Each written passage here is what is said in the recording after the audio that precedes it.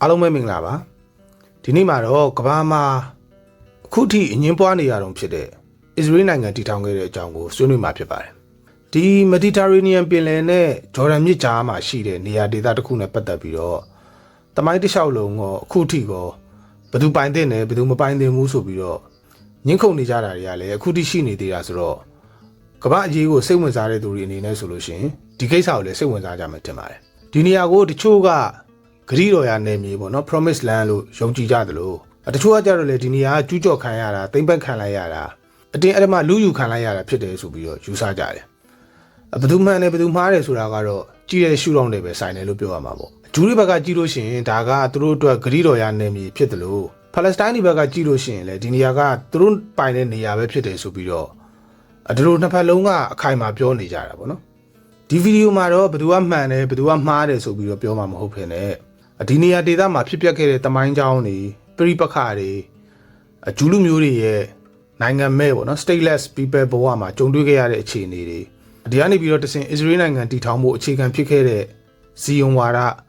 နောက်အစ္စရေးနိုင်ငံဆိုပြီးတော့ဖြစ်လာစေတဲ့နောက်ခံအကြောင်းအရာတွေနဲ့အစ္စရေးနိုင်ငံရဲ့နိုင်ငံရေးစနစ်တွေအကြောင်းကိုပဲဒီဗီဒီယိုမှာအဓိကထားပြီးတော့ဆွေးနွေးသွားမှာဖြစ်ပါတယ်နောက်တစ်ခုကအစ္စရေးနိုင်ငံအကြောင်းပြောတဲ့နေရာမှာအစ္စရေးက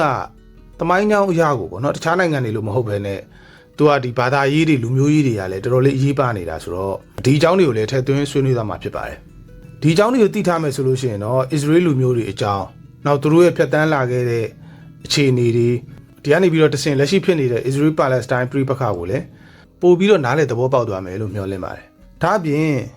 ်အစ္စရေးပါလက်စတိုင်းကိစ္စကိုကြော်လွန်ပြီးတော့တခြားကမ္ဘာအရေးတွေကိုလေ့လာတဲ့နေရာမှာလည်းကမ္ဘာနိုင်ငံရေးကဘလို့အလုပ်လုပ်နေတယ်လဲ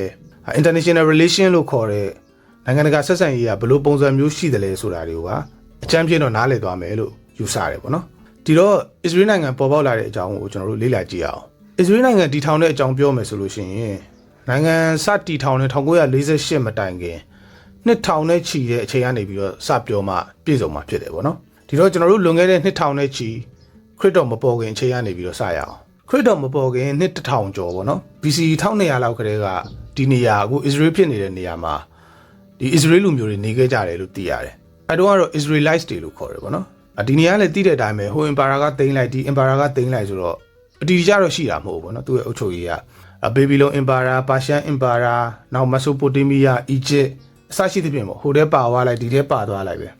ဒါမဲ့ဒီ Israelites လို့ခေါ်တဲ့လူမျိုးစုတွေကတော့အဲ့နေရာမှာရှိနေကြတယ်ပေါ့လေသူတို့ရဲ့ယဉ်ကျေးမှုနဲ့သူတို့ရဲ့ဘာသာရေးနဲ့သူတို့ပဲပေါ့နော်ဂျူးဘာသာရဲ့အခြေခံတွေကအဲ့အချိန်တွေကစနေပြီဒီနေရာမှာဂျူးဘာသာနဲ့ပတ်သက်ပြီးတော့ပြောရလို့ရှိရင်ဂျူးဘာသာကတော်တော်လေးရှေးကြတဲ့ဘာသာရေးတစ်ခုဖြစ်တယ်ပေါ့နော်အခုရှိနေတဲ့ဗုဒ္ဓဘာသာခရစ်ယာန်အစ္စလာမ်အားလုံးထက်စောတဲ့ဘာသာတရားတစ်ခုဖြစ်တယ်ပြီးတော့ဂျူးဘာသာကတခြားဘာသာတွေလိုမျိုးပေါ့ဘယ်အချိန်မှာဘသူကစတင်တည်ထောင်နေဆိုပြီးတော့တိတိကျကျပြောဖို့ခက်တယ်ဥပမာဗုဒ္ဓဘာသာဆိုလို့ရှိရင်လွန်ခဲ့တဲ့နှစ်2500လောက်မှာ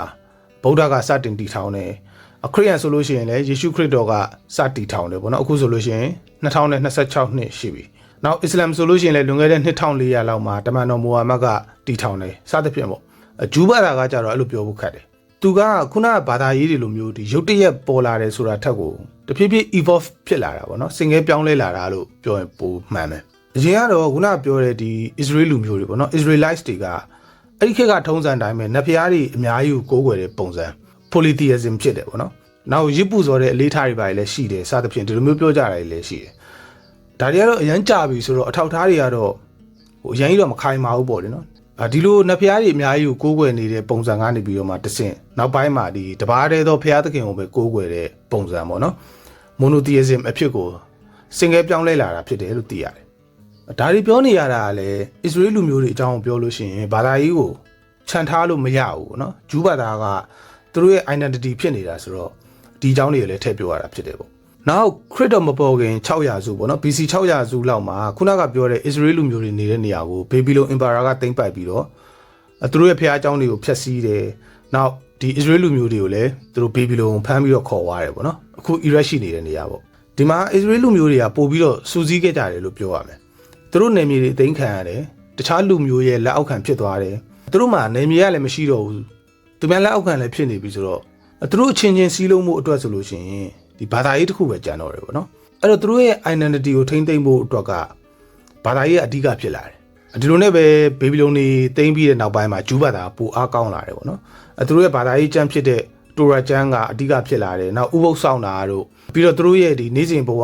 နေထိုင်မှုတွေပေါ့နော်နေထိုင်စားတောက်ပုံတွေအစဉ်အလာတွေကိုထိမ့်သိမ်းတာစသဖြင့်ဒါတွေမပြောက်ကွယ်သွားအောင်ထိမ့်သိမ်းမှုခုနပြောတဲ့ Israelite ဆိုတဲ့ identity ကိုထိမ့်သိမ်းမှုအတွက်ကဘာသာရေးကအဓိကတုံးအားဖြစ်ခဲ့တယ်ဒီနေရာမှာကြုံလို့ပြောရလို့ရှိရင်အရှိမပြောခဲ့တဲ့ Israelite ဆိုတာကလူမျိုးကိုခေါ်တဲ့နာမည်ပေါ့နော်နောက်အခုလိုမျိုးတိမ့်ပိုက်ခံရတာတွေဘာတွေဖြစ်လာတဲ့အခါမှာကြတော့ခုနပြောသလိုပဲဘာသာရေးကိုအခြေခံပြီးတော့ identity ကိုထိမ့်သိမ်းရတာဖြစ်တဲ့အခါကျတော့သူတို့ကိုသူတို့ဂျူးတွေဆိုပြီးတော့ဖြစ်လာတာပေါ့နော်အဲ့တော့ဘာသာရေးနဲ့လူမျိုးရေးနဲ့တပေါင်းတစည်းတည်းဖြစ်သွားတယ်လို့ပြောရမယ် Israelites တွေကဂျူးတွေဖြစ်တယ်ဂျူးတွေကလည်း Israelites တွေဖြစ်တယ်ဆိုတာမျိုးပေါ့နော်ဒီလိုဘေဘီလုံအသိမ်းခံရပြီးနောက်ပိုင်းမှာတော့ပါရှားတွေအားကောင်းလာတယ်အမှပါရှားတွေကဘေဘီလုံ Empire ကိုစစ်နိုင်ပြီးတော့ Persian Empire ထူထောင်တဲ့အခါမှာကျတော့ဒီ Israel လူမျိုးတွေကိုသူတို့နေရာသူတို့ပြန်ဝင်ပေးခဲ့တယ်အဲ့တော့ဒီ Israelites တွေလည်းသူတို့မူရင်းနေရာကိုပြန်ရောက်လာတယ်ပေါ့နော်အဲ့မှာပါရှား Great Cyrus the Great ကဒီလိုမျိုးဘာသာရေးလွတ်လပ်ခွင့်ပေးတဲ့နေရာတွေမှာနာမည်ကြီးတာဆိုတော့ Israel တွေလည်းသူတို့နေရာကိုသူတို့ပြန်ရောက်တယ်ဘာသာရေးလွတ်လပ်ခွင့်တွေရတယ်အဖျားเจ้าတွေဘာတွေပြန်ဆောက်ပြီးတော့ဂျူးဘာသာပို့ပြီးတော့အားကောင်းလာတယ်ပေါ့နော်ဒီပါရှန်တွေနောက်ပိုင်းမှာတော့ဒီနေရာကို Greek တွေတိန်းတာတွေပါလည်းရှိတယ်နောက်တော့လည်းလွတ်လပ်ရေးပြန်ရတယ်ပေါ့နော်နောက်ခရစ်တော်မပေါ်ခင်260လောက်အရောက်မှာဆိုလို့ရှိရင်တော့ဒီ Israel တွေရဲ့နေမြေကတစ်ဖက်မှာအင်အားကောင်းလာတဲ့ဂျောမ Empire လက်အောက်ရောက်သွားတယ်ပေါ့နော်ပြီးတော့ဒီဂျောမ Empire ရဲ့လက်အောက်ခံနေမြေတစ်ခုဖြစ်လာတယ်နောက်ခရစ်တော်ပေါ်ပြီး290လောက်ရောက်တဲ့အချိန်မှာဆိုလို့ရှိရင်တော့ဒီ Roman Empire ကဂျူးလူမျိုးတွေအပေါ်မှာဖိနှိပ်မှုတွေကိုပြင်းပြင်းထန်ထန်လုပ်ခဲ့ပြီးတော့ဂျူးတွေရဲ့ယဉ်ကျေးမှုတွေဘာသာတရားတွေကိုဖိနှိပ်တာတွေကျွန်ဖြစ်စေခိုင်းတာတွေနောက်အခွန်တိုးကောက်တာတွေစသဖြင့်ပေါ့နော်ဒီလိုမျိုးဖိနှိပ်မှုပေါင်းစုံလုပ်လာတယ်ဒီနေရာမှာဖျက်ပြောရလို့ရှိရင်ခရစ်တော်ပေါ်ပြီးတဲ့အချိန်290လောက်လို့ပြောပေမဲ့အဲ့ဒီအချိန်မှာ Roman Empire ကခရစ်ယာန်မဖြစ်သေးဘူးပေါ့နော်သူတို့ကဒီရောမနတ်ဖျားတွေကိုယုံကြည်နေကြတဲ့အချိန်ပဲရှိသေးတယ် Roman Empire ခရစ်ယာန်ဖြစ်တာကနောက်200လောက်မှဖြစ်တာအဲတုန်းကတော့မဖြစ်သေးဘူးပေါ့နော်နောက်တက္ကရာ100ကျော်လောက်မှဆိုလို့ရှိရင်တော့ဂျူးတွေကဒီသူတို့ကိုအုပ်ချုပ်ထားတဲ့ Roman Empire ကိုပုံကန်ခဲ့ကြတယ်ဒီပုံကန်မှုကိုဘာခော့ကဘာပုံကန်မှုလို့ခေါ်တယ်ပေါ့နော်တော်တော်လေးနာမည်ကြီးတယ်ဖြစ်တာကအဲတုန်းကရောမဧကရစ်ဟေဒရီယန်ပေါ့နော်သူကဒီသူပိုင်တဲ့ရောမ Empire တစ်ခုလုံးကိုဘာသာတရားတစ်ခုယဉ်ကျေးမှုတစ်ခုပဲဖြစ်စေချင်တာဒီတော့ဂျူးတွေရဲ့နေမျိုးလဲသူတို့ရောမပုံစံအတိုင်းဖြစ်အောင်လုပ်တာပေါ့နော်ဥပမာဆိုလို့ရှိရင်ဂျူးတွေရဲ့ဖျားเจ้าတွေကိုဖျက်ဆီးပြီးတော့ရောမတွေကိုးကွယ်တဲ့ဂျူပီတာနတ်ဖျားအတွက်ဒီဖျားเจ้าဆောက်ဖို့ကြိုးစားတာမျိုးတွေဒီလိုတွေလှုပ်လာတော့ဂျူးတွေရဲ့ဒီဘာသာရေးလိုယဉ်ကျေးမှုတို့အတွက်ကချိတ်ချောက်မှုဖြစ်လာတာပေါ့နော်ဒီတော့ဂျူးတွေလည်းမခံနိုင်တော့ဘဲနဲ့ထပြီးတော့ပုံကန်ကြတာဒီပုံကန်မှုကိုဥဆောင်တာကဆိုင်မွန်ဘာခတ်ကဘာဒါကြောင့်မလို့ဒါကိုဘာခတ်ကဘာပုံကန်မှုလို့ခေါ်တာပေါ့နော်ဒီပုံကန်မှုကအထိုက်လျောက်တော့အောင်မြင်တယ်လို့ပြောရမယ်ဂျူးတွေကလွတ်လပ်ရေးတွေပါကြီးညာပြီးတော့3နှစ်လောက် Roman Empire လက်အောက်ကနေလွတ်ခဲ့တယ်ဒါပေမဲ့လည်း Roman Empire တည်တဲ့အတိုင်းအရန်အားကောင်းတာဆိုတော့မရဘူးပေါ့နော်နောက်ပိုင်းမှာတော့ဒီနယ်မြေတွေကို Roman Empire ပြန်သိမ်းပြီးတော့အရင်အထက်ကိုသူတို့ကပို့ပြီးတော့ကြမ်းကြမ်းတမ်းတမ်းကင်တွယ်ခဲ့တာပေါ့နော်ဒီဂျူးတွေပေါ့မှာဒီဂျူးတွေနဲ့ Roman Empire နဲ့ဖြစ်တဲ့စစ်ပွဲတွေကြားထဲမှာဆိုလို့ရှိရင်ဂျူးလူမျိုးတိမ့်နဲ့ချီပြီးတော့အသက်ခံရတယ်နောက်ယောဂါတွေငမုတ်ခေါင်းမမှုတွေကြောင့်တေတာလဲတော်တော်များတယ်လို့သိရတယ်ပေါ့နော်နောက် Roman တွေကဒီအပြည့်အဝအုပ်ချုပ်နိုင်သွားပြီးတဲ့အခါမှာဆိုလို့ရှိရင်တော့ဂျူးတွေရဲ့မြို့တော်ပေါ့နော်ဂျေရုဆလင်ကို Area Capitolina ဆိုပြီးတော့မြို့အသစ်တစ်ခုတိစောက်ခဲ့တယ်ပေါ့နော်ဂျေရုဆလင်ကိုနာမည်ပြောင်းလိုက်တာပေါ့ပြီးတော့ဒီဂျေရုဆလင်မြို့တဲကိုဂျူးတွေလုံးဝမဝင်ရဘူးဆိုပြီးတော့တားမြစ်တာတွေလုပ်လာတယ်အဝင်သေတံပေးမယ်ပေါ့တနေ့မှတရက်တော့သူတို့ပေးဝင်တယ်ဘာသာရေးအထွတ်မြတ်နေတရက်ပေါ့နော်အဲ့တရက်ပဲဝင်လို့ရတယ်ကျန်တဲ့အချိန်ဒီဂျေရုဆလင်မြို့တဲကိုဂျူးတွေဝင်လို့မရဘူးနောက်ဂျူးတွေရဲ့ဘာသာရေးအစဉ်လာတွေတော်တော်များများကိုလည်းတားမြစ်ခဲ့တယ် Roman Empire ကဥပမာဆိုလို့ရှိရင်ဒီဂျူးတွေရဲ့အစဉ်လာတစ်ခုဖြစ်တဲ့ဒီလိန်နံအရေးပြားဖြတ်တဲ့ကိစ္စပေါ့နော် circumcision လို့ကိစ္စမျိုးတွေအထိပေါ့ပြီးတော့ပိုဆိုးတာကရောမ Empire ကဒီနယ်မြေကိုပါနာမည်ပြောင်းပစ်ခဲ့တာ Israel တွေဒီနယ်မြေကိုဂျူဒီယာလို့အရင်တော့ခေါ်ကြတာပေါ့နော်အဲ့ဒီနာမည်ကိုပါရောမ Empire ကနာမည်ပြောင်းပလိုက်တာတော့ဘယ်လိုပြောင်းလိုက်လဲဆိုတော့ဒီနေရာကို Syria Palestina ဆိုပြီးတော့နာမည်ပြောင်းခဲ့တယ်ဂျူဒီယာဆိုတာကအဓိပ္ပာယ်ကဂျူးတွေရဲ့နယ်မြေဆိုတဲ့အဓိပ္ပာယ်ပေါ့နော် Land of Jews ပေါ့အဲ့ဒါကို Syria Palestina ဆိုပြီးတော့Roman Empire က Great Hadrian ကနာမည်ပြောင်းပလိုက်တာပြဿနာအဲ့ရစတာပဲပေါ့နော်အဲ့ဒီ Palestina ကနေပြီးတော့အခုဆိုရင် Palestine ဆိုပြီးတော့အခုထိကိုပြဿနာမပြီးတော့အဲ့တုန်းကရောမ Great Hadrian စဉ်းစားခဲ့တဲ့ပုံစံကဒီနယ်မြေကိုဂျူရီယာလို့ဆက်ခေါ်နေမယ်ဆိုလို့ရှိရင်အဓိပ္ပာယ်အရာကိုသူကဂျူးတွေပိုင်တဲ့နယ်မြေဆိုပြီးတော့ဖြစ်နေတာပေါ့နော်ဒီတော့ဒီနယ်မြေကိုဂျူးတွေမပိုင်တော့ဘူးဆိုတဲ့သဘောနဲ့သူကနာမည်ပြောင်းပလိုက်တာနိုင်ငံရေးရွေချက်ပါတယ်ပေါ့နောက်တစ်ချက်က Syria Palestina မှာပါတဲ့ Palestina ဆိုတာကအဲ့ဒေသနာမှာအရင်တုန်းကရှိခဲ့ဘူးတဲ့ Philistine ဆိုတဲ့လူမျိုးစုတစ်ခုကိုခေါ်တာ ဖီလက်စတင်းဆိုတာကအခုဆိုလို့ရှိရင်ဂါဇာကမ်းရိုးတန်းဒေသပင်လယ်နားမှာနေကြတဲ့လူမျိုးပေါ့နော် Israelites တွေဒီ Israel တွေကကြတော့ကုန်းတွင်းပိုင်းမှာနေတာ Philistines တွေကဒီပင်လယ်ကမ်းရိုးတန်းမှာနေကြတာပေါ့အဲ့ဒီ Philistine တွေကဂျူးတွေနဲ့အစဉ်ဆက်ရန်သူဖြစ်ခဲ့တာတမိုင်းတစ်လျှောက်ပေါ့နော်တစ်ချိန်လုံးသူတို့ကချနေခဲ့ကြတာဒါပေမဲ့အခုပြောနေတဲ့ဒီ Hadrian လက်ထက်ရောမအင်ပါယာကဂျူးတွေကိုဝင်သိမ်းတဲ့အချိန်မှာအဲ့ဒီ Philistine လူမျိုးစုကမရှိတော့ဘူးအဲ့ဒီလူမျိုးစုကပျောက်သွားတာနှစ်600လောက်ရှိပြီပေါ့နော်ဘေဘီလုံတွေလက်ထက်ကလေးကပျောက်သွားပြီအဲ့လူမျိုးစုကဒီတော့ပျောက်ကွယ်သွားတဲ့လူမျိုးစုတစ်ခုရဲ့နာမည်ကိုပြန်ပြီးတော့ဒီနေရာမှာပြန်ပေးထားတာပေါ့နော်ပါလက်စတီးနားဆိုပြီးတော့ဒီဟာကလည်းတနည်းအားဖြင့်ပြောမယ်ဆိုရင်ပျောက်ကွယ်သွားတဲ့လူယဉ်ကျေးမှုတစ်ခု civilization တစ်ခုရဲ့နာမည်ကိုဒီနေရာမှာပေးထားတာကဒီနေရာကလူယဉ်ကျေးမှုကလည်းတည်သွားပြီပေါ့နော် that civilization ဖြစ်သွားပြီဘာလို့လဲဆိုတော့ဂျူးတွေကကြတော့လက်ရှိမှာသူက living civilization ဖြစ်နေတာ哦အဲ့တော့အသက်ရှင်နေတဲ့လူဖွဲ့စည်းဖြစ်နေတော့ဒါကိုနှိမ်တဲ့သဘောမျိုးနဲ့ဒီနေရာကိုလည်းတည်သွားတဲ့လူဖွဲ့စည်းတစ်ခုရဲ့နာမည်ကိုပေးထားတယ်ဆိုပြီးတော့ဒါလည်းရွေချက်နောက်တစ်ခုပေါ့နော်အဓိကကတော့ဒီ psychology အရာကိုဒီနေရာကဂျူးတွေပိုင်းတာမဟုတ်ဘူးဆိုပြီးတော့လုပ်ချင်တာပေါ့နော်ဂျူးတွေရဲ့ identity ကိုဖျောက်ပစ်ချင်တာအားကြောင့်မလို့သူကဒီနေရာကို Syria Palestina ဆိုပြီးတော့နာမည်အသစ်ပေးခဲ့တာပေါ့အဲ့တော့ဒီနေရာမှာဖြတ်ပြောရလို့ရှိရင်ရှေ့မှာပြောခဲ့တဲ့ Philistine လူမျိုးတွေကခရစ်တော်မပေါ်ခင်နှစ်600လောက်တည်းကမရှိတော့ဘူးပျောက်သွားပြီအခုခေတ် Palestine နဲ့လည်းဘာမှမဆိုင်ဘူးလို့ပြောရမယ်ပေါ့နော်ဒီယောမ Hadrian ကဒီမရှိတော့တဲ့လူမျိုးစုနာမည်ကိုအခြေခံပြီးတော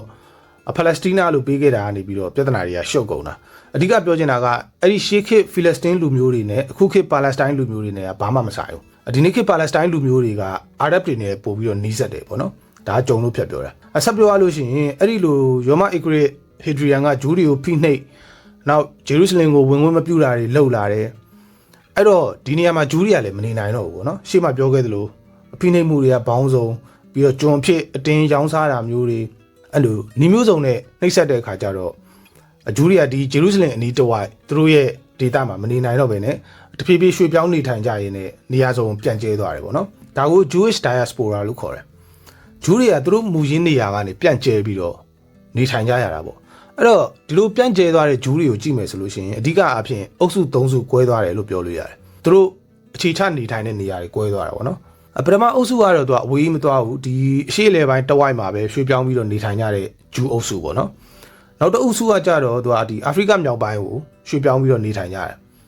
တတိယအုပ်စုကတော့အားလုံးသိတဲ့အတိုင်းပဲဥရောပပေါ့နော်ဥရောပနိုင်ငံပေါင်းစုံမှာပြန်ကျဲပြီးတော့နေထိုင်ကြတယ်သူတို့ရဲ့နယ်မြေဖြစ်ခဲ့တဲ့အတုံးကဂျူရီယာပေါ့နော်နောက်နာမည်ပြောင်းလိုက်တော့ဆီးရီးယားပါလက်စတီးနားဆိုပြီးတော့ဖြစ်သွားတဲ့နေရာအဲ့နေရာကတော့ရောမအင်ပါယာထဲမှာပဲပါသွားပြီးတော့တမိုင်းအဆက်ကိုနောက်ပိုင်းမှာသူ့ကိုဒီပါလက်စတီးနားဆိုပြီးတော့ပဲခေါ်ကြတော့တယ်ပေါ့နော်ဒီအခုထိကိုဒီနယ်မြေကိုပါလက်စတိုင်းဆိုပြီးတော့ခေါ်နေကြတာမျိုးပေါ့အဲ့ဒီအချိန်တက္ကရာ135လောက်မှာနယ်မြေဆုံးရှုံးလိုက်ရတဲ့ဂျူးတွေကအဲ့ဒီအချိန်တွေကနေပြီးတော့အခုအစ္စရေးနိုင်ငံတည်ထောင်တဲ့1948မှာပဲအိမ်ပြန်လာနိုင်တယ်လို့ပြောရမှာဖြစ်တယ်ပေါ့နော်နှစ်ပေါင်း2000လောက်နီးပါး stateless people တွေဖြစ်ခဲ့တာပေါ့နော်နိုင်ငံမဲ့သူတွေဖြစ်ခဲ့တာပေါ့အဲ့လိုဂျူးတွေ diaspora ဖြစ်ပြီးတော့ပြန်ကျဲနေတဲ့နှစ်ပေါင်း2000လောက်အတွင်းမှာဆိုလို့ရှိရင်ဂျူးလူမျိုးတွေအနေနဲ့က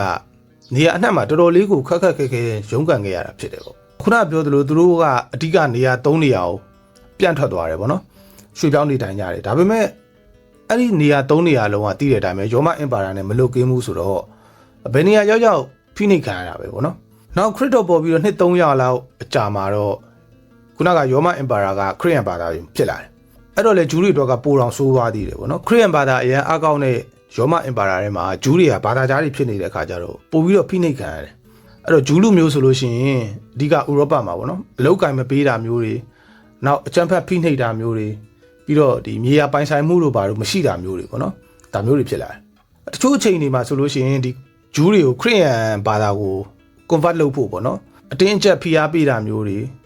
နောက်တင်းအကျပ်ဒီခရစ်ယာန်ဘာသာတွေကိုတွတ်သွင်းတာမျိုးတွေလည်းရှိခဲ့တယ်ပေါ့နော်ဒီတော့ဂျူးတွေအနေနဲ့ကပြောရမယ်ဆိုလို့ရှိရင် second class ပေါ့ဘယ်လိုပြောမလဲဥရောပသားတွေနဲ့ရှင်လို့ရှိရင်သူကဒုတိယတန်းစား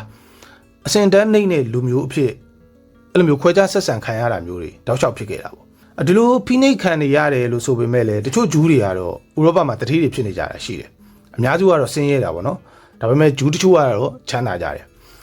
ဘာဖြစ်လို့လဲဆိုတော့ရှေ့မှာပြောခဲ့သလိုဂျူးတွေကိုဒီအလောက်ကင်ကန့်သက်ထားတာရှိတယ်ပေါ့နော်ဥရောပမှာဆိုလို့ရှိရင်ကုန်တယ်လောက်ခွင့်မရှိတာတို့အမြေယာပိုင်ဆိုင်ခွင့်မရှိတော့သူမြေရှင်လဲလုပ်လို့မရဘူးနောက်ဒီဘရင်တွေပိုင်းနဲ့ပတ်သက်တဲ့အစိုးရလုပ်ငန်းတွေဝန်ထမ်းလည်းလုပ်လို့မရဘူးစသဖြင့်ပေါ့ဒီလိုမျိုးအလောက်ကန်တွေကိုကန့်သက်ထားတဲ့ခါကျတော့ဂျူးတွေအတွက်ကလုပ်เสียအလောက်ကတိတ်မရှိဘူးပေါ့နော် အများစုကတော့အောက်ခြေအလုပ်သမားတွေပဲဖြစ်ကြတယ်ဒါပေမဲ့တချို့ဂျူးတွေပတ်စံနည်းနည်းရှိတဲ့သူတွေကကြတော့ဒီငွေကြေးနဲ့ဆိုင်တဲ့လုပ်ငန်းတွေပေါ့နော် finance လုပ်ငန်းတွေလုပ်ကင်ကြတယ်အခုခေတ်လို့ဆိုလို့ရှိရင်တော့ဘဏ်လုပ်ငန်းလို့ပုံစံမျိုးပေါ့ငွေချီးပေးတာပေါ့နော်အဲ့ဒါကလည်းအဲ့တုန်းကဒီဥရောပမှာကက်သလစ်ခရစ်ယာန်ဥပဒေအရာက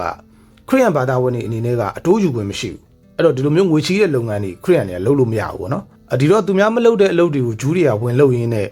ပြိုင်ဘက်လည်းမရှိတဲ့ခါကျတော့ဂျူးတွေကချမ်းသာသွားတာပေါ့နော်ဒီဂျူးတထေးတွေကညီရှင်တွေပြီးတော့ဒီကုံတယ်တွေမျိုးစားနေစားတွေကိုပါငွေချီးပေးနိုင်တဲ့အထီကိုသူတို့ကချမ်းသာကြတယ်ဒါပေမဲ့တကယ်တမ်းပြဿနာတွေဖြစ်လာတယ်ပေါ့နော်ထားပါတော့ဥပမာပတ်စံချီးပြီးတော့ပြန်မဆက်ဘူးပေါ့မျိုးစားတယောက်ကပတ်စံချီးပြီးပြန်မဆက်ဘူးဘာညာဆိုလို့ရှိရင်ဂျူးတထေးတွေအတွက်ကဥပဒေအကာအကွယ်တွေဘာတွေကတော့မရတာများတယ်သူတို့ဥရောပသားအချင်းချင်းပဲခရစ်ယာန်အချင်းချင်းပဲသူတို့အချင်းချင်းဟိုထောက်ခံကြတယ်သူတို့အချင်းချင်းပဲဝန်းရံကြတယ်ဆိုတဲ့အခါကျတော့ဂျူးတထေးတွေအနေနဲ့ခံရတာတွေဒီပတ်စံဆုံးရှုံးတာတွေဘာတွေလည်းရှိတာပေါ့လေဘာပဲဖြစ်ဖြစ်ပြောချင်တာကဂျူးအများစုကဥရောပမှာဆင်းရဲကြပေမဲ့ရန်ချမ်းသာတဲ့ဂျူးတထေးတွေလည်းရှိခဲ့တယ်ဆိုတဲ့ဟာကိုပြောပြချင်တာပေါ့နော်ဒီနောက်ပိုင်းခရူစိတ်စစ်ပွဲတွေဖြစ်လာတဲ့အခါကျတော့လေဂျူးတွေကတော်တော်လေးခံခဲ့ရတာပဲခရူစိတ်လို့ပြောလို့ရှိရင်ကျွန်တော်တို့စိတ်ထဲမှာထင်တာကခရစ်ယာန်နဲ့ဒီမွတ်စလင်နဲ့ဂျားထဲမှာဖြစ်တဲ့ဘာသာရေးစစ်ပွဲပေါ့နော်ဒါပေမဲ့ဒီစစ်ပွဲမှာဂျူးတွေကလည်းတော်တော်လေးအသက်ခံခဲ့ရတယ်ဂျားညက်ခဲ့တယ်ပေါ့နော်ခရစ်ယာန်တွေကသူတို့ရဲ့မြင့်မြတ်တဲ့နေမြေဖြစ်တဲ့ဒီဂျေရုဆလင်ကိုမွတ်စလင်တွေလက်ထက်ကပြန်ယူမယ်ဆိုပြီးတော့စစ်ပွဲဖြစ်တာဒီစစ်ပွဲတွေအတွင်းမှာကတကယ်တော့မွတ်စလင်တွေနဲ့ပဲချခဲ့တာတော့မဟုတ်ဘူးသူဂျူးတွေလည်းတတ်တာပဲနော်ဗောနော်ဘာဖြစ်လဲဆိုတော့ခရစ်ယာန်ခရူစိတ်ဒါတွေရဲ့အမြင်မှာကကြတော့ဒီဂျူးတွေဆိုတာကသခင်ယေရှုကိုတတ်ခဲ့တဲ့ကောင်တွေဆိုပြီးတော့ဂျူးတွေကိုမုန်းနေရတယ်လည်းရှိတယ်ဗောနော်ဒီတော့ဂျေရုဆလင်ကိုသွားတဲ့လမ်းတစ်လျှောက်ဗောနော်ဒီအရှေ့လေပိုင်းမရောက်ခင်မွတ်စလင်တွေနဲ့မတွေ့ခင်မှာဥရောပမှာဂျူးတွေတော်တော်များများကဒီခရူစိတ်စစ်တီတော်တွေရဲ့တပ်ဖြတ်ခြင်းကိုခံခဲ့ရတယ်ဗောဒီခရူစိတ်စစ်ပွဲတွေဆိုတာလည်းသိတဲ့အတိုင်းပဲဗောနော်စပြီးတော့စစ်ထွက်လာပြီးဆိုကြတဲ့ကခရစ်ယာန်ဘာသာအတွက်ငါတို့နဲ့ဘာသာမတူတဲ့ကောင်တွေကိုကြိတ်မယ်ဆိုပြီးတော့အဲ့လိုမျိုးရည်ရွယ်ချက်နဲ့စစ်ထွက်လာတာအဲ့တော့မွတ်စလင်တွေနဲ့မတွေ့ခင်ဂျူးတွေအရင်တွေ့တော့ဂျူးတွေအရင်တက်ခံရတာဗောလေဒီခရူစိတ်ဒါတွေကတကယ်တော့ခရစ်ယာန်အချင်းချင်းတောင်မှဒီကက်သလစ်မဟုတ်တဲ့ Orthodox တွေပါတွေလည်းကြိတ်တာပဲအဲ့လိုဆိုဂျူးတွေဆိုတော့ပြောမနေနဲ့တော့ဗောနော်ဒီခရူစိတ်စစ်ပွဲတွေအတွင်းမှာဆိုလို့ရှိရင်ဒီဂျာမနီနဲ့ပြင်သစ်နယ်မြေတွေအတွင်းမှာဖြစ်ခဲ့တဲ့အ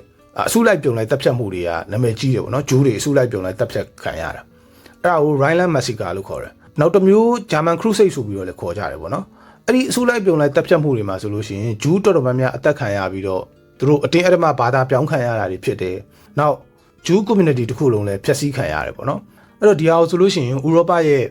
ပထမဆုံးဂျူးမုန်းတီးလှုပ်ရှားမှုဆိုပြီးတော့လည်းတချို့ကပြောကြတယ်ဗောနောက်ထပ်ဒီလိုခရူစိတ်စစ်ပွဲတွေမှာဂျူးတွေကိုတတ်ရတဲ့အကြောင်းရင်းနောက်တစ်ခုကရှေ့မှာပြောခဲ့သလိုဂျူးတထေးတွေရှိတယ်အဲ့တော့ခရစ်ယာန်မြေပိုင်ရှင်တွေဖြစ်တဲ့ Nobel တွေ Knights တွေပေါ့နော်မျိုးစားနေစားတွေပေါ့သူတို့က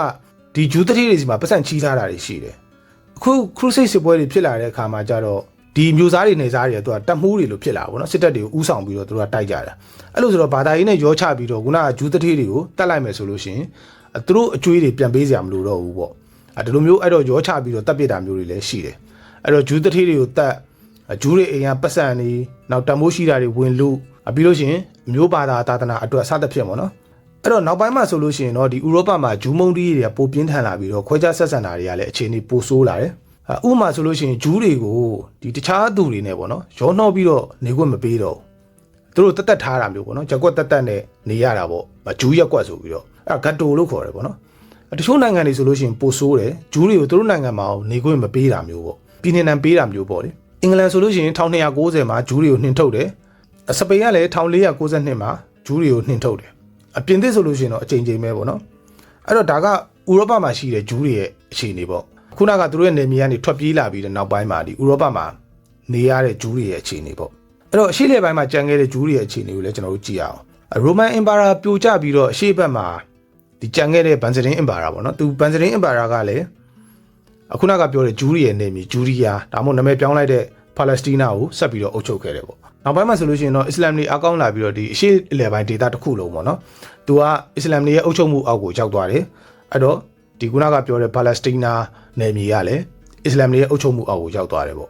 ခုနကပြောတဲ့ခရူစိတ်တိုက်ပွဲတွေအတွင်းမှာတော့ခရစ်ယာန်တွေကဂျေရုဆလင်ကိုခဏသိမ်းပြီးတော့ Kingdom of Jerusalem ဘာညာဆိုပြီးလှုပ်လိုက်သေးတယ်ဒါလည်းခဏပါပဲအချိန်များစုကတော့ဒီအစ္စလာမ်တွေရဲ့အုပ်ချုပ်မှုအောက်မှာပဲရှိတာပေါ့နော်အရှေ့လေပိုင်းကအဲ့တော့အရှေ့လေပိုင်းက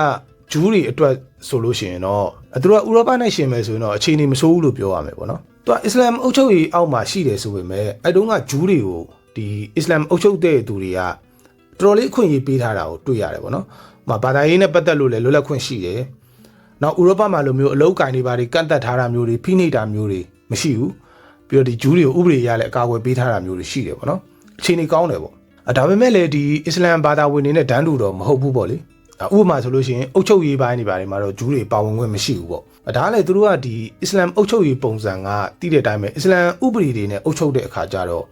့ဂျူးတွေကတော့ဘာသာကြားဖြစ်နေတော့ဒီအုပ်ချုပ်ရေးပိုင်းမှာပါလို့မရဘူးပေါ့နောက်တစ်ခုဆိုလို့ရှိရင်ဂျူးတွေတီးတန့်ဆောင်းရတဲ့အခွန်လိုမျိုးတွေပါလေရှိတော့ရှိတယ်ဒါပေမဲ့ဘာပဲဖြစ်ဖြစ်ဥရောပနဲ့ရှင်လို့ရှိရင်ရှေ့လေပိုင်းကဂျူးတွေကတော်တော်လေးအခြေအနေကောင်းတာတော့သိကြတယ်ပေါ့နော်ဖိနှိပ်ခံရတာတွေပါအများကြီးမရှိဘူးတော်တော်လေးလွတ်လွတ်လပ်လပ်နေလို့ရတယ်ကိုယ်ွယ်ယုံကြည်ခွင့်တွေပါရောပေါ့တော်တော်လေးအဆင်ပြေတယ်နောက်ဒီအစ္စလာမ်ရှုခေတ်လို့ပြောကြတဲ့8ရာစုကနေပြီးတော့12ရာစုလောက်အတွင်းမှာဆိုလို့ရှိရင်လေဒီသိပ္ပံပညာဆေးပညာအတွေးခေါ်ပညာအစရှိတဲ့ဒီဘာသာရပ်တွေမှာရှေ့လေပိုင်းကဂျူးပညာရှင်တွေအများအများပေါ်ထွန်းခဲ့တာကိုလည်းတွေ့ရတယ်ပေါ့နော်ဒါကိုကြည့်ချင်းအပြင်အစ္စလာမ်အုပ်ချုပ်ရေးလက်အောက်မှာဆိုလို့ရှိရင်ဂျူးတွေကိုခွဲခြားချက်ဆန်တာမရှိဘူးဆိုတော့တွေ့ရမှာဖြစ်တယ်ပေါ့နော်အရှိမပြောခဲ့သလိုနိုင်ငံရေးကိစ္စတွေတော့မပါရဘူးပေါ့လေဒါပေမဲ့လည်းကြံတဲ့ကိစ္စတွေမှာတော့တော်တော်လေးအဆင်ပြေတယ်ဒီတော့ဥရောပနဲ့အရှေ့အလယ်ပိုင်းမှာရှိတဲ့ဂျူးတွေရဲ့အခြေအနေကိုရှင်းကြည့်မယ်ဆိုလို့ရှိရင်ဥရောပကဂျူးတွေကဖိနှိပ်ခံတပ်ဖြတ်ခံခွဲခြားဆက်ဆံခံနေရတဲ့အချိန်မှာအရှေ့အလယ်ပိုင်းကဂျူးတွေကတော့နိုင်ငံရေးမှာမပါရတာကလွဲလို့ရှိရင်အခြေအနေတော်တော်လေးကောင်းတယ်ဆိုတာကိုတွေ့ရမှာဖြစ်တယ်ဒီလိုနဲ့19ရာစုလောက်ရောက်လာတဲ့အချိန်မှာတော့ဥရောပမှာပြင်သစ်တော်လှန်ရေးတွေပါဖြစ်ပြီးတော့nationalism ပေါ့နော်အမျိုးသားရေးကအားကောင်းလာတဲ့အချိန်ဖြစ်လာတယ်အဲ့တော့ nation state လို့ခေါ်တဲ့အမျိုးသားနိုင်ငံတွေအပြိုင်ဆိုင်တည်ထောင်မှုကြိုးစားနေတဲ့အချိန်ဖြစ်လာတယ်ပေါ့နော်ဥရောပမှာအမျိုးသားရေးအားကောင်းလာတော့သိတဲ့အတိုင်းပဲငါတို့ကပြင်သစ်ငါတို့ကဂျာမနီစသဖြင့်ပေါ့နော်ဒီလိုမျိုးနိုင်ငံတစ်နိုင်ငံမှာလူမျိုးတစ်မျိုးဘာသာစကားတစ်ခုဆိုပြီးတော့ဒါတွေကိုအခြေခံပြီးတော့နိုင်ငံတွေကိုတိစောက်နေကြတဲ့အချိန်ဆိုတော့သိတဲ့အတိုင်းဂျူးတွေကကန့်လန့်ဖြစ်နေပြန်တယ်အဲ့တော့ဂျူးတွေကဘယ်နိုင်ငံမှာဖြစ်ဖြစ်သူတို့က outsider ပေါ့နော်အပြင်လူတွေဖြစ်နေတယ်ဂျာမနီမှာဆိုလဲသူတို့ကအပြင်လူပဲပြင်သစ်မှာဆိုလဲသူတို့ကအပြင်လူတွေပဲပေါ့နော်အဲ့လိုမျိုးဖြစ်နေတယ်အဲ့ဒီချိန်ဥရောပမှာဂျူးတွေလိုမျိုးတခြားရွှေ့ပြောင်းနေထိုင်တဲ့လူတွေလည်းရှိတယ်ပေါ့နော်အရင်တော့ gypsy တွေဖြစ်ခဲ့တဲ့ရိုမေးနီးယားတွေနောက်ပိုလန်ပြေးလာတဲ့ဒုက္ခသည်တွေပြီးတော့ Irish တွေအစရှိသဖြင့်ပေါ့နော်ဒီလိုမျိုးတခြားလူမျိုးတွေလည်းဥရောပမှာရှိတယ်ဒါပေမဲ့ဂျူးတွေကကြတော့အစတည်းကသူတို့ကဥရောပသားလည်းမဟုတ်ဘူးပြီးတော့ဘာသာရေးအရာလည်းကွဲနေတာဆိုတော့သူတို့ကပို့ပြီးတော့ခွဲခြားဆက်ဆံခံရတာပေါ့ပြီးတော့နောက်တစ်ခုကဥရောပရွှေ့ပြောင်းနေထိုင်တဲ့သူတွေထဲမှာဂျူးကလည်းလူကြီးအများဆုံးဖြစ်နေတယ်အဲ့တော့တခြားလူမျိုးတွေထက်စားလို့ရှိရင်ဂျူးမုန်တီးကပို့ပြီးတော့ခစ်စားတာပေါ့နော်ဥရောပမှာဆိုလို့ရှိရင်အဲ့ဒီအချိန်မှာဒီ anti-semitism ဆိုတဲ့စကားလုံးကတော်တော်လေးခစ်စားလာတယ်ဂျူးမုန်တီးဝါဒပေါ့လေနော်အဲ့တော့ဂျူးတွေကငါတို့ဥရောပသားတွေနဲ့မတူဘူးအမျိုးရိုးအရာကိုဥရောပသားတွေထက်နှိမ့်ကြတယ်ဆိုပြီးတော့ယူဆကြတယ်ဒီတော့ဂျူးတွေကငါတို့လိုပြင်သစ်တွေဂျာမန်တွေဘယ်တော့မှဒီလိုမျိုးဖြစ်လာမှာမဟုတ်ဘူးဆိုပြီးတော့ခွဲခြားဆက်ဆံကြတာပေါ့နော်နောက်ရုရှားမှာဆိုလို့ရှိရင်လည်းဂျူးစန့်ကျင်ရေးတွေအကြီးအကျယ်ဖြစ်လာတယ် program လို့ခေါ်ရဲပေါ့နော်ဒီမှာဆိုလို့ရှိရင်လည်းဂျူးတွေကိုထောင်ထဲချီပြီးတော့အစုလိုက်အပြုံလိုက်တပ်ဖြတ်တာတွေလုပ်တယ်ဂျူးတွေရဲ့အိမ်ကပစ္စည်းတွေကိုလူယူတယ်နောက်မော်စကိုတို့စိန့်ပီတာစဘတ်တို့လိုမျိုးပေါ့နော်ရုရှားမြို့ကြီးတွေကိုဂျူးတွေမဝင်ရဆိုပြီးတော့တားမြစ်တာမျိုးတွေလုပ်ခဲ့တယ်ဒီကိစ္စတွေကြောင့်မို့လို့ရုရှားကဂျူးတွေတန်းနဲ့ချီပြီးတော့အမေရိကကိုထွက်ပြေးခဲ့ရတယ်ပေါ့နော်ဒီတော့ဒီ19ရာစုလောက်ရောက်တဲ့အချိန်မှာဒါဂျူးတွေအတွက်တော်တော်လေးကိုအခက်ခက်ရုန်းကန်ရတဲ့အချိန်တွေပေါ့တကယ်တော့ဒီ19ရာစုလောက်က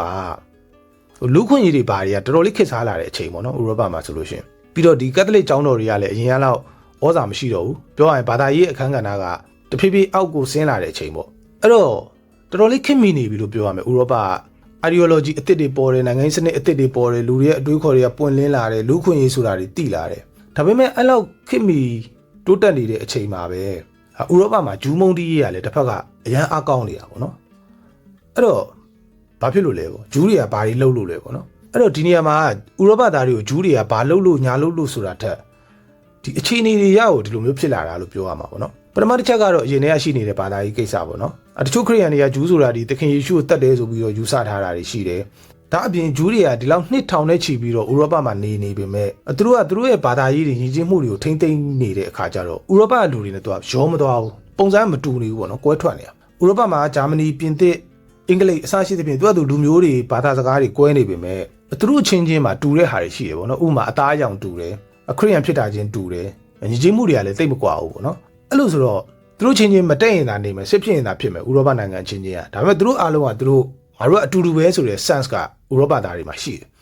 ဒါပေမဲ့ဂျူးတွေကကြတော့တက်ကြီးဖြစ်နေတာပေါ့နော်ဘာသာရေးကလည်းမတူဘူးယဉ်ကျေးမှုတွေဒလိထုံတန်းတွေအစဉ်အလာတွေကလည်းမတူဘူးဆိုတော့တက်ကြီးဖြစ်နေတာပြီးတော့ခုနအရှိမပြောခဲ့သလိုပေါ့နော် community ကိုကသူကနေတဲ့ပုံစံကလည်းမတူဟိုဂျူးတွေကိုတက်ခွဲပြီးတော့ရက်ွက်တွေကတ်တိုတွေမှာနေခိုင်းတာဆိုတော့ဒီကောင်တွေကငါတို့နဲ့မတူဘူးဆိုတဲ့ခံစားချက်ကဒီဥရောပသားတွေစိတ်ထဲမှာရှိနေတာပေါ့ပြီးတော့နောက်တစ်ခုကခုနပြောခဲ့သလိုပဲဥရောပမှာဒီအချိန်ကအမျိုးသားရေးတွေအားကောင်းလာတဲ့အချိန်ဆိုတော့ဟိုတခြားလူမျိုးဆိုလို့ရှိရင်နေထိုင်ကြည့်မရတာမျိုးတွေကလည်းရှိနေတယ်အဲ့တော့ဒါကလည်းထုံးစံပဲပေါ့နော်အမျိုးသားရေးအားကောင်းလာပြီဆိုလို့ရှိရင်တခြားလူမျိုးတစ်ခုကိုဖိနှိပ်ခြင်းတဲ့စိတ်ကအလိုလိုပါလာတာပေါ့နော်အဲ့တော့ဂျူးတွေလည်းဒီလိုပဲခံခဲ့ရတာပေါ့တချို့တွေဆိုလို့ရှိရင်တော်တော်ဆူဆူဝဝကိုဝါဒဖြန့်တာမျိုးတွေလည်းရှိတယ်ပေါ့နော်ဂျူးတွေနဲ့ပတ်သက်ပြီးတော့ဥပမာဆိုလို့ရှိရင်ဗျာဒါဝင်ရဲ့ theory of evolution ပေါ့စင်ကဲဖြစ်စဉ် theory ကိုတလွဲသုံးပြီးတော့လူသားမျိုးနွယ်တွေကလည်းဒီလိုပဲမျိုးကွဲတွေကွဲသွားတယ်ပေါ့နော် superior နဲ့ inferior ပေါ့အဆင့်မြင့်တဲ့လူမျိုးနဲ့အဆင့်နှိမ့်တဲ့လူမျိုးဆိုပြီးတော့ကွဲပြားသွားတယ်အဲ့တော့ဒီမှာဥရောပသားတွေက superior အဆင့်မြင့်တဲ့လူမျိုးတွေဖြစ်ပြီးတော့ဂျူးလူမျိုးတွေကတော့အဆင့်နှိမ့်တဲ့လူမျိုးတွေဖြစ်တယ်ဒီကောင်တွေက parasite တွေပေါ့နော်ကပ်ပါးကောင်တွေပေါ့သူတို့နဲ့အတူတူနေလို့ရှိရင်ဒီငါတို့ရဲ့မြင့်မြတ်တဲ့ပြင်သစ်သွေးတို့ဂျာမန်သွေးတို့က infection ဝင်မယ်ပေါ့ဗျာနှိမ့်ကြတဲ့ယောဂါတွေကူးဆက်လာမယ်စသဖြင့်ပေါ့ဒီလောက်ထိတော့မှပြောကြတာမျိုးတွေရှိခဲ့တာအဲ့ဒါကို social darwinism လို့ခေါ်တယ်ပေါ့နော်ဒီတော့ဥရောပကလူတွေရဲ့စိတ်ထဲမှာကဂျူးဆိုလို့ရှိရင်ယွန်စရာဆက်ဆုပ်စရာအဖြစ်မြင်နေကြတာမျိုးပေါ့နော်ပြီးတော့ဂျူးလူမျိုးတွေကဥရောပမှာဆိုလို့ရှိရင်scapegoating လည်းတော်တော်လောက်ခံရတယ်ပြောချင်တာအလွယ်တကူအပြစ်တင်တာပေါ့နော်အစင်မပြေတာတစ်ခုခုဖြစ်ပြီဆိုလို့ရှိရင်ဂျူးတွေကိုအလွယ်တကူပဲသူတို့ကြောင့်ဆိုပြီးတော့အပြစ်တင်လိုက်တာပေါ့နော်ဥပမာဆိုလို့ရှိရင်စီးပွားရေးမကောင်းမှုဆိုလို့ရှိရင်ဂျူးတွေကပတ်စံတွေကိုလက်ဝါးကြီးအုပ်ထားလို့ဂျူးတတိတွေကဒီနိုင်ငံတော်ရဲ့ငွေကြေးတွေကိုချဲ့လဲနေလို့စသဖြင့်ပြီးတော့စစ်ရှုံးလို့ရှိရင်လည်းဂျူးဒလန်တွေကရန်သူကိုသတင်းပေးတာပြီးတော့ဒီဥရောပမှာပလိတ်ယောဂဖြစ်တာတော့မှဂျူးတွေကရေတွင်းတွေကိုအစိတ်ခတ်လို့ဖြစ်တာပါဆိုပြီးတော့ပြဿနာရှာကြသေးတယ်ပေါ့နော်အဲ့တော့ဒီ19ရာစုကာလတွေအတွင်းမှာဆိုလို့ရှိရင်ဂျူးတွေဖိနှိပ်ခံရတာတွေခွဲခြားဆက်ဆံခံရတာတွေကအရင်တော့အထက်ကိုတော်တော်လေးဆိုးတဲ့အခြေအနေဖြစ်လာတယ်ပေါ့နော်ဒီတော့နှစ်ထောင်နဲ့ချီပြီးတော့ဒီလိုအခြေအနေတွေမှာဖြတ်တန်းနေရတဲ့ဂျူးတွေအနေနဲ့ကကြတော့ငါတို့ဒီလိုဆက်နေလို့တော့မဖြစ်တော့ဘူးဆိုပြီးတော့စဉ်းစားမိလာတယ်အဲ့တော့သူတို့မှနေစရာနိုင်ငံကလည်းမရှိဘူးအဲ့တော့တခြားနိုင်ငံတွေမှာနေတော့လေခုနပြောသလိုပဲအသက်ခံရအဖိနှိပ်ခံရခွဲခြားဆက်ဆံခံရဆိုတော့ဒီလိုအခြေအနေတွေကနေပြီးတော့လွတ်မြောက်အောင်မလုပ်ကြမလဲဆိုပြီးတော့စဉ်းစားကြတဲ့ဂျူးလူမျိုးတွေရှိလာတယ်ပေါ့နော်တချို့တွေအဲ့တော့ဒီလိုအကြောင်းအရာတွေအဖြစ်အပျက်တွေကိုအခြေခံပြီးတော့ပဲဇီယိုနဇမ်လို့ခေါ်တဲ့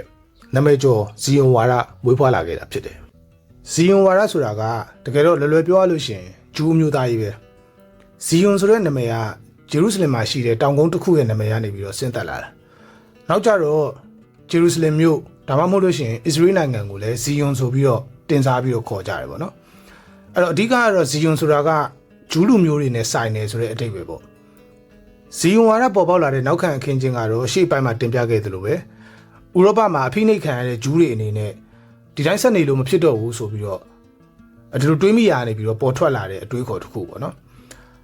်နောက်တစ်ချက်ကရှေ့မှာပြောခဲ့သလိုပဲဥရောပမှာကအမျိုးသားရေးအားကောင်းနေတဲ့ကာလဖြစ်တယ်ဒီ19ရာစုပေါ့နော်ဥရောပမှာအားကောင်းလာတဲ့အမျိုးသားရေးဆိုတာက ethnic ပေါ့လူမျိုးကိုအခြေခံတဲ့အမျိုးသားရေးဝါဒဖြစ်တယ်နိုင်ငံသားကိုအခြေခံတဲ့ဝါဒကအဲ့ဒီချိန်မှာတိတ်ခစ်မစားသေးဘူးပေါ့နော်ဥရောပမှာအဲ့တော့အစောပိုင်းအမျိုးသားရေးပုံစံပေါ့ပြင်သစ်တို့ဂျာမနီတို့အစရှိသဖြင့်ဒီလိုမျိုးလူမျိုးတွေဘာသာစကားတွေကိုအခြေခံတဲ့အမျိုးသားရေးပုံစံဒီအမျိုးသားရေးဝါဒက trend ဖြစ်နေတဲ့အချိန်ပေါ့နော် popular ဖြစ်နေတဲ့အချိန်ပေါ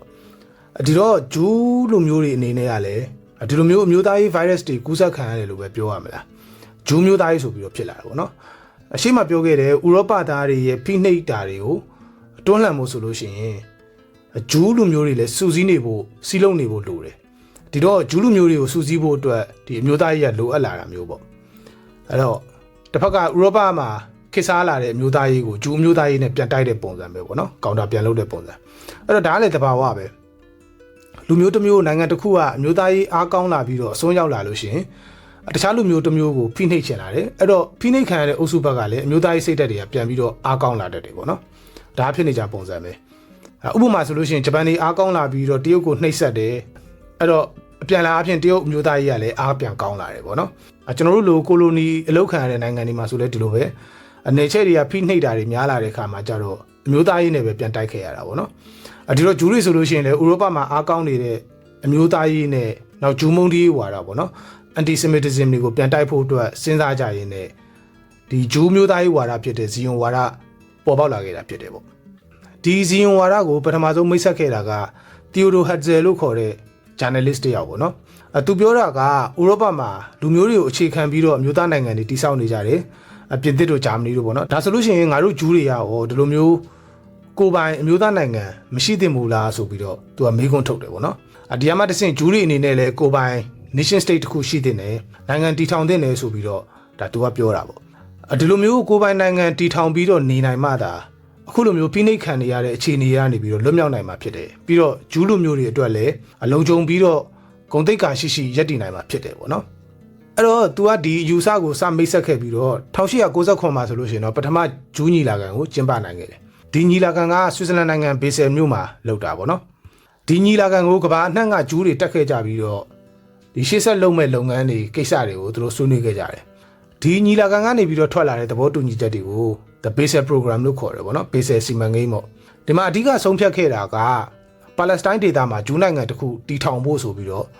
့ဒီပထမဂျူးညီလာခံမှာသူတို့သဘောတူခဲ့ကြတယ်နောက်ဒီညီလာခံကနေပြီးတော့ဒီ World Zionist Organization ဆိုပြီးတော့ကမ္ဘာဇီယွန်ဝါဒီတွေရဲ့အဖွဲ့ဆိုပြီးတော့လည်းတည်ထောင်နိုင်ခဲ့တယ်ပေါ့နော်ပါလက်စတိုင်းမှာနိုင်ငံတည်ထောင်နိုင်ဖို့ဆိုလို့ရှိရင်လုပ်ရမယ့်လုပ်ငန်းတွေကအများကြီးပေါ့နော်အဲ့တော့ဒီလိုလုပ်ငန်းတွေဘယ်လိုလုပ်ကြမလဲပြီးတော့နိုင်ငံတကာထောက်ခံမှုတွေရအောင်ဘယ်လိုစ조사ကြမလဲစသဖြင့်ပေါ့ဒီလိုမျိုးလမ်းကြောင်းတွေပေါ်လာတာပေါ့နော်ဒီပထမညီလာခံကနေပြီးတော့ဒီပထမဂျူးညီလာခံဆိုလို့ရှိရင်အရင်တုန်းက ideology အနေနဲ့ပဲရှိခဲ့တဲ့ဇီယွန်ဝါဒကိုလက်တွေ့အကောင့်ထဲပေါ်ဖို့အတွက်မဟာဗျူဟာတွေချမှတ်နိုင်ခဲ့တဲ့အခြေအနေထိကိုပြောင်းလဲခဲ့တာပေါ့အဲ့တော့ဒီညီလာခံအပြီးမှာဆိုလို့ရှိရင်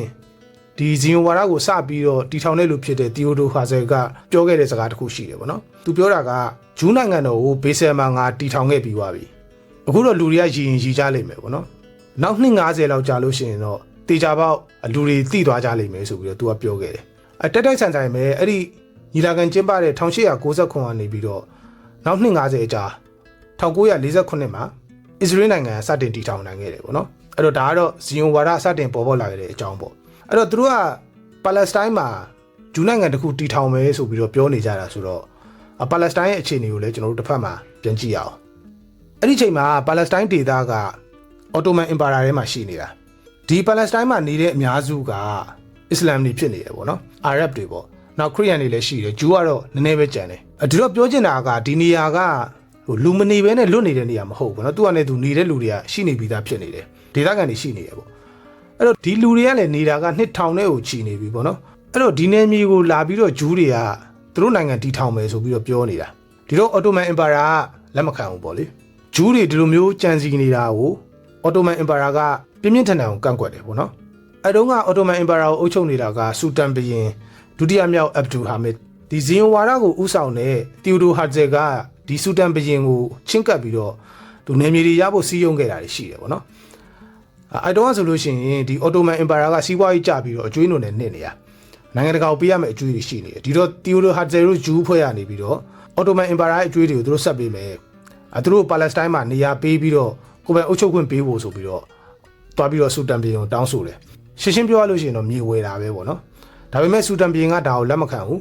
တော်တော်လေးပြင်းပြင်းထန်ထန်တုံ့ပြန်ခဲ့တယ်လို့သိရတယ်ပေါ့နော်ဒီမြေတွေကိုမင်းတို့ဂျူးတွေကိုရောင်းစရာဘာအကြောင်းမှမရှိဘူးပေါ့ငါတို့တေမှပဲမင်းတို့ဒီနယ်မျိုးရမယ်ဘာညာဆိုပြီးတော့ဒီလိုမျိုးပြင်းပြင်းထန်ထန်တုံ့ပြန်ခဲ့တယ်ပေါ့ဒီတော့ဂျူးတွေရဲ့စူးစမ်းမှုကမအောင်မြင်ခဲ့ဘူးဒီလိုမျိုးဆူတန်ဘုရင်ကညင်းခဲ့ပေမဲ့လည်း local authority တွေပေါ့နော်ဒီ Palestine နယ်မြေမှာတာဝန်ယူထားတဲ့အုပ်ချုပ်ရေးအဖွဲ့တွေကကြတော့ဒီနေရာမှာဂျူးလူမျိုးတွေကလာပြီးတော့မြေတွေဝယ်နေတာတို့လာပြီးတော့ဝင်ရောက်နေထိုင်နေတာတို့သူတို့ခွင့်ပြုခဲ့ကြတယ်ဒီတော့ဂျူးတွေအနေနဲ့ဆိုလို့ရှိရင်ဒီနေရာမှာသူတို့မြေပိုင်ဆိုင်မှုတွေကတော့တဖြည်းဖြည်းများလာပြီအရင်တက်စားလို့ရှိရင်ပေါ့နော်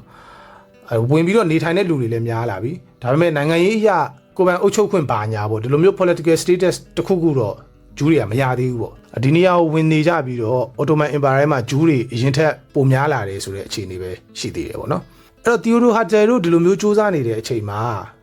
ဒီလူတွေကဇီယွန်ဝါဒအပေါ်မှာဘယ်လိုသဘောထားရှိတယ်လဲဆိုတာကိုလည်းထည့်ပြောဖို့လိုပဲပေါ့နော်ပထမဆုံးတစ်ခုကတော့ဂျူးတွေရဲ့အမြင်ဆက်စချင်းမှာဒီဇီယွန်ဝါဒကိုဂျူးလူမျိုးတွေအကုန်လုံးကလည်းထောက်ခံကြတာတော့မဟုတ်ဘူးဥရောပအရှေ့ပိုင်းကဂျူးတွေကတော့ဒီဇီယွန်ဝါဒနဲ့ပါလက်စတိုင်းမှာနိုင်ငံတည်ထောင်မှုအတွက်ကိုသူတို့ထောက်ခံကြတယ်ဒါလည်းရှေ့မှာပြောခဲ့သလိုပေါ့နော်ရုရှားမှာဖိနှိပ်ခံရတဲ့ program တွေကအရန်ဆိုးတဲ့အခါကျတော့ဒီဒေသကဂျူးတွေကတော့ဒီလိုနိုင်ငံတည်ထောင်မှုပါညာဆိုတော့သူတို့ကထောက်ခံကြတယ်ဒါပေမဲ့ဥရောပအနောက်ပိုင်းကဂျူးတွေပေါ့နော်အဓိကပြင်သစ်တို့ဂျာမနီတို့ အစာရှိသဖြင့်ဒီလိုတခြားဥရောပနေရာတွေမှာနေတဲ့ဂျူးတွေကကြတော့အစာပိုင်းမှာဒီဇီယွန်ဝါဒကိုသူတို့ကတိတ်မထောက်ခံဘူးသူတို့စဉ်းစားတာကကြတော့အခုတော့ငါတို့ကဖိနှိပ်ခံနေရတာခွဲခြားဆက်ဆံခံနေရတာပေါ့နော်ဒီလိုမျိုးဇီယွန်ဝါဒအားကောင်းလာပြီးတော့ငါတို့ကနိုင်ငံထူထောင်မဲ့ဘာညာဆိုလို့ရှိရင်ဥရောပမှာအခုတက်ကိုပို့ပြီးတော့ခွဲခြားဆက်ဆံခံရလိမ့်မယ်ပေါ့ငါတို့ကဒီဥရောပသားတွေနဲ့မတူဘူးဆိုတဲ့ဟာကိုဂျူးလူမျိုးတွေကိုယ်တိုင်ကခွဲခြားလိုက်တယ်လို့ဖြစ်သွားလိမ့်မယ်ဆိုပြီးတော့သူတို့ကတိတ်ပြီးတော့သဘောမကျဘူးအဲ့ဒီဂျူးတွေရဲ့အမြင်ကကြတော့ငါတို့ဒီနိုင်ငံမှာနေလာတာလဲကြာနေပြီနှစ်ထောင်နဲ့ချီနေပြီပေါ့နော်နိုင်ငံသားတွေပါလည်းဖြစ်နေပြီဒီတော့သူတို့ရဲ့သဘောကဒီနေရာမှာရှိပြီးသားလူတွေနဲ့ပဲဒီနေရာမှာပဲတဟဇာတာဖြစ်အောင်အဆင်ပြေပြေနေဖို့ပဲစူးစမ်းကျင်တာပေါ့နော်အဲ့တော့ဂျာမနီကဂျူးတွေဆိုလို့ရှိရင်သူတို့ဂျာမန်တွေနဲ့အဆင်ပြေအောင်နေကျင်တယ်ပြင်သစ်ကဆိုလို့ရှိရင်လည်းဒီလိုပဲပြင်သစ်လူမျိုးတွေနဲ့အဆင်ပြေအောင်နေကျင်တယ်အဲ့တော့ဒီလူအုပ်စုတွေကတော့ဇီယွန်ဝါဒကိုတိတ်ပြီးတော့မထောက်ခံကြဘူးပေါ့အဲ့တော့အဲ့လိုစဉ်းစားတဲ့အုပ်စုကတစ်ဖွဲ့ရှိတယ်ပြီးတော့ရှေ့မှာပြောခဲ့သလိုအရှေ့ဥရောပဂျူးတွေအရန်ဖိနှိပ်ခံနေရတဲ့ရုရှားကဂျူးတွေကတော့ဒီဇီယွန်ဝါဒကိုထောက်ခံကြတယ်နောက်ထပ်ဂျူးတအုပ်စုလည်းရှိသေးတယ်အဲ့ဒါတွေကတော့ Orthodox ဂျူးတွေပေါ့နော်ဂျူးရှေးရိုးစွဲဝါဒီတွေပေါ့သူတို့ရဲ့ယူဆကြတော့အခုလိုမျိုးအိမ်ပြန်ဖို့ဒီ Holy Land ပေါ့နော်မြင့်မြတ်တဲ့မြေပေါ့ဒီဂျေရုဆလင်ကိုပြန်ဖို့ဆိုလို့ရှိရင်အခုလိုမျိုးလူတွေကစူးစမ်းနေတာအဓိပ္ပာယ်မရှိဘူးအောင်မြင်မှာလည်းမဟုတ်ဘူးပေါ့နော်ဒါကဘုရားသခင်ပဲတက်နိုင်တဲ့ကိစ္စဖြစ်တယ်ဒီတော့ဘုရားသခင်ကအချိန်တန်လို့ရှိရင်သူတို့စီစဉ်ပေးလိမ့်မယ်ဆိုပြီးတော့သူတို့ကယူဆတယ်အခုလိုလူတွေကဥဆောင်ပြီးတော့ဗောနော်တီယိုဒိုဟာဂျယ်တို့ဥဆောင်ပြီးလုပ်နေတဲ့ဟာတွေကအဆင်ပြေမှာမဟုတ်ဘူးဆိုပြီးတော့သူတို့ကဒီလိုမျိုးစန့်ကျင်တာနောက်ထပ်ဂျူးတအုပ်စုလည်းရှိတယ်သူကကြတော့ဒီ communist socialist အုပ်စုပေါ့အဲ့ဒီချိန်မှာဥရောပမှာတည်တဲ့အတိုင်း communist socialist ဝါဒတွေခေတ်စားလာတယ်အဲ့တော့ဒီဝါဒတွေကိုယုံကြည်တဲ့ဂျူးလူမျိုးအုပ်စုတွေလည်းရှိတယ်ဗောနော်ဒီ communist socialist ဂျူးတွေယုံကြည်တာကြတော့ဒီလိုမျိုးနိုင်ငံတွေဘာတွေတည်ထောင်နေဖို့မလိုဘူးလက်ရှိရောက်နေတဲ့နေရာမှာပဲဘယ်နေရာပဲရောက်ပေါ့နော်ဂျာမနီမှာပဲရောက်ပြင်သစ်မှာပဲရောက်အင်္ဂလန်မှာပဲဖြစ်ဖြစ်ဗမာပဲဖြစ်ဖြစ်ကိုရှိတဲ့နေရာမှာ communist socialist အတွေးခေါ်တွေအားကောင်းလာအောင်လုပ်ကိုရှိတဲ့နိုင်ငံကိုပဲ communist တော်လှန်ရေးတွေလုပ်ပေါ့နော်ဒါဆိုလို့ရှိရင်အားလုံးတန်းတူဖြစ်သွားလိမ့်မယ်ဖိနှိပ်တာတွေခွဲခြားဆက်ဆံတာတွေလည်းရှိတော့မှာမဟုတ်ဘူးပေါ့နော်တီးတဲ့အတိုင်းပဲဒီဝါဒတွေကကြတော့ဒီနိုင်ငံတွေလူမျိုးတွေဆိုတာထက်လူဒန်းစားအမြင်နဲ့ပဲကြည်တာဆိုတော့ဒီ communist socialist ဖြစ်နေတဲ့ဂျူးတွေကတော့သူတို့ကလည်းလူဒန်းစားအမြင်နဲ့ပဲကြည်တာပေါ့နော်နောက် communist စနစ်ဆိုလို့ရှိရင်တည်တဲ့အတိုင်းနိုင်ငံတွေဆိုတာကိုပါသူတို့ကညှင်းပယ်တဲ့အယူဆရှိတယ်ဆိုတော့အခုလိုနိုင်ငံအသစ်ထောင်မဲ့ဟာကို communist ဂျူးတွေကမကြိုက်ဘူးပေါ့လေနော်အဲ့တော့ဒါကဂျူးလူမျိုးတွေအချင်းချင်းကြားမှာပဲဒီဇီယွန်ဝါဒနဲ့ပတ်သက်ပြီးတော့အမြင်မျိုးမျိုးကိုးရနေတာပေါ့နော်ညင်းနေခုန်နေကြတာသဘောမတူတာတွေအမျိုးစုံရှိနေတဲ့အခြေအနေပေါ့အဲ့တော့နိုင်ငံတကာရဲ့အမြင်မှာကြတော့လေအစောပိုင်းမှာဒီဇီယွန်ဝါဒလှုပ်ရှားမှုတွေကိုသူတို့ကတိတ်အလေးနဲ့မထားခဲ့ဘူးဒါအုပ်စုသေးသေးလေးနဲ့ပေါ့နော်ဂျူးတွေသူလုံနေကြတာဘာမှလည်းတိတ်ဖြစ်လာမှာမဟုတ်ဘူးဆိုပြီးတော့ဒီလိုပဲထင်ခဲ့ကြတာနောက်ပိုင်းမှာကြတော့မှတဖြည်းဖြည်းနဲ့သူတို့လည်းစိတ်ဝင်စားလာတယ်ပေါ့နော်နိုင်ငံတကာအဓိကဗြိတိန်ဆိုလို့ရှိရင်ဒီကိစ္စအပေါ်မှာတော်တော်လေးစိတ်ဝင်စားပြီးတော့နောက်ပိုင်းမှာဆိုထဲဝင်ပါခဲ့တယ်ပေါ့နော်ဗြိတိန်ဝင်ပါခဲ့တဲ့ကိစ္စတွေတော့နောက်ပိုင်းမှာပဲဆက်ပြီးတော့တင်ပြသွားပါမယ်နောက်အော်တိုမန်အင်ပါယာကတော့ရှေ့မှာပြောခဲ့သလိုပဲဒီနေရာကသူ့ရဲ့နယ်နိမိတ်ထဲမှာရှိနေတာဆိုတော့သူကတော့ပြက်ပြက်သားသားကိုညင်းတယ်နောက်ဒေသခံအာရပ်တွေပေါ့နော်မွတ်စလင်တွေသူတို့ကလည်းဒီကိစ္စအပေါ်မှာစိတ်ပူကြတာမျိုးတွေရှိတယ်အရှိမပြောခဲ့သလိုပဲနိုင်ငံကြီးကအာမခံချက်ရှိမနေဘူးဆိုပေမဲ့ဒီပါလက်စတိုင်းမှာဂျူးတွေကတဖြည်းဖြည်းနဲ့ဝင်လာကြပြီများလာပြီပေါ့နော်မြေတွေဝယ်ပြီးတော့ရွှေ့ပြောင်းနေထိုင်ကြပြီဆိုတော့ဒီနေရာမှာလက်ရှိနေတဲ့အာရပ်တွေအတော့ကကြတော့ဒါချင်းချောက်မှုတစ်ခုလိုဖြစ်လာတယ်ဒါပေမဲ့လည်းအဲ့ချိန်မှာအာရပ်တွေကဒီဂျူးကိစ္စကိုသူတို့အပြေးအဝတော့အာရုံမဆိုင်နိုင်ဘူးဘာလို့ဆိုတော့တစ်ဖက်မှာသူတို့ကအော်တိုမန်အင်ပါယာလက်အောက်ကနေပြီးတော့လွတ်မြောက်ချင်တာလွတ်လပ်ရေးရဖို့စူးစမ်းနေတဲ့အချိန်လည်းဖြစ်တယ်အဲ့တော့ဒီဂျူးတွေပေါ်မှာအပြေးအဝတော့သူတို့အာရုံမဆိုင်နိုင်ဘူးပေါ့နော်နောက်ပိုင်းမှာတဖြည်းဖြည်းနဲ့ဂျူးတွေကများလာတော့မှပို့ပြီးတော့အာရုံဆိုင်မိလာတာအဲ့တော့ဒီဇီယွန်ဝါဒမှာရှေ့ကပြောခဲ့သလိုမျိုးပါလက်စတိုင်းမှာနိုင်ငံထူထောင်မယ်ဆိုပြီးတော့သူတို့သဘောတူခဲ့ကြပေမဲ့ဒီတခြား alternative စဉ်းစားနည်းတွေလည်းသူတို့မှာရှိခဲ့သေးတယ်ပေါ့နော်ပထမဆုံးတစ်ခုကကြတော့သူတို့အာဂျင်တီးနားမှာဂျူးနိုင်ငံတစ်ခုတည်ထောင်ဖို့ဆိုပြီးတော့သူတို့စဉ်းစားခဲ့သေးတယ်ဒါကပါလက်စတိုင်းမတိုင်ခင်အရင်ဆုံးစဉ်းစားခဲ့တဲ့နေရာပေါ့နော်ဂျူးလူမျိုးတွေနိုင်ငံတည်ထောင်မယ်ဆိုတော့ပထမဆုံးစဉ်းစားခဲ့တာအာဂျင်တီးနားကိုအရင်စဉ်းစားခဲ့တာအဲ့တော့အာဂျင်တီးနားကဘာလို့လဲဆိုတော့အဲ့ဒီမှာကဒီဂျူးလူမျိုးတွေကလည်းတော်တော်များများရှိနေတယ်အာဂျင်တီးနားမှာအစောကြီးရှိပြီးသားပေါ့နော်အဲ့ဒီပြင်သူကအာဂျင်တီးနားကမြေဩဇာလည်းကောင်းတယ်စိုက်ပျိုးလို့လည်းရတယ်အဲ့လိုဆိုတော့ဒီအာဂျင်တီးနားဆိုမစိုးဘူးပေါ့နော်သူတို့အဲ့လိုစဉ်းစားခဲ့တယ်ဒါပေမဲ့ဒီဂျူးတွေချင်းချင်းသူတို့ဆွေးနွေးကြတဲ့အခါမှာကြတော့အာဂျင်တီးနားကတမိုင်းကြောင်ရဂျူးတွေနဲ့ဘာမှမဆိုင်ဘူးအဲ့တော့ဒါအောင်မရွေးဘဲနဲ့ဒီပါလက်စတိုင်းကိုပဲရွေးလိုက်တာပေါ့နော်နောက်ပိုင်း20ရာစုအစောပိုင်းဒီပထမကမ္ဘာစစ်မဖြစ်ခင်ကာလတွေမှာဆိုလို့ရှိရင်လည်းတခြားနေရာတွေစဉ်းစားခဲ့တာရှိသေးတယ်ပါလက်စတိုင်းကတော့သူတို့ရဲ့ပထမဦးစားပေးပေါ့နော်ဒါပေမဲ့အဲ့ဒီအချိန်မှာဒီဥရောပမှာဂျူးတွေဖိနှိပ်ခံရတာ ပို့ပြီးတော့ပြင်းထန်လာတယ်အထူးသဖြင့်ဆိုလို့ရှိရင်ရုရှားအင်ပါယာထဲမှာပေါ့နော်ဂျူးတွေကအရန်ဖိနှိပ်ခံရတယ်အဲ့တော့ဒီအချိန်မှာသူတို့ကစက်နေဖို့ကိုမဖြစ်နိုင်တော့တဲ့အခြေအနေပေါ့ဒီရုရှားအင်ပါယာထဲမှာအဲ့တော့ချက်ချင်းကိုသူတို့ကနေရာတစ်ခုရွှေ့ပြောင်းမှုလိုနေပြီအဲ့ဒီအချိန်မှာပါလက်စတိုင်းကသူတို့ရဲ့ဦးစားပေးဖြစ်ပင်မဲ့လေအော်တိုမန်အင်ပါယာနဲ့ညှိလို့မရသေးဘူးဆိုတော့လောလောဆယ်ဘယ်ကိုပြောင်းရင်ကောင်းမလဲဆိုပြီးတော့သူတို့စဉ်းစားသေးတယ်ပေါ့နော်အဲ့ဒီစဉ်းစားချက်ကဘာလဲဆိုတော့အာဖရိကယူဂန်ဒါဖြစ်လာတယ်ပေါ့နော်အဲ့တော့ဒီကြံကိုပေးတာတော့ဗြိတိရှားတွေကမင်းတို့အာဖရိကယူဂန်ဒါကိုပြောင်းပြီးနေကြပါလားအဲ့မှာနိုင်ငံထူထောင်ကြပါလားဆိုပြီးတော့အကြံပေးတယ်ဒီကြံကိုလည်းဂျူးတွေကသဘောမတူဘူးရှေ့မှာပြောခဲ့သလိုပဲဒီနေရာကဂျူးတွေအတွက်တမိုင်းကြောင်အရာရောဘာသာရေးအရာရောပြီးတော့ဒီ emotion ပေါ့နော်စိတ်ခံစားချက်တွေအရာရောဘာမှဆက်နွယ်မှုရှိမနေဘူးအဲ့လိုဆိုတော့ပါလက်စတိုင်းကိုပဲဂျူးတွေကသဘောကျတယ်ပေါ့ပြီးတော့တခြားလဲစဉ်းစားချက်တွေတော့ရှိသေးတယ်ပေါ့နော်ဒီလိုမျိုး alternative နေရာတွေအဲ့ဒါတွေကတော့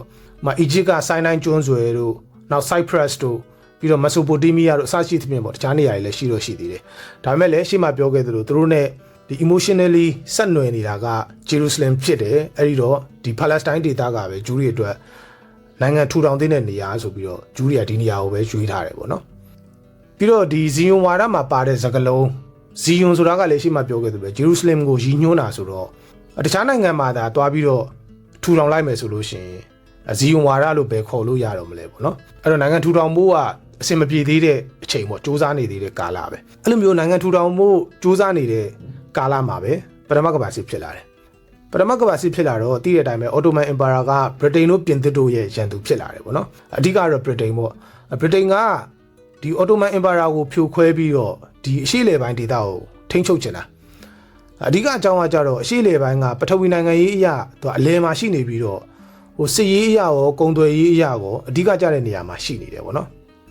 ဒီတော့ဒီရှေ့လေပိုင်းကိုထိန်းချုပ်နိုင်လို့ရှိရင်စူးဝတ်တူးမြောင်းတို့ဘာလို့လို့အရေးပါတဲ့နေရာတွေကိုထိန်းချုပ်နိုင်မယ်ပြီးတော့နောက်တစ်ချက်ကတီးတဲ့အတိုင်းဒီအရှေ့ဘက်အာရှတိုက်မှာဆိုလို့ရှိရင်အိန္ဒိယရှိတယ်အိန္ဒိယကဒီဗြိတိရှတွေအတွက်အရန်အရေးပါတဲ့ကိုလိုနီနယ်တစ်ခုဖြစ်တယ်ပေါ့နော်အဲ့တော့ဒီအရှေ့ဘက်ကိုလွယ်လွယ်ကူကူသွားဖို့အိန္ဒိယနဲ့ဆက်သွယ်ရေးကောင်းဖို့အိန္ဒိယကိုကောင်းကောင်းမွန်မွန်ထိန်းချုပ်နိုင်ဖို့ဆိုလို့ရှိရင်လေဒီအရှေ့လေပိုင်းကိုသူတို့ရထားမှာဖြစ်မယ်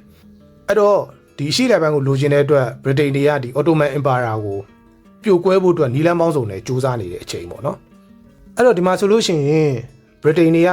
ကဒီအာရပ်တွေကိုလက်နက်တွေစစ်တင်တန်းတွေထောက်ပံ့ပေးပြီးတော့အော်တိုမန်အင်ပါယာကိုပုံကန်ဖို့အတွက်မြှောက်ပေးတယ်ပေါ့နော်အော်တိုမန်အင်ပါယာပြိုကွဲသွားလို့ရှိရင်အာရပ်တွေကို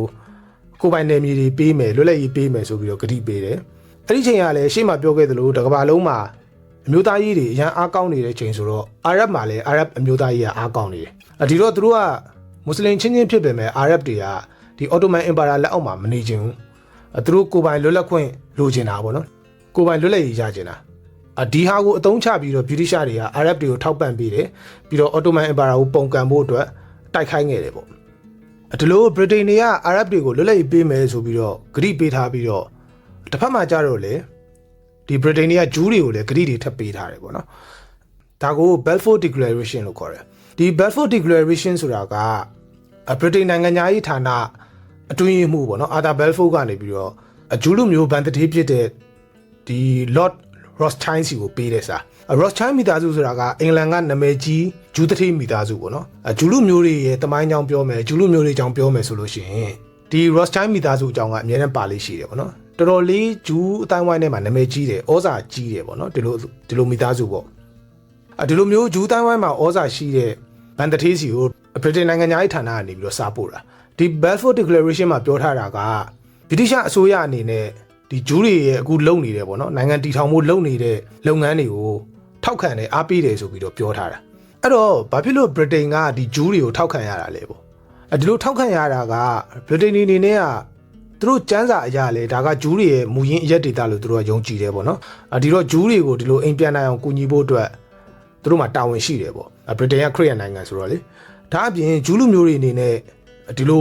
ဥရောပမှာဖိနှိပ်ခံနေရတာတွေကိုစာနာတာတနာတာလည်းပါတယ်အခုဒီစာကိုရေးတဲ့အာသာဘယ်ဖို့ဆိုလို့ရှိရင်သူကဂျူးတွေပေါ်ကိုတကယ်စေတနာရှိတဲ့လူဆိုပြီးတော့သိရတယ်ပေါ့နော်အစိတ်ရင်းတွေကိုဂျူးတွေကိုဒီလိုမျိုးလွတ်မြောက်စေချင်တာနိုင်ငံရစေချင်တာပေါ့ဒါတွေကတော့ပုံမှန်ပြောနေကြအကြောင်းအရာတွေပေါ့နော်ဗြိတိန်တွေကဂျူးတွေကိုဘာလို့ထောက်ခံတာလ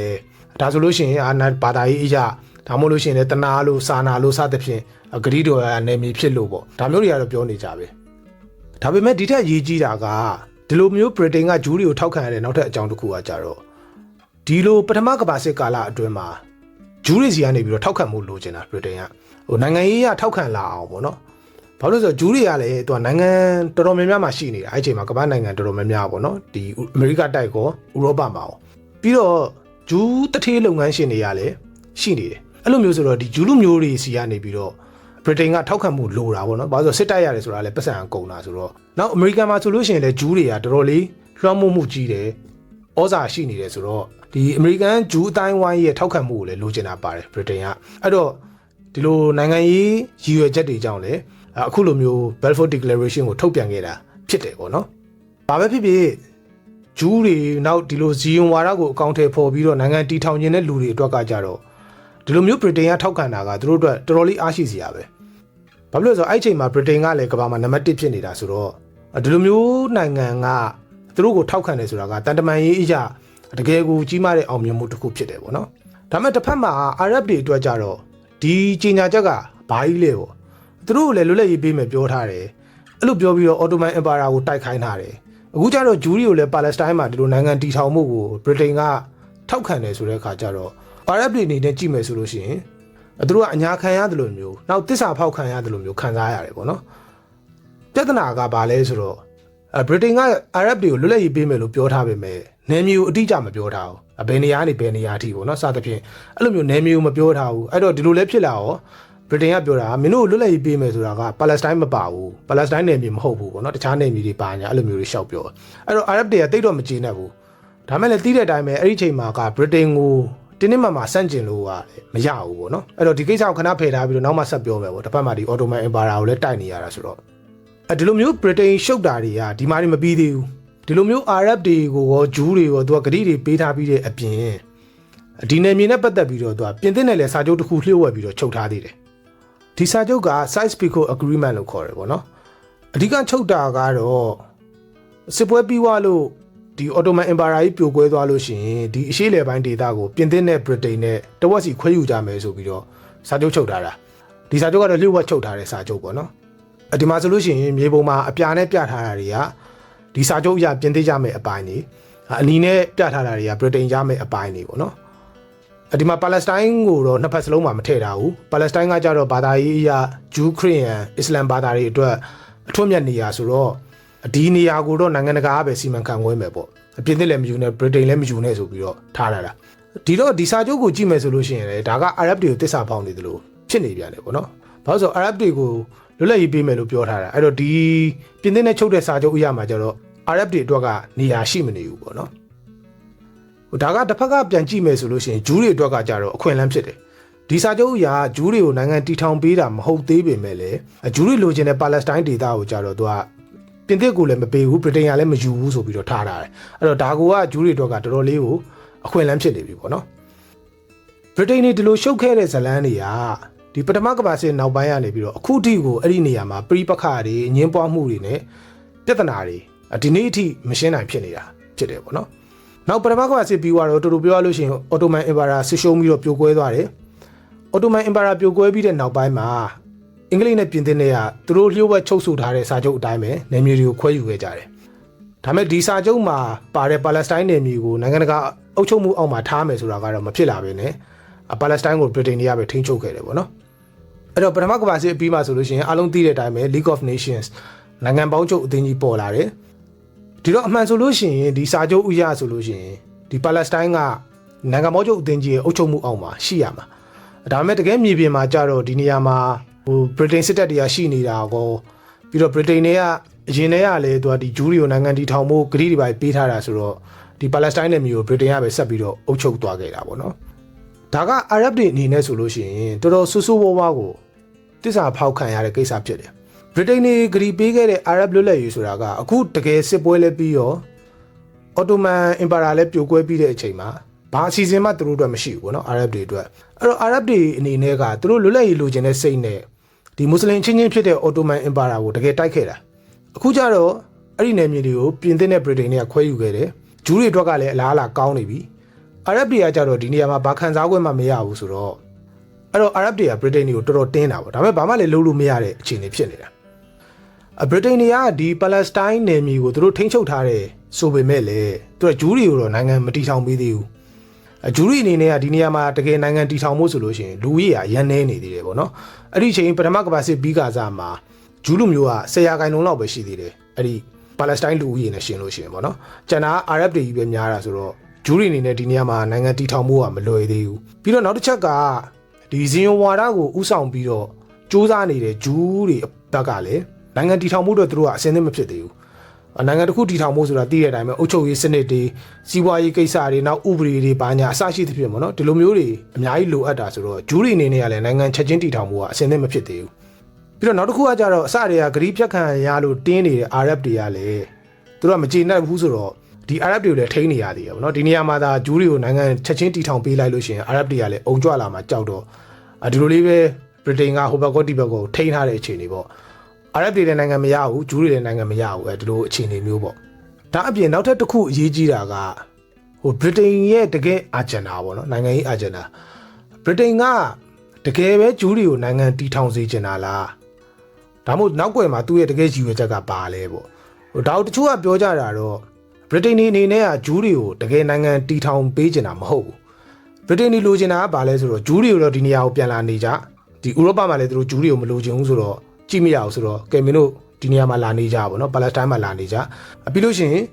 ကိုပိုင်အုပ်ချုပ်ခွင့်တွေပါလည်းပေးထားမယ်မင်းတို့ဂျူးလူမျိုးတွေအချင်းချင်းအုပ်ချုပ်ဒါပေမဲ့တကယ်လွတ်လပ်တဲ့နိုင်ငံတစ်ခုဆိုတာထက်ကိုသူက British Empire လက်အောက်ကဂျူးနယ်မြေဆိုပြီးတော့အဲ့လိုသဘောမျိုးဗြိတိန်တွေကထားကျင်တာပေါ့နော်ကျွန်တော်တို့မြန်မာတို့အိန္ဒိယတို့လိုပေါ့မင်းတို့ဂျူးတွေနေကိုယ့်အကိုအုပ်ချုပ်ဒါပေမဲ့ British Empire ရဲ့လက်အောက်ကနယ်မြေတစ်ခုဆိုပြီးတော့အဲ့သဘောပဲသူတို့ကဖြစ်စေချင်တယ်လို့တချို့ကပြောကြတယ်ပေါ့နော်အဲ့ဒီတော့ဗြိတိန်တွေကဒီဂျူးတွေကိုနိုင်ငံတော့မတည်ထောင်ပေးသေးပေမဲ့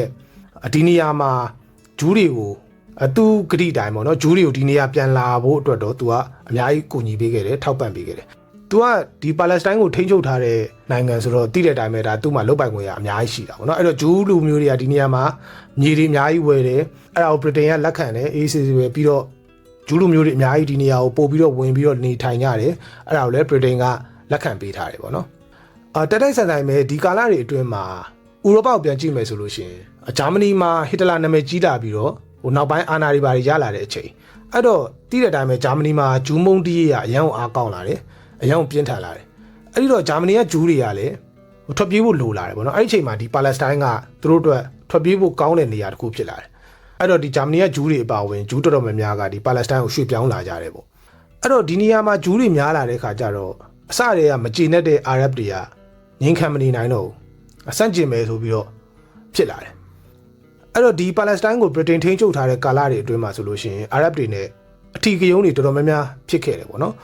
်အာရပ်တွေဘက်ကကြည့်မယ်ဆိုလို့ရှိရင်လေဒီနေရာမှာသူတို့နေလာတာက2000နဲ့ချီနေပြီဂျူးတွေကအခုမှပြန်လာပြီးတော့ဒါသူတို့နေမြေပါဘာညာဆိုပြီးတော့လာလုတ်တယ်ပေါ့နော်ဟိုဒါကိုလည်းကမ္ဘာအင်အားကြီးနိုင်ငံတွေကထောက်ခံကူညီပေးပြီးတော့ဂျူးတွေဘက်ကနေပြီးတော့ပဲရက်တည်တယ်ဟိုအာရပ်တွေကိုကြတော့ရှေ့မှာပြောခဲ့သလိုပဲလွတ်လပ်ရေးပေးမယ်ဆိုပြီးတော့စစ်ပဲတိုက်ခိုင်းတယ်ပြီးတော့လွတ်လပ်ရေးလည်းမပေးဘူးပြီးတော့အခုလက်ရှိနေတဲ့နေရာဟိုတောင်မှဂျူးတွေအတွက်ကိုသူကဖယ်ပေးရမလို့ဖြစ်နေတယ်ဒီတော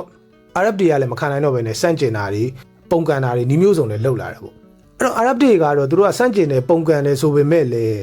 းဗြိတိရှစစ်တပ်ကိုတော့သူတို့ကသွားလှုပ်လို့မလွယ်ဘူးပေါ့လေနော်ဗြိတိရှစစ်တပ်ဆိုတာအသိရတဲ့အတိုင်းပဲကမ္ဘာအင်အားကြီးစစ်တပ်ဆိုတော့အာရပ်တွေနေတဲ့ဗြိတိရှစစ်တပ်ကိုသွားတိုက်ဖို့ကမဖြစ်နိုင်ဘူးအဲ့တော့အာရပ်တွေရဲ့ပြစ်မှတ်ကဘာတွေဖြစ်လာလဲဆိုဂျူး community တွေဖြစ်လာတယ်ပေါ့နော်ဂျူးတွေစုဝေးကြတဲ့ဘာသာရေးပွဲတို့ဘာတို့မှာ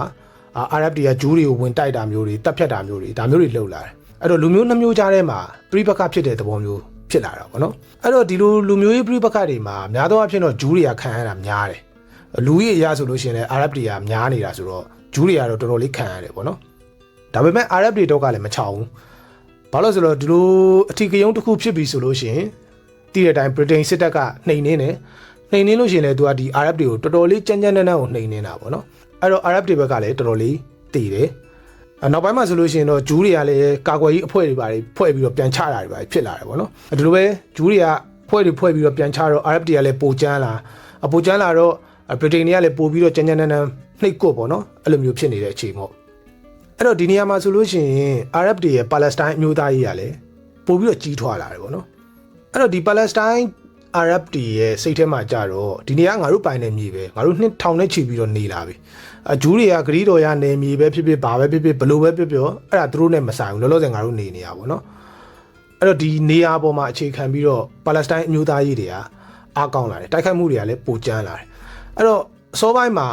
ရှေ့မှာပြောခဲ့သလိုဂျူးလူမျိုးတွေပေါ့နော်ဂျူးတွေကိုပဲသူတို့အချင်းချင်းတာဂက်ထားပြီးတော့ချနေရနေပြီးတော့နောက်ပိုင်းမှာဆိုလို့ရှိရင်ဂျူးတွေကိုလည်းမဟုတ်တော့ဘဲနဲ့ဗြိတိန်စစ်တပ်တွေကိုပါဝင်စော်တဲ့အထိကိုကြမ်းလာတယ်တကယ်စစ်ပွဲကြီးလိုမျိုးတော့ဗြိတိန်စစ်တပ်ကိုတွတ်တိုက်နိုင်တာမဟုတ်ဘူးပေါ့လေနော်ပျောက်ကြားနီးနဲ့တိုက်တာတို့ဗြိတိန်စစ်စခန်းတွေကိုချောင်းပစ်တာတို့ရုံးတွေပါတွေကိုအလစ်စော်တာတို့စသဖြင့်ပေါ့ဒါမျိုးတွေလုပ်ကြတာပေါ့အဲ့တော့လွယ်လွယ်ပြောရလို့ရှိရင်တော့အာရပ်တွေမနိုင်ဘူးပေါ့လေဒီလိုဗြိတိန်စစ်တပ်ကြီးကိုတော့ဘလို့မှနိုင်စရာအကြောင်းမရှိဘူးဆိုတော့အာရပ်တွေနောက်ဆုံးတော့ရှုံးတယ်ပေါ့အဲ့တော့ဗြိတိန်ကဆိုလို့ရှိရင်ဒီအာရပ်တပုံတွေကိုနှိမ်နှင်းမှုအတွက်စစ်အင်အားတွေပါတော်တော်ကြီးသုံးခဲ့တယ်ဒီနေရာမှာမာရှယ်လောတို့စစ်အုပ်ချုပ်ရေးတို့ပါတော့အဲ့လိုအမိန့်တွေထုတ်ပြီးတော့စနစ်တကျကိုဒါတွေကိုကင်တွယ်ခဲ့တယ်ပေါ့နော်ဒီအာရပ်တွေရဲ့ခေါင်းဆောင်ပိုင်းတွေကိုဖမ်းဆီးတာတွေထောင်ချတာတွေပြီးတော့ပြည်နှင်နှံပေးတာတွေစသဖြင့်ဒီလိုနှီးပေါင်းစုံနဲ့နှိပ်ကွက်လိုက်တဲ့အခါမှာကျတော့အာရပ်တွေလည်းမခံနိုင်တော့ဘဲနဲ့တဖြည်းဖြည်းနဲ့သူတို့ရဲ့ဒီအုံကြွမှုတွေကအားပျော့သွားတယ်ပေါ့နော်ဒါရဲ့အကျိုးဆက်အနေနဲ့ကအာရပ် community ကတော်တော်လေးအားနည်းသွားတာရှင်းမပြောခဲ့သလိုခေါင်းဆောင်တွေဖမ်းပြည်နှင်နှံတွေပေးဆိုတော့အာရပ်တွေကိုခေါင်းဆောင်မဲ့လူကမရှိတော့ဘူးအဲ့တော့အာရပ်တွေခေါင်းမထောင်နိုင်တော့အောင်ဗြိတိန်ကလှုပ်ပလိုက်တာပေါ့နော်အဲ့တော့ပါလက်စတိုင်းအာရပ်တွေကအဲ့ဒီချိန်ကနေစပြီးတော့တော်တော်လေးအားနည်းသွားတယ်နောက်ဗြိတိရှအနေနဲ့ကြတော့လေ तू ကဒီလိုအာရပ်တွေကိုနှိပ်ကွက်လိုက်နိုင်တယ်ဒီအထီကယုံတွေကို तू ကနှိမ်နှင်းလိုက်နိုင်တယ်လို့ဆိုပေမဲ့တစ်ဖက်မှာသူ့ရဲ့ policy တွေ तू လုပ်နေတဲ့အလုပ်တွေကိုပြန်သုံးသပ်ဖို့အတွက်ဖြစ်သွားတယ်ပေါ့နော်အဲ့ဒီချိန်မှာဗြိတိန်စဉ်းစားမိတာဟာဒီတိုင်းဆိုလို့ရှိရင်တော့ဒီနေရာကိုရေရှည်ထိန်းချုပ်ထားဖို့ကမလွယ်ဘူးအာရပ်တွေကလည်းကျေနပ်မှာမဟုတ်ဘူးပေါ့နော်နည်းနည်းအင်အားပြန်ကောင်းလာနည်းနည်းဒီလိုပဲပြန်လုပ်အောင်ပါပဲအဲ့ဒါဆိုလို့ရှိရင်ဒီနေရာကဘယ်တော့မှငြိမ်းချမ်းမှာမဟုတ်ဘူးအဲ့တော့အာရပ်တွေကိုလည်းကျေနပ်အောင်လုပ်ပေးမှရမယ်ဆိုပြီးတော့ဗြိတိန်ကစဉ်းစားမိတယ်အဲ့လိုစဉ်းစားပြီးတော့1939မှာ white paper ပေါ့နော်စက္ကူပြူစာတမ်းလို့ခေါ်မလားအဲ့ဒီဟာကိုထုတ်ပြန်ခဲ့တယ်ဒီ white paper မှာပါတဲ့အချက်တွေကဒီဂျူးလူမျိုးတွေပေါ့နော်ဒီနေရာကိုနေရာအနှံ့ကနေပြောင်းလာတဲ့ဂျူးလူမျိုးတွေအများကြီးဝင်လာတာကိုဗြိတိရှတွေကကန့်တက်လိုက်တယ်ဒီ1939ကနေပြီးတော့နောက်လာမဲ့9နှစ်အတွင်းမှာဂျူးလူမျိုး9000ခွဲပဲလက်ခံမယ်9000ခွဲတက်ကြော်လို့ရှိရင်ဒီနေရာကိုဝင်မခံတော့ဘူးအာရပ်တွေသဘောတူမှသာဒီနေရာကိုဂျူးတွေအဝင်ခံမယ်ဆိုပြီးတော့ဒါမျိုးတစ်ခုပါတယ်ပြီးတော့နောက်တစ်ချက်ကဒီဂျူးလူမျိုးတွေအနေနဲ့မြေယာဝယ်တဲ့ကိစ္စတွေပေါ့နော်ဒီနေရာမှာမြေကွက်ဝယ်တာတွေဘာတွေကိုလည်းဗြိတိန်ကကန့်တက်ခဲ့တယ်ပြီးတော့နောက်10နှစ်နေလို့ရှိရင်ဒီပါလက်စတိုင်းကိုသူတို့ထိန်းချုပ်ထားရကနေပြီးတော့လွတ်လပ်ရေးပေးမယ်ပေါ့နော်ဒီလိုလွတ်လပ်ရေးပေးတယ်ဆိုတဲ့နေရာမှာလည်းဂျူးတွေကိုနိုင်ငံတီထောင်ပေးတာမဟုတ်ဘူးဒီလိုပဲတစ်ဖက်ကအာရပ်တွေကိုလည်းနိုင်ငံပေးတာမဟုတ်ဘူးဒီပါလက်စတိုင်းနိုင်ငံကိုဂျူးတွေရောအာရပ်တွေရောအတူတူနေတဲ့နိုင်ငံအနေနဲ့လွတ်လပ်ရေးပေးမယ်ဆိုပြီးတော့ဒီစက္ကူပြူစာတမ်းမှာပါလာတယ်ပေါ့ဒီတော့ပြောရလို့ရှိရင်တော့အာရပ်တွေကိုပြန်ချော့တဲ့သဘောပေါ့နော်ဒီလိုဂျူးတွေအနေနဲ့ကကြတော့ဒါကိုလုံးဝသဘောမတူဘူးသူတို့ကဂျူးနိုင်ငံတီထောင်နေတာဒီလိုမျိုးအာရပ်တွေနဲ့အတူတူနေတဲ့နိုင်ငံတီထောင်နေတာမဟုတ်ဘူးပေါ့နော်ပြီးတော့နောက်တစ်ချက်ကရှေ့မှာပြောခဲ့သလိုပဲဥရောပမှာနာဇီဂျာမနီတွေအရင်အားကောင်းပြီးတော့ဂျူးတွေဖိနှိပ်ခံရတဲ့အချိန်ဒီလိုအချိန်မှာအားလုံးကပါလက်စတိုင်းကိုရွှေ့နေကြတဲ့အချိန်မှာဗြိတိန်ကလာပြီးတော့ဂျူးတွေပါလက်စတိုင်းကိုရွှေ့တာကိုကန့်တက်လိုက်တယ်9နှစ်အတွင်းမှာ9000ခွဲပဲရွှေ့ရမယ်ဘာညာတွေဖြစ်တဲ့အခါကျတော့ဒီဇီယွန်ဝါရီတွေဂျူးတွေအနေနဲ့ကကြတော့ဒီစက္ကူစာတမ်းကိုလုံးဝကိုလက်မခံဘူးသူတို့ကအကြီးကျယ်ကိုစန့်ကျင်ကြတယ်ပေါ့နော်အဲ့တော့ဒီမှာဆိုလို့ရှိရင်ဗြိတိန်ကိုတစ်ခါဂျူးတွေကပြန်စန့်ကျင်တဲ့အလှည့်ဖြစ်လာတာပေါ့အဲ့မှာဆိုလို့ရှိရင်ဂျူးတွေကဒီမြေအောက်အဖွဲ့တွေဘာတွေဖွဲ့ပြီးတော့ဗြိတိန်ကိုပြန်စော်ဖို့အထိကိုသူတို့ကလုပ်ခဲ့ကြတယ်ပေါ့နော်ဒီနေရာမှာပြောနေနေသတိထားမိလားတော့မသိဘူးပေါ့နော်ဒီစက္ကူပြူစာတမ်းထုတ်ပြန်တဲ့1939ခုနှစ်ကဒုတိယကမ္ဘာစစ်စတဲ့နှစ်ပဲဒီတော့အခုဒီပါလက်စတိုင်းမှာရှုပ်ထွေးနေတဲ့ပြဿနာတွေကလည်းဒုတိယကမ္ဘာစစ်တကယ်ဖြစ်လာတဲ့အခါမှာတော့ခဏငြိမ်သွားတယ်ပေါ့နော်ဗြိတိန်အနေနဲ့ကလည်းဒုတိယကမ္ဘာစစ်ကိုအာရုံစိုက်နေရတာဆိုတော့ဒီနေရာကိုအရင်အာရုံမစိုက်နိုင်တော့ဘူးအဲ့တော့ဒီနေရာရဲ့အရေးကနည်းနည်းလေးမှိန်သွားတယ်ပေါ့နော်ဒုတိယကမ္ဘာစစ်ဖြစ်လာပြီဆိုတော့အားလုံးသိတဲ့အတိုင်းပဲ Holocaust ဖြစ်လာတယ်ဒီ Holocaust ဖြစ်တော့ဥရောပကဂျူးတွေအနေနဲ့ကအခြေအနေကအရင်ကထက်ကိုအများကြီးဆိုးလာတယ်ပေါ့နော် Holocaust လို့ပြောလို့ရှိရင်ကျွန်တော်တို့ကနာဇီဂျာမနီတွေကဂျူးတွေကိုတပ်ပစ်တာရက်စက်တာအဲ့လိုမျိုးကျွန်တော်တို့ကအလွယ်မြင်ကြတယ်ဒါပေမဲ့ဒီဟာတွေအားလုံးကဂျာမနီတနိုင်ငံထဲမှာဖြစ်ခဲ့တာမဟုတ်ဘူးဂျာမနီတွေကအဲ့တုန်းကဥရောပနယ်မြေတော်တော်များများကိုတင်ထားတာဆိုတော့ဂျာမနီတွေတင်ထားတဲ့နယ်မြေတွေအားလုံးမှာရှိတဲ့ဂျူးတွေအကုန်ဒုက္ခရောက်ခဲ့ရတာပဲဥပမာဆိုလို့ရှိရင်ပိုလန်တနိုင်ငံထဲမှာကိုဂျူးလူမျိုး3သန်းလောက်အသက်ခံခဲ့ရတယ်ဒါကပိုလန်မှာရှိတဲ့ဂျူးလူဦးရေအားလုံးပေါင်းရဲ့90%လောက်လို့သိရတယ်ပေါ့နော်အဲ့တော့တနည်းအားဖြင့်ဆိုလို့ရှိရင်ပိုလန်မှာရှိတဲ့ဂျူး10ယောက်မှာ9ယောက်ကအသက်ခံခဲ့ရတာဖြစ်တယ်နောက်ယူကရိန်းတို့ဘယ်လာရုစ်တို့ဆိုဗီယက်တို့မှာလည်းဂျူး1သန်းခွဲလောက်အသက်ခံခဲ့ရတယ်နောက်အချင်းစခန်းတွေမှာဆိုလို့ရှိရင်လည်းနေမျိုးစုံနဲ့နှိပ်စက်တာတွေအစရှိသဖြင့်ပေါ့နော်စုစုပေါင်းဂျူး6သန်းလောက်ကဒီအရေးခဲမှာအသက်ခံခဲ့ရတယ်နောက်ပုံနေရတာတွေထွက်ပြေးရတာတွေအတင်းအဓမ္မအလုတ်စီခိုင်းခံရတာတွေလည်းတန်းနဲ့ချီပြီးတော့ရှိတယ်ဒီ Holocaust မှာမတည်ဘဲနဲ့ကြံခဲ့တဲ့ဂျူးတွေအနေနဲ့ဆိုလို့ရှိရင်လည်းမိသားစုဝင်ဆုံးရှုံးတာတို့နောက်စီးပွားဥစ္စာတွေအိုးအိမ်တွေပိုင်ဆိုင်မှုတွေအကုန်ဆုံးရှုံးရတယ် အစကတည်းကနိုင်ငံမဲ့ဖြစ်နေတဲ့ဂျူးတွေအနေနဲ့ကအခုတော့အိုးမဲ့အိမ်မဲ့ပါဖြစ်ပြီးတော့စိတ်တန်ရာတွေအပြည့်နဲ့လူမျိုးတစ်မျိုးအနေနဲ့ရှိခဲ့ကြတယ်ပေါ့အဲ့ဒီအချိန်မှာဆိုလို့ရှိရင်ဂျူးတွေအနေနဲ့ကဥရောပမှာဆက်နေဖို့ကဘလို့မှမဖြစ်နိုင်တော့တဲ့အခြေအနေဖြစ်လာတယ်ပေါ့နော်ဒီတော့တခြားနိုင်ငံတွေကိုရွှေ့ပြောင်းဖို့အတွက်ကိုပို့ပြီးတော့စူးစမ်းကြတယ်အဲ့တော့အမေရိကန်တို့ဗြိတိန်တို့ပေါ့နော်သူတို့ဒီနိုင်ငံတွေကိုစဉ်းစားကြတယ်ဒီနိုင်ငံတွေကလည်းဂျူးတွေကိုတော့စာနာတယ်ဒါပေမဲ့သူတို့နိုင်ငံတွေကိုတော့ဂျူးတွေဝင်တဲ့နေရာမှာသူကအကန့်အသတ်တွေအများကြီးရှိတယ်ပေါ့နော်ဂျူးတွေဝင်နေတိုင်းဝင်လာလို့မရဘူးအမေရိကန်တို့ဗြိတိန်တို့အဲ့တော့ဂျူးတွေအနေနဲ့ကသူတို့နိုင်ငံတည်ထောင်မှုကိစ္စကလုံးဝကိုမဖြစ်မနေချက်ချင်းလန်ကင်းကိုလုံးမရမယ်ကိစ္စဖြစ်လာတယ်ဒီအချိန်မှာဆိုလို့ရှိရင်ဒီဇီယွန်ဝါဒနဲ့ပါလက်စတိုင်းနိုင်ငံတည်ထောင်မှုကိစ္စကိုဂျူးအများစုကသဘောတူလာတယ်လက်ခံလာတယ်ပေါ့နော်အရင်တော့ကဥရောပမှာပဲနေချင်ပါတယ်ဆိုတဲ့ဂျူးတွေတောင်မှဒီ Holocaust အပြီးမှာဆိုလို့ရှိရင်တော့ဒီဇီယွန်ဝါဒကိုထောက်ခံလာပြီးတော့ဒီနိုင်ငံထူထောင်မှုကိုသူတို့ကအာရုံစိုက်လာတယ်အဲ့တော့ဇီယွန်ဝါဒကလည်းပို့ပြီးတော့အားကောင်းလာတယ်ပေါ့နော်အဲ့တော့ဇီယွန်ဝါဒကအရင်တော့ဆိုလို့ရှိရင် ideology အတွေးခေါ်တစ်ခုအဆင့်အဲ့ဒီကနေပြီးတော့မှနောက်ပိုင်းမှာဆိုလို့ရှိရင်အကောင့်တွေပေါ်ဖို့စူးစမ်းနေတဲ့အဆင့်ကနေပြီးတော့ဒီဒုတိယကမ္ဘာစစ်ကာလတွေမှာဆိုလို့ရှိရင်တော့အခုချက်ချင်းကိုမဖြစ်မနေထားလို့ရမယ့်ကိစ္စပေါ့နော်တကယ် emergency ကိစ္စကြီးဖြစ်လာတယ်တေးရှင်ဖြစ်လာတယ်ပေါ့ဒီမှာဖြတ်ပြောရလို့ရှိရင်ဒီဒုတိယကမ္ဘာစစ်အပြီးမှာပါလက်စတိုင်းမှာရှိနေတဲ့ဂျူးတွေကလည်းတော်တော်လေးအခြေအနေတိုးတက်နေပြီဒီပါလက်စတိုင်းကဗြိတိန်တွေထုံးချုပ်ထားတဲ့နယ်မြေမှာနေထိုင်နေကြတဲ့ဂျူးတွေပေါ့နော်သူတို့ကအဲ့ဒီချိန်အတွင်းမှာအများကြီးစူးစမ်းခဲ့ပြီးတော့နိုင်ငံတည်ထောင်မှုအတွက်ကိုအဆင်သင့်ဖြစ်တဲ့အခြေအနေဖြစ်လာတယ်။အစိုးရအဖွဲ့တစ်ခုလိုမျိုးပေါ့နော်သူတို့မှာ capacity တွေရှိနေပြီဒီပါလက်စတိုင်းမှာဆိုလို့ရှိရင်အုပ်ချုပ်ရေးတို့နိုင်ငံခြားရေးတို့နောက် immigration ပေါ့နော်လူဝင်မှုကြီးကြပ်ရေးတို့ကိစ္စတွေနောက်ကိုယ်ပိုင်စစ်တပ်လိုကိစ္စမျိုးတွေတောင်မှသူတို့မှာရှိနေပြီ။ပါလက်စတိုင်းကိုဗြိတိန်ကအုပ်ချုပ်ထားတယ်လို့ဆိုပေမဲ့ဘယ်လိုပြောမလဲဗြိတိရှအစိုးရရဲ့လက်အောက်မှာပဲနောက်ထပ်အစိုးရအဖွဲ့အသေးလေးလိုမျိုးပေါ့နော်စီမံခန့်ခွဲတာတွေဘာတွေတော်တော်လေးအဆင်ပြေပြေလုပ်နိုင်တဲ့အခြေအနေဖြစ်နေပြီစီးပွားရေးတွေဘာတွေလည်းအဆင်ပြေနေပြီအဲ့တော့နိုင်ငံတည်ထောင်မှုကလည်းဒီဘက်မှာအဆင်သင့်ဖြစ်နေပြီတစ်ဖက်မှာလည်းဥရောပမှာဂျူးတွေကဘလို့မှနေလို့မရတော့ဘူးနိုင်ငံတည်ထောင်မှုဆိုတာတကယ်ကို urgent ဖြစ်နေပြီဆိုတော့ဂျူးနိုင်ငံတည်ထောင်မှုဆိုတဲ့အတန်တွေကဒီချိန်မှာပို့ပြီးတော့ကျဲလာတယ်ပေါ့နော်နောက်ဒီလိုမျိုး Holocaust တွေပါဖြစ်တဲ့အချိန်မှာကျတော့ကမ္ဘာနိုင်ငံတော်တော်များများကလည်းဂျူးတွေကိုစာနာလာပြီးတော့သူတို့လုပ်နေတဲ့အလုပ်တွေပေါ်မှာထောက်ခံလာကြတယ်ပေါ့နော်ဟုတ်တယ်ဂျူးတွေအနေနဲ့တော့ကိုယ်ပိုင်နိုင်ငံတစ်ခုကတော့ရှိတဲ့တယ်ဒါကပဲဂျူးတွေအတွက်အကောင်းဆုံးအဖြစ်ဖြစ်မယ်ဆိုပြီးတော့အဲ့လိုမျိုးဂျူးတွေပေါ်မှာထောက်ခံတာများလာတယ်ဒီတော့ဒီဒုတိယကမ္ဘာစစ်အပြီးမှာဆိုလို့ရှိရင်ဂျူးတွေကဒီပါလက်စတိုင်းကိုတော်တော်များများပြောင်းရွှေ့ခဲ့တယ်ပေါ့နော်ဥရောပကဂျူးတွေရှေ့မှာပြောခဲ့တယ်ဒီ white paper စာတမ်းနဲ့ဗြိတိန်ကကန့်သက်ထားတာတွေတော့ရှိတယ်ပေါ့နော်ဂျူးတွေကို9နှစ်အတွင်းမှာ9000ဝဲပဲဝင်ရမယ်ဆိုပြီးတော့ဒါပေမဲ့ဒီဥရောပမှာလုံးဝနေလို့မရတော့တဲ့ဂျူးတွေကကြတော့ဒီပါလက်စတိုင်းကိုရတဲ့နီးနဲ့ဝင်လာတာပေါ့နော်တရားမဝင်ခိုးဝင်တာတွေရောဘာတွေရောရတဲ့နီးလန်းတွေကိုသူတို့ဝင်လာကြတယ်ဗြိတိန်အနေနဲ့ကကြတော့လေဒီကိစ္စကိုကင်တွယ်ဖို့ကတော်တော်လေးခက်တယ်တစ်ဖက်မှာလည်း RF တွေကျင်းတဲ့အောင်သူကဒီစက်ကူလူစာတန်းနဲ့ချွေးသိပ်ထားရတာရှိတယ်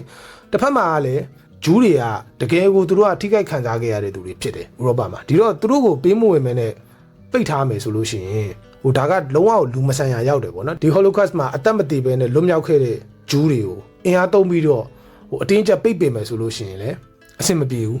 ကမ္ဘာကလည်းဂျူးတွေကိုထောက်ခံမှုကအများများနေပြီအဲ့တော့ဗြိတိန်ကသူကတော်တော်တိုင်ပတ်နေပြီဒီနှစ်ဖက်ကြားထဲမှာပေါ့နော်တစ်ဖက်က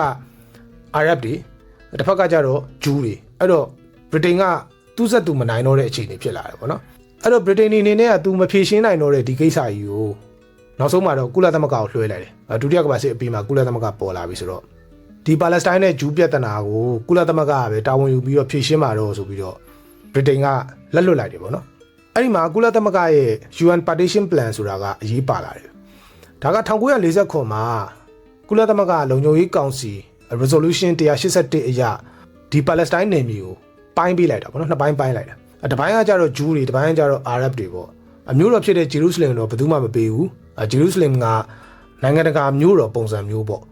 နိုင်ငံတကာရဲ့အုပ်ချုပ်မှုအောက်မှာပဲထားမယ်ဆိုပြီးတော့ဆုံးဖြတ်လိုက်တာဒါ UN ကဆုံးဖြတ်တာပေါ့နော်အဲ့တော့ဒီဆုံးဖြတ်ချက်ကို Arab တွေကကြတော့လက်မခံဘူးဂျူးတွေကတော့လက်ခံတယ်ဂျူးတွေအနေနဲ့ကကြတော့သူတို့နိုင်ငံတစ်ခုရရင်အဆင်ပြေပြီနယ်မြေတစ်ခုရရင်အဆင်ပြေပြီပေါ့ Arab တွေကကြတော့ဒီဟာကိုသူတို့လုံးဝလက်မခံဘူးဒါတသက်အနိုင်ကျင့်တာပဲထပ်ပြောရလို့ရှိရင်လူဘာဝါတာပဲပေါ့နော်နှစ်ထောင်နဲ့ချီပြီးတော့သူတို့နေခဲ့တဲ့နေရာမှာဂျူးတွေကလာပြီးတော့နိုင်ငံအသစ်တီထောင်နေဆိုတဲ့ဟာကို Arab တွေကလုံးဝလက်မခံဘူးအဲ့တော့ဒီ UN ဆုံးဖြတ်ချက်က1949နိုဝင်ဘာ29မှာထုတ်ပြန်တာနောက်တစ်ရက်နိုဝင်ဘာ30မှာပဲ Arab တွေကဂျူးတွေကိုဝင်ဆော်ပြီးတော့စစ်ပွဲစဖြစ်တယ်အဲ့တော့ဂျူးတွေကလည်းရှေ့မှာပြောခဲ့သလိုသူတို့မှာစစ်တပ်တွေပါလည်းရှိနေပြီဆိုတော့ပြန်ချကြတာဗောလေအဲ့တော့ Arab နဲ့ဂျူးနဲ့စစ်ဖြစ်ကြတယ်ဗောအဲ့တော့ Arab နဲ့ဂျူးနဲ့စစ်ဖြစ်တယ်ဆိုပေမဲ့သူကနိုင်ငံနှစ်ခုဖြစ်တဲ့ပုံစံလည်းမဟုတ်ဘူး UN ကနေမြေတွေခွဲပေးထားတယ်ဆိုပေမဲ့အဲ့ဒီအချိန်မှာတကယ်တမ်းနိုင်ငံတွေကလည်းမတီထောင်ရသေးဘူးတရက်ပဲရှိသေးတာဟုတ်အဲ့တော့ဂျူးနိုင်ငံလည်းမရှိသေးဘူးပါလက်စတိုင်းတွေဒီအာရပ်တွေဘက်ကလည်းနိုင်ငံမရှိသေးဘူးဆိုတော့ဟိုပါလက်စတိုင်းနယ်မြေလို့ပဲခေါ်တဲ့အခြေအနေပေါ့နော်အဲ့နယ်မြေအတွင်းမှာဂျူးနဲ့အာရပ်တွေကချကြတာအဲ့တော့ပြည်တွင်းစစ်လို့ပြောရင်လည်းရတယ်ပေါ့နော်အဲ့ဒီပါလက်စတိုင်းပြည်တွင်းစစ်ဖြစ်နေရင်းနဲ့ပဲ6လလောက်အကြာ1948မေလမှာတော့ဂျူးတွေဘက်ကနေပြီးတော့အစ္စရေးနိုင်ငံတီထောင်တယ်ဆိုပြီးတော့ကြေညာလိုက်တယ်ဒီလိုကြေညာပြီးတော့နောက်တစ်ရက်မှာပဲပေါ့နော်ဒါလည်းတစ်ရက်ပဲကြာတယ်အဲ့နောက်တစ်ရက်မှာပဲအာရပ်နိုင်ငံတွေဖြစ်တဲ့အီဂျစ်ဂျော်ဒန်ဆီးရီးယားအီရတ်နဲ့လက်ဘနွန်တွေကအစ္စရေးကိုဝင်တိုက်ခဲ့ကြတယ်ဒါကို1948ပထမအာရပ်အစ္စရေးစစ်ပွဲဆိုပြီးတော့လူသိများတယ်ပေါ့နော်အစ္စရေးနိုင်ငံမတီထောင်ခင်တုန်းကကြတော့ရှေ့မှာပြောခဲ့သလိုပါလက်စတိုင်းနယ်မြေအတွင်းမှာအာရပ်တွေနဲ့ဂျူးတွေနဲ့ချနေကြတာအစ္စရေးနိုင်ငံတီထောင်လိုက်တဲ့အချိန်မှာကြတော့ခုနပြောသလိုအီဂျစ်ဂျော်ဒန်ဆီးရီးယားအီရတ်လက်ဘနွန်ဆိုပြီးတော့နိုင်ငံ9နိုင်ငံပါလာပြီးတော့အစ္စရေးကိုဝိုင်းပြီးတော့ချကြတာပေါ့နော်အဲ့တော့ဒီနေရာမှာဖြတ်ပြောရလို့ရှိရင်အဲ့ဒီအချိန်မှာအာရပ်နိုင်ငံတော်တော်များများလွတ်လပ်ရေးရနေပြီရှေ့မှာပြောခဲ့တဲ့အတိုင်းအရှေ့လေပိုင်းကိုပြင်သစ်နဲ့ဗြိတိန်နဲ့ကခွဲပြီးတော့အုပ်ချုပ်ခဲ့ကြတယ်ပထမကမ္ဘာစစ်အပြီးမှာအဲ့ဒီနောက်ပိုင်းမှာတော့တနိုင်ငံပြီးတနိုင်ငံတဖြည်းဖြည်းလွတ်လပ်ရေးတွေရခဲ့ကြတယ်ပေါ့နော်ဒီအာရပ်တွေကအဲ့တော့ပထမကမ္ဘာစစ်အပြီးကနေပြီးတော့အခုဒုတိယကမ္ဘာစစ်အပြီးအထိဆိုလို့ရှိရင်နိုင်ငံတွေတော်တော်များများကအဲ့ဒီမှာလွတ်လပ်ရေးတွေရခဲ့ကြပြီအဲ့တော့ခုနကပြောတဲ့အီဂျစ်တို့ဂျော်ဒန်တို့ဆီးရီးယားတို့လက်ဘနွန်တို့အီရတ်တို့ကနိုင်ငံတွေဖြစ်နေကြပြီပေါ့အဲ့တော့သူတို့ကအစ္စရေးကိုဝင်ကျုံတာအဲ့ဒီအချိန်မှာ UAE တို့ကာတာတို့ဘာရိန်းတို့ကတော့အဲ့ဒီအချိန်ထိကိုလွတ်လပ်ရေးမရသေးဘူးပေါ့နော်ဒါကတော့ကြုံလို့ဖြတ်ပြောတာဒီလိုမျိုးအာရပ်နိုင်ငံ9နိုင်ငံကအစ္စရေးကိုဝိုင်းတိုက်ခဲ့ကြတဲ့ဒီ1948စစ်ပွဲမှာအဝန်းစရာကောင်းတာကအစ္စရေးကနိုင်ခဲ့တယ်ဒီလိုနိုင်ရတဲ့အကြောင်းရင်းကလည်းအစ္စရေးကနိုင်ငံကတော့အခုမှအစတီထောင်တာပေါ့နော်တရက်ပဲရှိသေးတယ်စစ်ပွဲကစဖြစ်တာဒါပေမဲ့လည်းဒီအစ္စရေးစစ်တပ်ကစစ်သားတွေကကြတော့ဒုတိယကမ္ဘာစစ်တုန်းကဆိုလို့ရှိရင်ဗြိတိန်စစ်တပ်ကနေဝင်တိုက်ခဲ့တဲ့စစ်သားတွေဖြစ်နေတယ်အဲ့တော့သူတို့ကတွေးကြုံရှိတယ်ပေါ့လေပြီးတော့နောက်တစ်ချက်ကကြတော့ဒီစစ်ပွဲအတွက်လိုအပ်တဲ့လက်နက်တွေကိုအစ္စရေးကဒီချက်ကိုစလိုဗက်ကီးယားစီကနေပြီးတော့ဝယ်လို့ရခဲ့တယ်ပေါ့နော်လက်နက်ရဖို့ကအဲ့တုန်းကတော်တော်လေးအရေးကြီးတယ်ဘာဖြစ်လို့လဲဆိုတော့အမေရိကန်ကသူတို့လက်နက်မရောင်းဘူးအစ္စရေးကိုလည်းမရောင်းဘူးအာရပ်တွေလည်းမရောင်းဘူးပေါ့နော်အမေရိကန်သမ္မတထရူမန်ကတော့သူကအစ္စရေးကိုထောက်ခံတယ်သူကဒီအစ္စရေးနိုင်ငံတီထောင်ချောင်းကြေညာပြီးတော့17မိနစ်ပဲကြာတယ်သူကဒါကိုထောက်ခံပါတယ်ဆိုပြီးတော့ပထမဆုံးကြေညာခဲ့တဲ့သမ္မတပေါ့နော်ထရူမန်ဒါပေမဲ့ဒီလိုမျိုးအာရပ်တွေနဲ့အစ္စရေးတွေစစ်ပွဲဖြစ်လာတဲ့အခါမှာကြတော့အစ္စရေးကိုလက်နက်ရောင်းမယ်ဆိုလို့ရှိရင်အာရပ်တွေကသူ့ကိုရင်းနဲ့မရောင်းတော့မှာသူကကြောက်တယ်အဲ့ဒီခါကျတော့ဟောပြီးအစ္စရေးကိုလည်းမရောင်းအာရပ်ကိုလည်းမရောင်းဆိုပြီးတော့အမေရိကန်လက်နက်မရောင်းအဲ့တော့အစ္စရေးကသူကလက်နက်လိုလာပြီပေါ့နော်လက်နက်လိုလာတဲ့အချိန်မှာကျတော့သူ့ကိုလက်နက်ရောင်းပေးတာပေါ့နော်ဒီလေယာဉ်တွေဘာတွေအထိကိုရောင်းပေးခဲ့တာကချက်ကိုစလိုဗက်ကီးယားဖြစ်တယ်ချက်ကိုစလိုဗက်ကီးယားဆိုတာကလည်းအဲ့ဒီအချိန်မှာဆိုဗီယက်ယူနီယံရဲ့လက်အောက်ခံနိုင်ငံအဲ့တော့ဆိုဗီယက်ယူနီယံရဲ့သဘောတူလို့ဒါဒီအစ္စရေးကိုလက်နက်ရောင်းပေးလို့ရတာဖြစ်တယ်ပေါ့နော်အဲ့တော့ဒါပြောချင်တာကဟိုအမေရိကန်ကရောဆိုဗီယက်ယူနီယံရောဒီအစ္စရေးကိုဒီအချိန်မှာထောက်ခံနေတယ်ဆိုတဲ့ဟာကိုပြောချင်တာပေါ့နော်နောက်အစ္စရေးအတွက်အရေးပါတဲ့နောက်တစ်ချက်ကကြတော့အမေရိကန်ကဒီလိုနိုင်ငံအနေနဲ့ဒါလက်နက်မရောင်းပေးဘူးဆိုပေမဲ့အမေရိကန်မှာရှိတဲ့ဂျူးတွေကကြတော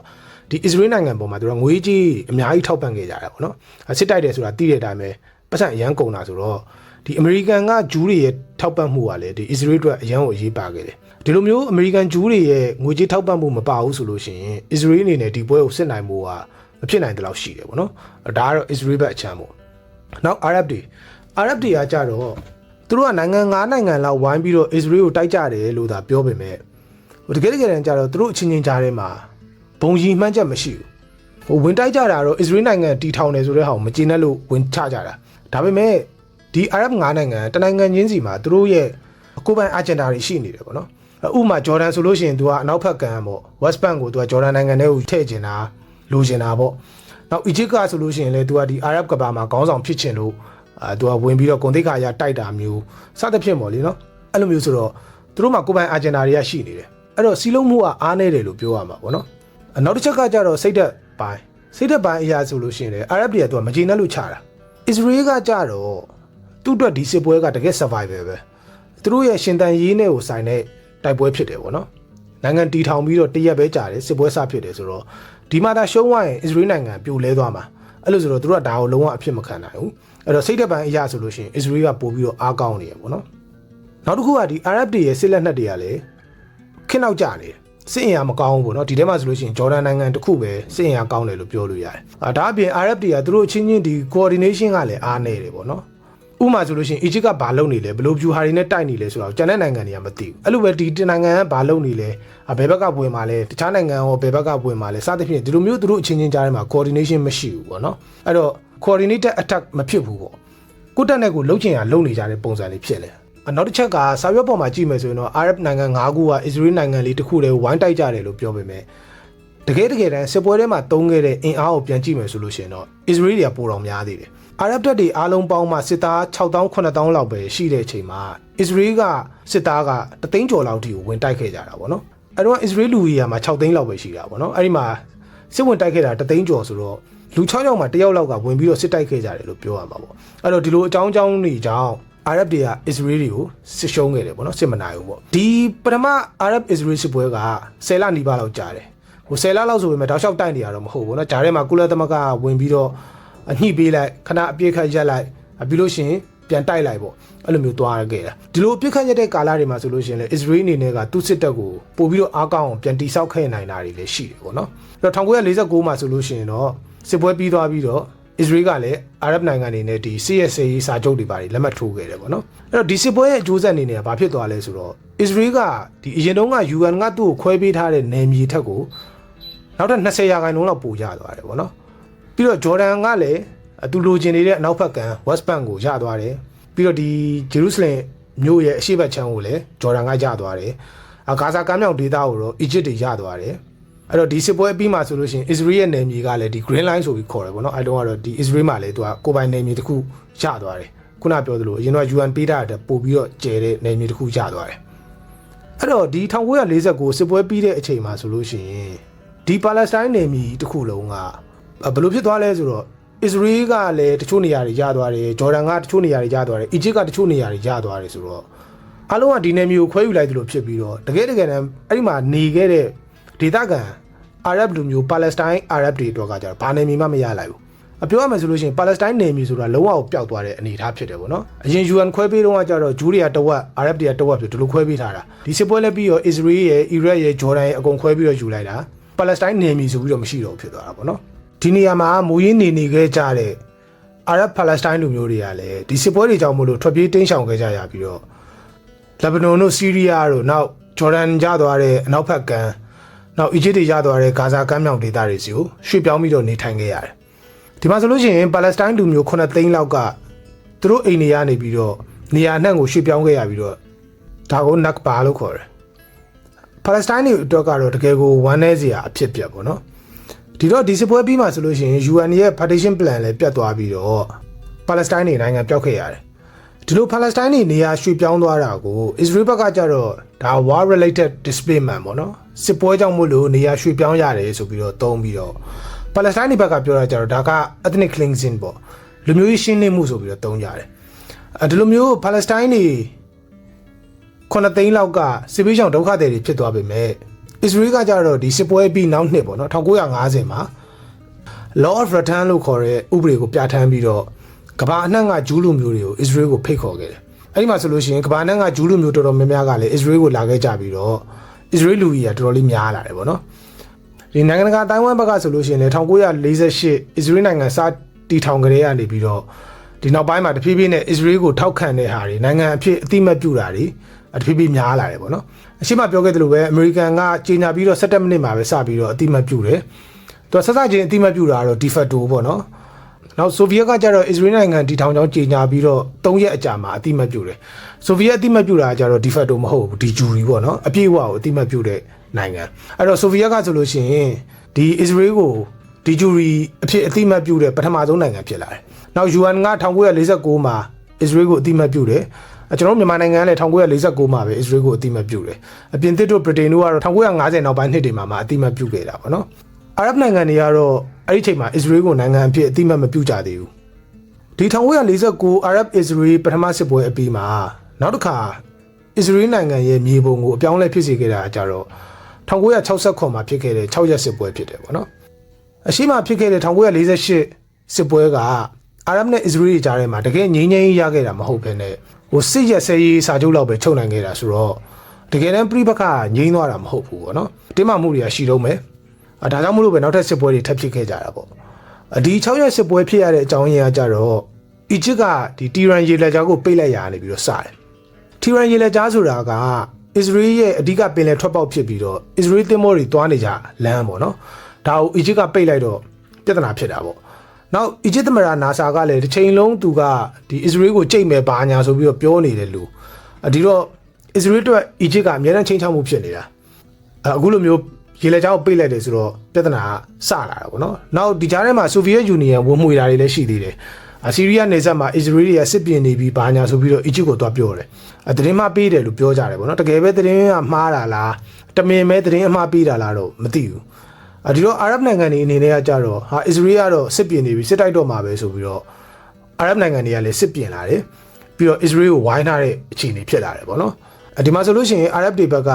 အီဂျစ်ဆီးရီးယားနဲ့ဂျော်ဒန်တို့ပါတယ်ပေါ့ဒီလိုမျိုးအစ္စရေးကိုဝိုင်းထားတဲ့အခြေအနေမှာအစ္စရေးကလက်ဦးမှုယူပြီးတော့သူကအီဂျစ်လေတပ်ကိုအရင်ဆုံးသွားပြီးတော့ပုံကျဲလိုက်တယ်အဲ့ဒီမှာအီဂျစ်လေတပ်ကဘာမှပြင်ဆင်ချိန်မရလိုက်ဘဲနဲ့အချိန်3နာရီလောက်အတွင်းမှာဒီလေတပ်တစ်ခုလုံးနှီးပါပျက်စီးသွားခဲ့တယ်လို့ပြောကြတယ်အဲ့တော့အီဂျစ်တွေကလေတပ်သုံးလို့မရတော့ဘူးเนาะအဲ့တော့အစ္စရေးတွေကနေပြီးတော့ဒီအီဂျစ်ရဲ့ဆိုင်းတိုင်းကျွန်းဆွယ်ကိုတင်ကားတွေနဲ့ဝင်လာခဲ့တယ်ဒီကနေပြီးတော့တစ်စင်နောက်ဂါဇာကမ်းမြောင်ဒေသတွေပါအကုန်သိမ်းပိုက်ခဲ့တယ်ပေါ့နော်ပြီးတော့ဂျော်ဒန်ကလည်းစစ်တဲပါလာတော့ဂျော်ဒန်ကိုလည်းအစ္စရေးကပြန်တိုက်ပြီးတော့ပထမစစ်ပွဲတုန်းကဒီဂျော်ဒန်တွေရထားတဲ့နယ်မြေပေါ့နော်အနောက်ဘက်က West Bank ဒေသကိုလည်းအစ္စရေးကပြန်ပြီးတော့သိမ်းပိုက်ခဲ့တယ်နောက်စစ်ပွဲတတိယနေ့မှာဆိုလို့ရှိရင်တော့ဂျော်ဒန်တွေအရင်တော့ရခဲ့တဲ့အစ္စရေးရဲ့အထွတ်အမြတ်မြို့တော်ဂျေရုဆလင်အရှေ့ဘက်ခြမ်းပေါ့နော်အဲ့ဒီဟာကိုလည်းအစ္စရေးကပြန်ပြီးတော့သိမ်းပိုက်နိုင်ခဲ့တယ်ဒီဂျေရုဆလင်ကိုသိမ်းပိုက်နိုင်တာအစ္စရေးအတွက်တကယ်ကိုအရေးပါတဲ့အောင်ပွဲဖြစ်တယ်ပေါ့နော်နောက်ဆီးရီးယားကိုလည်းအစ္စရေးကတိုက်ပြီးတော့ဒီဂိုလန်ကုန်းမြင့်ဒေသကိုသိမ်းပိုက်ခဲ့တယ်အဲ့တော့ဒီစစ်ပွဲက6ရက်ပဲကြာပြီးတော့ဒီ6ရက်အတွင်းမှာဆိုလို့ရှိရင်အစ္စရေးရသွားတဲ့နယ်မြေတွေအနေနဲ့ဆိုလို့ရှိရင်အီဂျစ်စီကနေပြီးတော့ဆိုင်းတိုင်းကျွန်းဆွယ်နဲ့ဂါဇာကမ်းမြောင်ဒေသရတယ်ဂျော်ဒန်စီကဆိုလို့ရှိရင်အနောက်ဘက်ကမ်းနဲ့ဂျေရုဆလင်ကိုရတယ်နောက်ဆီးရီးယားစီကနေပြီးတော့ဂိုလန်ကုန်းမြင့်ကိုသိမ်းပိုက်နိုင်ခဲ့တယ်ပေါ့အဲ့တော့ဒီအစ္စရေးရဲ့ပိုင်နက်နယ်မြေက1949ဒီပထမစစ်ပွဲအပြီးကာလထက်စားလို့ရှိရင်အခုချိန်မှာ3ဆလောက်ပိုကျယ်သွားတယ်ဒီစစ်ပွဲကလည်းရှေ့ရတစ်ခုလိုပဲငြိမ်းချမ်းရေးမဆွေးနွေးနိုင်ပဲနဲ့အပြစ်ခတ်ရစဲရေးအဆင့်နဲ့ပဲအဆုံးသတ်သွားတယ်ပေါ့နော်ဒီစစ်ပွဲအပြီးမှာကုလသမဂ္ဂလုံခြုံရေးကောင်စီကလည်းသူကြားဝင်ပြီးတော့ဖြည့်ရှင်းဖို့စ조사ခဲ့သေးတယ်ပေါ့နော်ဒီ resolution 242အရာအစ္စရေးအနေနဲ့ဒီ6ရက်စစ်ပွဲမှာသိမ်းပိုက်ခဲ့တဲ့နယ်မြေတွေအကုန်လုံးကိုပြန်ပေးလိုက်ပြီးလို့ရှိရင်အာရဗ်နိုင်ငံတွေအနေနဲ့လည်းအစ္စရေးကိုနိုင်ငံတစ်ခုအဖြစ်အတိအမှတ်ပြုလိုက်ပေါ့ဒါမျိုး UN ကဆုံးဖြတ်ခဲ့တယ်ဒါမဲ့လည်းနှစ်ဖက်စလုံးကဒီဆုံးဖြတ်ချက်ကိုမလိုက်နိုင်ဘူးအစ္စရေးကလည်းသူရထားတဲ့နယ်မြေတွေပြန်မပေးဘူးအာရဗ်တွေဘက်ကကြတော့လေဒီ UN ရဲ့ဆုံးဖြတ်ချက်ကိုသူက3 no ဆိုတဲ့မူဝါဒနဲ့တုံ့ပြန်တယ်ပေါ့နော် no 3ခုမူဝါဒပေါ့အဲ့တော့ဒီ3 no ဆိုတာကပထမတစ်ခုက no peace အစ္စရေးနဲ့ငြိမ်းချမ်းရေးမလုပ်ဘူးနောက် no recognition အစ္စရေးကိုနိုင်ငံအဖြစ်အတိအမှတ်မပြုဘူးနောက် no negotiation ပေါ့နော်အစ္စရေးနဲ့ဆွေးနွေးညှိနှိုင်းတာတွေမလုပ်ဘူးဆိုပြီးတော့ဒီလို3 no မူဝါဒနဲ့အာရဗ်တွေကလည်းတုံ့ပြန်ခဲ့တယ်အဲ့တော့ဒီ6ရက်စစ်ပွဲအပြီးမှာဆိုလို့ရှိရင်စစ်ပွဲကပြီးသွားတယ်ဆိုပေမဲ့တစ်ဖက်နဲ့တစ်ဖက်တင်းမာမှုတွေကတော့ရော့မသွားဘူးပေါ့နော်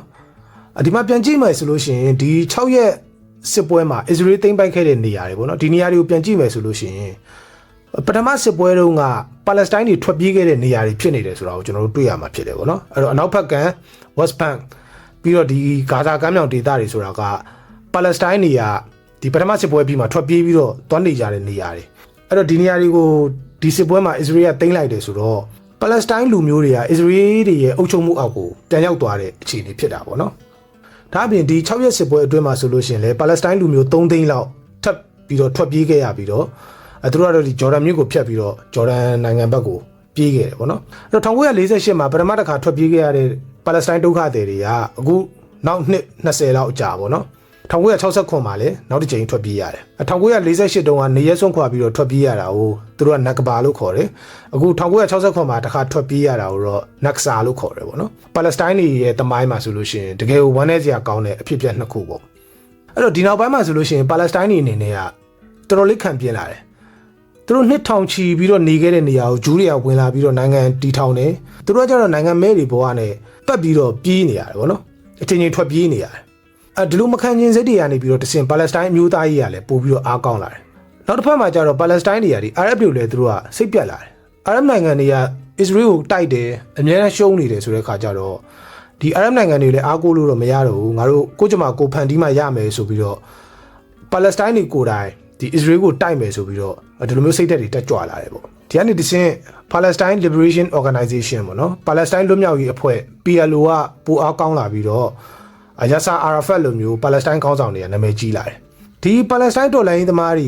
ကဂျော်ဒန်တို့လက်ဘနွန်တို့မှာအခြေစိုက်ပြီးတော့အစ္စရေးကိုပျောက်ကြားနည်းတွေနဲ့တိုက်ခိုက်ခဲ့ကြတယ်ပေါ့နော်ဒီထဲမှာထင်ရှားတာဆိုလို့ရှိရင်1980မှာလီယင်ပြန်ပြီးဆွဲတာမျိုးလုပ်တာတို့နောက်1982မြူနစ်အိုလံပစ်မှာအစ္စရေးအားကစားသမားတွေကိုဖမ်းပြီးတော့ပြန်ပြီးဆွဲတာတွေတပ်ဖြတ်တာတွေလုပ်ခဲ့တယ်ဒီ PLO အနေနဲ့ကသူကဒီအစ္စရေးကိုထိထိရောက်တိုက်ပြီးတော့နယ်မြေတွေပိုင်းတိမ့်နိုင်တာမျိုးတော့မဟုတ်ဘူးပေါ့လေနော်သူကအင်အားနေတာဆိုတော့ဒါပေမဲ့လည်းရှေ့မှာပြောခဲ့သလိုနီလန်ပေါင်းစုံနဲ့တော့သူကအစ္စရေးရဲ့လုံခြုံရေးကိုချိန်ချောက်နေတာပေါ့အစ္စရေးအနေနဲ့အေးစစ်စစ်နေလို့မရအောင်လုပ်နေတဲ့အခြေအနေပေါ့ဒီ1969 6ရက်စစ်ပွဲအပြီးမှာဆိုလို့ရှိရင်ကမ္ဘာအင်အားကြီးနိုင်ငံတွေရဲ့အခင်းကျင်းကလည်းနည်းနည်းပြောင်းလဲလာတယ်အမေရိကန်ကသူကအစ္စရေးကိုအများအားထောက်ခံနေတဲ့နိုင်ငံဆိုတော့အစ္စရေးကအရှေ့လေပိုင်းမှာစစ်ပွဲတွေအချိန်ချင်းနိုင်ပြီးတော့ဩဇာကြီးလာတာနဲ့အမျှအမေရိကန်ကလည်းအရှေ့လေပိုင်းမှာဩဇာကြီးလာတဲ့အခြေအနေဖြစ်လာတယ်ပေါ့နော်ပြီးတော့ဒီချိန်ကလည်းစီးရေးတိုက်ပွဲကာလဆိုတော့တီးတဲ့အတိုင်းပဲသူ့ရဲ့ပြန်ဘက်ဖြစ်တဲ့ဆိုဗီယက်ကအမေရိကန်ဒီလိုမျိုးအရှေ့လေပိုင်းမှာဩဇာကြီးလာတာကိုဆိုဗီယက်ကမလိုလားဘူးပေါ့နော်အဲ့တော့အစ္စရေးရဲ့စန့်ကျင်ဘက်ဖြစ်တဲ့အာရပ်တွေကိုဆိုဗီယက်ယူနီယံထောက်ပံ့ခဲ့တယ်ဒီလိုမျိုးဆိုဗီယက်တွေရဲ့ထောက်ပံ့မှုနဲ့အားကောင်းလာတဲ့အာရပ်တွေကသူတို့အချိန်ချင်းရှုံးခဲ့တဲ့အစ္စရေးကိုထပ်ပြီးတော့တိုက်ဖို့နောက်တစ်ခါပြင်ဆင်လာကြတယ်ပေါ့နော်ဒီလိုနဲ့ပဲ1969 6ရက်စစ်ပွဲအပြီးနောက်ထပ်6နှစ်အကြာ1983မှာဆိုလို့ရှိရင်ယွန်ကပေါ်စစ်ပွဲဖြစ်လာတယ်ဒီယွန်ကပေါ်စစ်ပွဲဆိုတာကဂျူးလူမျိုးတွေရဲ့ဘာသာရေးအရာအရေးပါဆုံးနေ့ဖြစ်တဲ့ယွန်ကပေါ်နေ့မှာဖြစ်လို့ဒီလိုခေါ်တာဖြစ်တယ်ပေါ့နော်ဂျူးတွေအပြစ်ဖြေတဲ့နေ့ပေါ့ဒီနေ့ကနိုင်ငံတော်အထိမ်းအမှတ်နေ့ဆိုတော့အားလုံးအေးစစ်စစ်ရုံးတွေစိုင်းတွေအကုန်ပိတ်ပြီးတော့နားနေကြတဲ့အချိန်တိုက်ဆန်ဆိုင်ဒီအချိန်ကအစ္စလာမ်တွေအတော့ကလည်းရမ်ဇန်လဖြစ်တယ်ပေါ့နော်အဲ့ဒီနေ့မှာအီဂျစ်ကစူဝက်တူမြောင်းကိုဖျက်ပြီးတော့အစ္စရေးတွေသူတို့စီကတင်ထားတဲ့ဒီဆိုင်းတိုင်းကျွန်းဆွယ်ကိုဝင်ပြီးတော့တိုက်ခဲ့တယ်တစ်ချိန်တည်းမှာပဲဆီးရီးယားကလည်းအစ္စရေးတွေတင်ထားတဲ့ဂိုလန်ကုန်းမြေကိုဝင်တိုက်တယ်အစ္စရေးကိုနှစ်ဖက်ညှက်ပြီးတော့တိုက်တာပေါ့လေအလင်းငိုက်ခံရတာဆိုတော့အစ္စရေးအနေနဲ့ကတော်တော်လေးအထိနာခဲ့တယ်အာရပ်တွေရဲ့လေကြောင်းတိုက်ခိုက်မှုတွေကိုအလူးလဲခံရပြီးတော့အစ္စရေးစစ်တပ်ကပြိုတော့မလို့အထိကိုဖြစ်ခဲ့တာပေါ့နော်ဒီမှာအာရပ်တွေကိုအဓိကထောက်ပံ့တာကဆိုဗီယက်ယူနီယံအဲ့တော့ဒီလိုအစ္စရေးတွေအခြေအနေမကောင်းတော့ဘူးစစ်ပွဲမှာထိခိုက်နေပြီဆိုတာလည်းသိရောအမေရိကန်ကလည်းအစ္စရေးတွေကိုလက်နက်တွေအကြီးအကျယ်ထောက်ပံ့ပြီးတော့အမှအစ္စရေးကခေါင်းပြန်ထောင်းလာတယ်ပေါ့နော်အစ္စရေးစစ်တပ်ကအခြေအနေပြန်ကောင်းလာတယ်အမေရိကန်နေစီကလွတ်လပ်ရေးရပြီးတဲ့နောက်ပိုင်းမှာဆိုလို့ရှိရင်တော့အစ္စရေးစစ်တပ်တွေကသူကခန်းစစ်ကနေပြီးတော့တိုက်စစ်ပြန်ဖြစ်လာပြီးတော့အီဂျစ်ကိုဆိုလို့ရှိရင်လည်းသူတို့ကခုခံနေရာကနေပြီးတော့တိုက်စစ်ပြန်ဆင်ပြီးတော့စူဝက်တူးမြောင်းကိုဖျက်ပြီးတော့အီဂျစ်ပြည်မကြီးတဲ့အထိကိုလိုက်တိုက်နိုင်ခဲ့တယ်ပြီးတော့ဒီအီဂျစ်တပ်တွေကိုပါပြန်ပြီးတော့ဝိုင်းထားနိုင်တဲ့အခြေအနေရောက်ခဲ့တယ်ပေါ့နော်ဆီးရီးယားကိုဆိုလို့ရှိရင်လည်းဒီလိုပဲဂိုလန်ကုန်းမြင့်ကနေပြီးတော့ဆီးရီးယားတပ်တွေကိုတိုက်ထုတ်ပြီးတော့နောက်ကနေလိုက်တိုက်ပြီးတော့ဒီဆီးရီးယားမြို့တော်ဒမတ်စကတ်ကိုအမြောက်နဲ့လှမ်းပစ်နိုင်တဲ့နေရာအထိကိုအစ္စရေးတပ်တွေကရောက်ခဲ့တယ်ပေါ့နော်အဲ့တော့ဒီအခြေအနေရောက်မှဆိုလို့ရှိရင်တော့ကုလသမဂ္ဂကကြားဝင်ပြီးတော့ဒီစစ်ပွဲကိုရပ်တန့်ခဲ့တယ်ဒီစစ်ပွဲကစစ်ပွဲတွေမဟုတ်ဘဲနဲ့ဒီစီးပွားရေးအရာပါတိုက်ခဲ့ကြတာလို့ပြောလို့ရတယ်ပေါ့နော်ဒီစစ်ပွဲမှာအဓိကတိုက်တာကတော့အာရပ်ဘက်ကဆိုလို့ရှိရင်အီဂျစ်နဲ့ဆီးရီးယားဒီဘက်ကတော့အစ္စရေးပေါ့ဒါပေမဲ့ကျန်တဲ့အာရပ်နိုင်ငံတွေကလည်းသူတို့ကဒီနောက်ကနေပြီးတော့ထောက်ပံ့ခဲ့ကြတယ်ပေါ့နော်ပြီးတော့ဒီအစ္စရေးကိုကူညီတဲ့အမေရိကန်ပါဝင်အနောက်နိုင်ငံတွေကိုအာရပ်နိုင်ငံတွေကရေနံမရောင်းပေးတော့ဘူးဆိုပြီးတော့တပိတ်မှောက်ကြတယ်အဲ့ဒီတော့ရေနံဈေးက4ဆလောက်တက်သွားတယ်ပေါ့နော်အဲ့ဒီမှာကမ္ဘာစီးပွားရေးကလည်းတော်လေးထိခိုက်ခဲ့တယ်ကျုံလို့ပြောရလို့ရှိရင်ဒီစစ်ပွဲမှာအမျက်ထွက်သွားတာကအီရန်ဒီလိုမျိုးအာရပ်နိုင်ငံတွေကအနောက်နိုင်ငံတွေကိုစီမရောင်းပေးဘူးဆိုပြီးတော့တပိတ်မှောက်နေတဲ့အချိန်မှာအီရန်ကကြတော့အဲ့ချိန်ကရှားပြင်းလက်ထက်ဆိုတော့အနောက်နိုင်ငံတွေနဲ့အဆင်ပြေတယ်ပေါ့လေအဲ့တော့အီရန်ကရေနံရောင်းပေးတယ်ရေနံဈေးက4ဆလောက်တက်နေတဲ့အချိန်ဆိုတော့အီရန်ကဒီတက်ဈေးနဲ့မိပြီးတော့အမျက်တော်တော်ရသွားတယ်ပေါ့နော်ပတ်စံတော်တော်ရသွားအဲ့ဒီမှာအီရန်ကအစ္စရေးကိုတောင်မှသူကရေနံရောင်းပေးခဲ့သေးတယ်လို့ပြောကြသေးတယ်ပေါ့နော်ထားပါတော့ဒါကကျုံလို့ပြောတာဆက်ပြောရလို့ရှိရင်ကုလသမဂ္ဂအကြောင်းဝင်ပြီးတော့စစ်ပွဲပြီးသွားပြီမဲ့ဒီစစ်ပွဲရဲ့နောက်ပိုင်းမှာဖြစ်တဲ့နောက်ဆက်တွဲတွေကတော်တော်လေးအရေးပါတယ်ဒီစစ်ပွဲက19ရက်ကြာခဲ့ပြီးတော့နောက်ဆုံးစစ်ရက်တဲ့အချိန်မှာဆိုလို့ရှိရင်အစ္စရေးကအီဂျစ်ကိုဆိုလဲအီဂျစ်နိုင်ငံထဲထိရောက်နေပြီဆီးရီးယားကိုဆိုလဲဒမတ်စကတ်နာထိရောက်နေပြီဆိုတော့မြေပြင်မှာဆိုလို့ရှိရင်တော့အစ္စရေးနိုင်တယ်လို့ပြောလို့ရတယ်ပေါ့နော်ဒါပေမဲ့အရေးကြီးတာက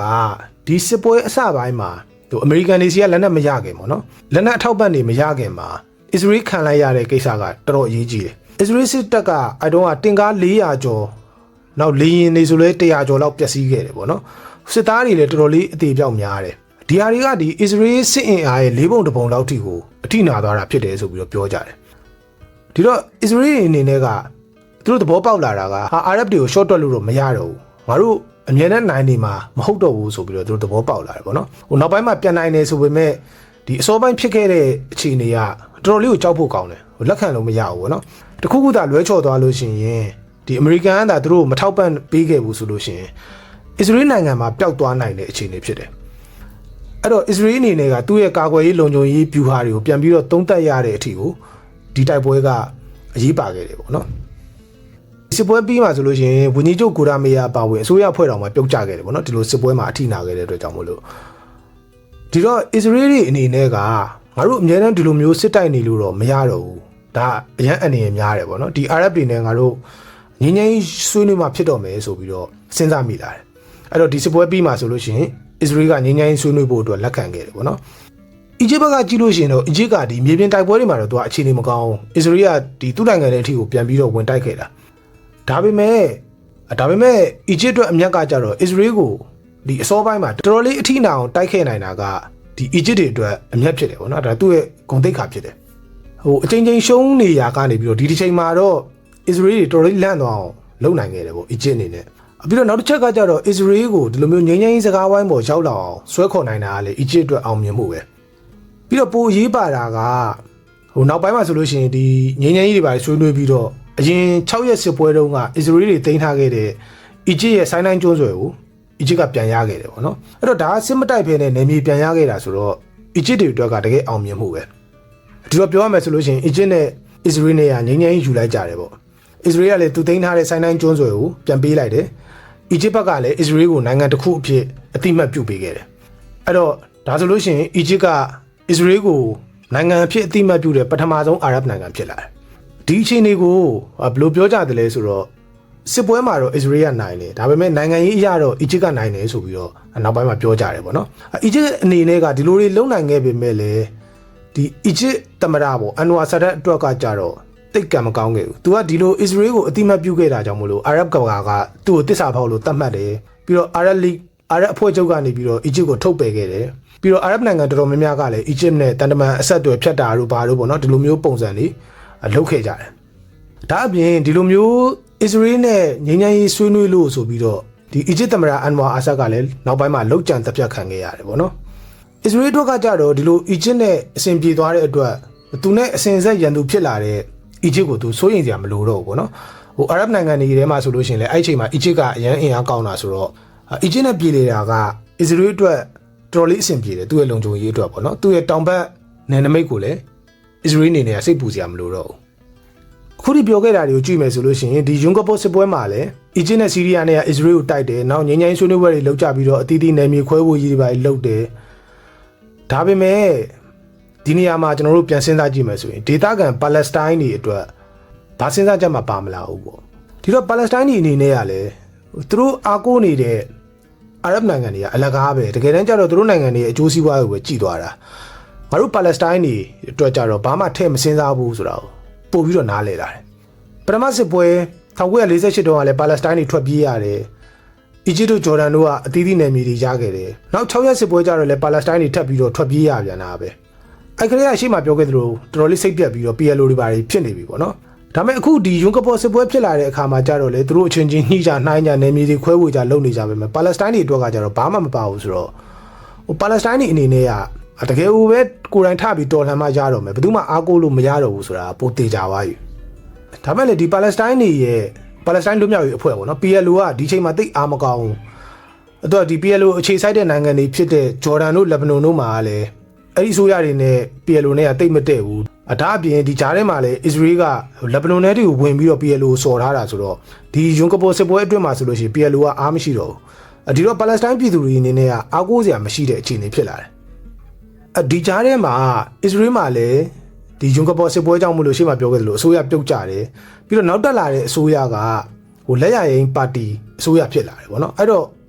တိတဲ့အတိုင်းပဲပါလက်စတိုင်းတွေအတွက်ကနေရတာပိုကျက်လာတယ်ဗောနော်အမျိုးသားရေးပါတီတက်လာတာဆိုတော့ဒီအစ်စ်တက်လာတဲ့အစိုးရဆိုလို့ရှိရင်ပါလက်စတိုင်းတွေအများစုနေတဲ့အနောက်ဘက်ကမ်းဗောနော် West Bank မှာဂျူးတွေနေဖို့အတွက်အိမ်ယာတွေအမြောက်အများဆောက်ပေးပြီးတော့ဂျူးလူမျိုးတွေဒီမှာလာပြီးတော့နေရာချပေးတာမျိုးတွေလုပ်လာတယ်အဲ့တော့ပါလက်စတိုင်းတွေအတွက်ကပို့ပြီးတော့ချင်းချောက်မှုဖြစ်တာဗောသူတို့ကအချိန်ချင်းထွက်ပြေးပြီးတော့ဒီနေရာလေးတွေမှာပဲသူတို့ကစုပြုံပြီးနေရတယ်အဲ့ဒီနေနေတဲ့ဂျားတွေကိုပဲတစ်ခါလာပြီးတော့ဂျူးအိမ်ယာတွေလာဆောက်တယ်ဆိုတဲ့အခါကျတော့ပါလက်စတိုင်းတွေနေရာတော်တော်လေးအဆင်မပြေတော့ဘူးဒီလိုအခြေအနေမှာရှေ့မှာပြောခဲ့သလိုပဲအာရပ်နိုင်ငံတွေကလည်းအားမကိုးပါဘူး ပါလက်စတိုင်းလွတ်မြောက်ရေးအဖွဲ့ PLO ကလည်းအင်အားနည်းနေတဲ့အခြေအနေဆိုတော့ပါလက်စတိုင်းပြည်သူတွေအနေနဲ့ကဘယ်သူမှမရှိလေကိုယ်တိုင်ပဲထပြီးတော့ချမယ်ဆိုပြီးတော့တော်လှန်တဲ့အခြေအနေဖြစ်လာတယ်ဒီလိုမျိုးလှုပ်ရှားမှုတွေကိုအင်တီဖာဒါလို့ခေါ်တယ်ပေါ့နော်ပါလက်စတိုင်းပြည်သူတွေကိုယ်တိုင်ပါဝင်ပြီးတော့အုံကြွတဲ့လှုပ်ရှားမှုပေါ့အဲ့ဒါက1989လောက်မှာဖြစ်ခဲ့တာဒီအင်တီဖာဒါလှုပ်ရှားမှုတွေမှာကဆန္ဒပြတာတွေပါတယ်နောက်လူထုအုံကြွမှုတွေပါတယ်ဒါတွေအပြင်ဒီ violence နီးနေပေါ့နော်အကြမ်းဖက်တိုက်ခိုက်မှုတွေလည်းလုပ်ခဲ့တယ်ဒီအင်တီဖာဒါလှုပ်ရှားမှုတွေအတွင်းမှာပဲ Hamas အဖွဲ့ကပေါ်ပေါက်ခဲ့တာဖြစ်တယ်ပေါ့နော်အဲ့တော့ခေါင်းဆောင်ကတော့အာမန်ဂျာဆင်ပေါ့ဒီလိုအင်တီဖာဒါဒီအကြမ်းဖက်တိုက်ခိုက်မှုတွေအတွင်းမှာပါလက်စတိုင်းတွေဘက်ကအဓိကသုံးခဲ့တဲ့လက်နက်ကခဲလုံးတွေဖြစ်တယ်ခဲတွေနဲ့ပေါက်ပြီးတော့ Israel တွေကိုတိုက်ခိုက်ခဲ့တာဖြစ်တဲ့အတွက်ကြောင့်မို့လို့ဒီအင်တီဖာဒါလှုပ်ရှားမှုတွေကို War of Stone ပေါ့နော်ခဲပေါက်တဲ့စစ်ပွဲကြောက်တုံးစစ်ပွဲဆိုပြီးတော့လူသိများတယ်ဒီမှာဆိုလို့ရှိရင်ပါလက်စတိုင်းကလေးငယ်တွေက Israel တင်ကာကိုခဲနဲ့ပေါက်နေတဲ့တပ်ပုံဆိုလို့ရှိရင်တော်တော်လေးလူသိများပြီးတော့ကဘာတလွားကလူထုရဲ့စာနာမှုတွေထောက်ခံမှုတွေလည်းတော်တော်လေးရခဲ့တယ်ပေါ့နော်ဒီလိုမျိုးကြောက်တုံးတွေကိုတုံးပြီးတော့ပြစ်ပေါက်ရတဲ့အကြောင်းရင်းအကြတော့ပါလက်စတိုင်းနေနေတာသူတို့မှာလက်နက်ကင်တပ်ကောင်းကောင်းမရှိဘူးရှေ့မှာပြောခဲ့သလို PLO ကလည်းလက်ဘနွန်ကနေမောင်းထုတ်ခံပြီးတော့တူနီးရှားမှာသွားပြီးအခြေစိုက်နေရတဲ့အချိန်ဆိုတော့ဒီပါလက်စတိုင်းရဲ့လူထုလှုပ်ရှားမှုကြီးဖြစ်တဲ့ဒီအင်တီဖာဒါကိုသူကမထောက်ပံ့နိုင်ဘူးလက်နက်တွေပါတွေသူကမပို့ပေးနိုင်ဘူးဒီလိုလက်နက်မရှိတဲ့ခါကျတော့ရှိတာနဲ့ချတယ်ကွာဆိုပြီးတော့ဂဲနဲ့ပေါက်တဲ့သဘောပေါ့ပြီးတော့နောက်တစ်ချက်ကဒီလိုမျိုးဂဲနဲ့ပေါက်တာကပါလက်စတိုင်းလူထုရဲ့မကျေနပ်မှုကိုဖော်ပြရလဲကြောက်တယ်တစ်ဖက်မှာဒီဂဲနဲ့ပေါက်တဲ့အုံကြွားမှုတွေကိုပြန်ပြီးတော့နှိမ်နှင်းတဲ့ Israel စစ်တပ်တွေကြတော့တင်ကားကြီးတွေအမြောက်ကြီးတွေနောက်လေရင်တွေပြီးတော့ဒီခင်မီလက်နက်တွေတက်ဆင်ထားတဲ့စစ်သားတွေနဲ့ပြန်နှိမ်နှင်းတာဆိုတော့ပွဲကဘလို့မှကြည့်မကောင်းဘူးပေါ့နော်ဘလို့ပဲကြည့်ကြည့်ဒါမှမမျှတာဘူးဒီတော့နိုင်ငံတကာရဲ့အမြင်မှာလဲပါလက်စတိုင်းတွေကိုတနာလာကြတယ်စာနာလာကြတယ်ဒီလူမျိုးတွေကသူတို့ရဲ့အခွင့်အရေးအတွက်တိုက်ပွဲဝင်နေတာပါလားဆိုပြီးတော့သိလာတယ်အဲ့တော့နိုင်ငံတကာအာယုံဆိုင်မှုနဲ့ထောက်ခံမှုတွေကိုရလာတယ်ပေါ့နော်အဲ့တော့ပါလက်စတိုင်းတွေရဲ့ဒီ view ဟာကတော်တော်လေးအလုပ်ဖြစ်ခဲ့တယ်လို့ပြောရမယ်ရှေ့မှာပြောခဲ့သလိုနိုင်ငံတကာရဲ့အာယုံဆိုင်မှုတွေရလာပြီးတဲ့နောက်မှာနိုင်ငံတကာကပါလက်စတိုင်းတွေပေါ်မှာစာနာမှုကအစ္စရေးအတွက်ကြတော့ဖိအားဖြစ်လာတယ်ပေါ့နော်မင်းတို့ကဒီလောက်ဂဲနဲ့ပေါက်နေတဲ့ကလေးလေးတို့တင်ကားကြီးတွေနဲ့ပြန်ပြီးတော့တုံ့ပြန်နေတာပါလားဆိုတော့အစ္စရေးအနေနဲ့ကဒီအခြေအနေကတော်တော်လေးကိုလောအကန်ခတ်တဲ့အခြေအနေဖြစ်လာတယ်ပေါ့နော်နောက်တော့အစ္စရေးလည်းဒီ PR တွေကိုမခံနိုင်တော့ဘဲနဲ့ပါလက်စတိုင်းတွေနဲ့ဆွေးနွေးဖို့ဖြစ်လာတယ်1993နော်ဝေနိုင်ငံအော်စလိုမြို့မှာအစ္စရေးဝန်ကြီးချုပ်ရစ်ဇက်ရူဘင်နဲ့ပါလက်စတိုင်းဘက်က PLO ခေါင်းဆောင်ယာဆာအာရာဖတ်တို့လက်ဆွဲနှုတ်ဆက်ပြီးတော့ငြိမ်းချမ်းရေးဆွေးနွေးနိုင်ခဲ့တယ်အော်စလိုမှာလောက်တာဆိုတော့ဒါကိုအော်စလိုအကော့ပေါ့နော်အော်စလိုသဘောတူညီချက်လို့ခေါ်တယ်ဒါကကမ္ဘာအင်အားကြီးစစ်တပ်တစ်ခုကိုဂဲနဲ့ပေါက်ပြီးတော့တော်လှန်ရာကနေပြီးတော့ရခဲ့တဲ့အောင်မြင်မှုဖြစ်တယ်ပေါ့နော်ဒီအော်စလိုအကော့အရာ PLO အနေနဲ့အစ္စရေးနိုင်ငံကိုအတိမတ်ပြုရမယ်အစ္စရေးကနိုင်ငံတစ်ခုဖြစ်ကြောင်းအတိမတ်ပြုရမယ်ပေါ့နော်အပြန်အလှန်အားဖြင့်အစ္စရေးဘက်ကလည်း PLO ကိုဒီပါလက်စတိုင်းလူမျိုးတွေရဲ့ကိုယ်စားလှယ်အဖြစ်အတိမတ်ပြုရမယ်အနောက်ပါလက်စတိုင်းတွေအများစုနေထိုင်တဲ့ဒေသတွေပေါ့နော်ဂါဇာကမ်းမြောင်ဒေသနဲ့ဒီအနောက်ဘက်က West Bank နေရာတွေမှာပါလက်စတိုင်းတွေကိုကိုယ်ပိုင်အုပ်ချုပ်ရေးအဖွဲ့ဖွဲ့ခွင့်ပေးရမယ်ပေါ့နော်အဲ့တော့ဒီကိုယ်ပိုင်အုပ်ချုပ်ရေးအဖွဲ့ကို Palestinian Authority PA လို့ခေါ်တယ်ပေါ့နော်ဒီ PA ဖွဲ့စည်းပြီးတော့အဲ့နေရာတွေမှာပါလက်စတိုင်းတွေကိုကိုယ်ပိုင်အုပ်ချုပ်ခွင့်ပေးရမယ်ဆိုပြီးတော့သဘောတူခဲ့ကြတယ်ဒါကိုကြည့်မယ်ဆိုလို့ရှိရင်ပါလက်စတိုင်းတွေအတွက်ကတော်တော်လေးအခြေအနေကောင်းတယ်လို့ပြောလို့ရတယ်ပေါ့နော်ကိုယ်ပိုင်နိုင်ငံတည်ထောင်နိုင်တာမျိုးလွတ်လပ်ရေးရတာမျိုးတော့မဟုတ်ပေမဲ့လည်းကိုယ်ပိုင်အုပ်ချုပ်ခွင့် self autonomy ရသွားတာဖြစ်တယ်အဲ့တော့ဒီ Oslo Accord က9နှစ်စာအတွက်သဘောတူတာပေါ့နော်9နှစ်စာချုပ်ပေါ့ဒီ9နှစ်အတွင်းမှာဒီပုံစံနေနဲ့ငါတို့နေကြမယ်ပါလက်စတိုင်းတွေကိုကိုယ်ပိုင်အုပ်ချုပ်ခွင့်ပေးမယ်ပေါ့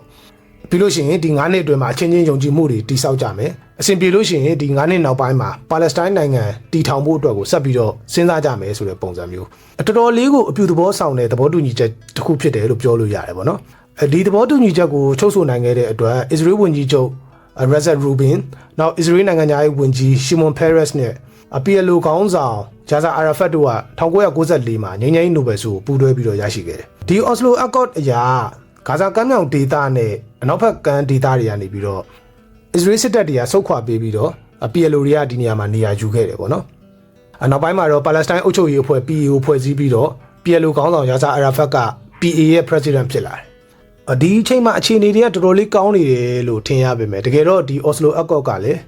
းရရှိမခံခဲ့ဘူးပေါ့နော်နှစ်ဖက်လုံးကဖောက်ကြတာပဲအစ္စရေးဘက်ကဆိုလို့ရှိရင်ဒီသဘောတူညီချက်ကိုလက်မှတ်ထိုးခဲ့တဲ့ဝန်ကြီးချုပ်ရူဘင်ကိုဂျူးဆွမ်းရောက်တွေကလှုပ်ကြံပြီးတော့တပ်ဖြတ်လိုက်တယ်ဒီဝန်ကြီးချုပ်ရူဘင်ကငြိမ်းချမ်းရေးလိုလားပြီးတော့ပါလက်စတိုင်းနေနဲ့အဆင်ပြေပြေနေကျင်တာပေါ့နော်ဒါပေမဲ့ဂျူးဆွမ်းရောက်တွေကကြတော့ ဒီလိုမျိုးပါလက်စတိုင်းတွေကိုနေမီခွဲပေးရကောင်းလားကိုယ်ပိုင်အုပ်ချုပ်ခွင့်တွေပေးရကောင်းလားဆိုပြီးတော့မကျေနပ်ဘဲနဲ့လောက်ကျန်တက်ဖြတ်လိုက်တာဖြစ်တယ်ဒီဝန်ကြီးချုပ်တည်ပြီးတဲ့နောက်ပါတော့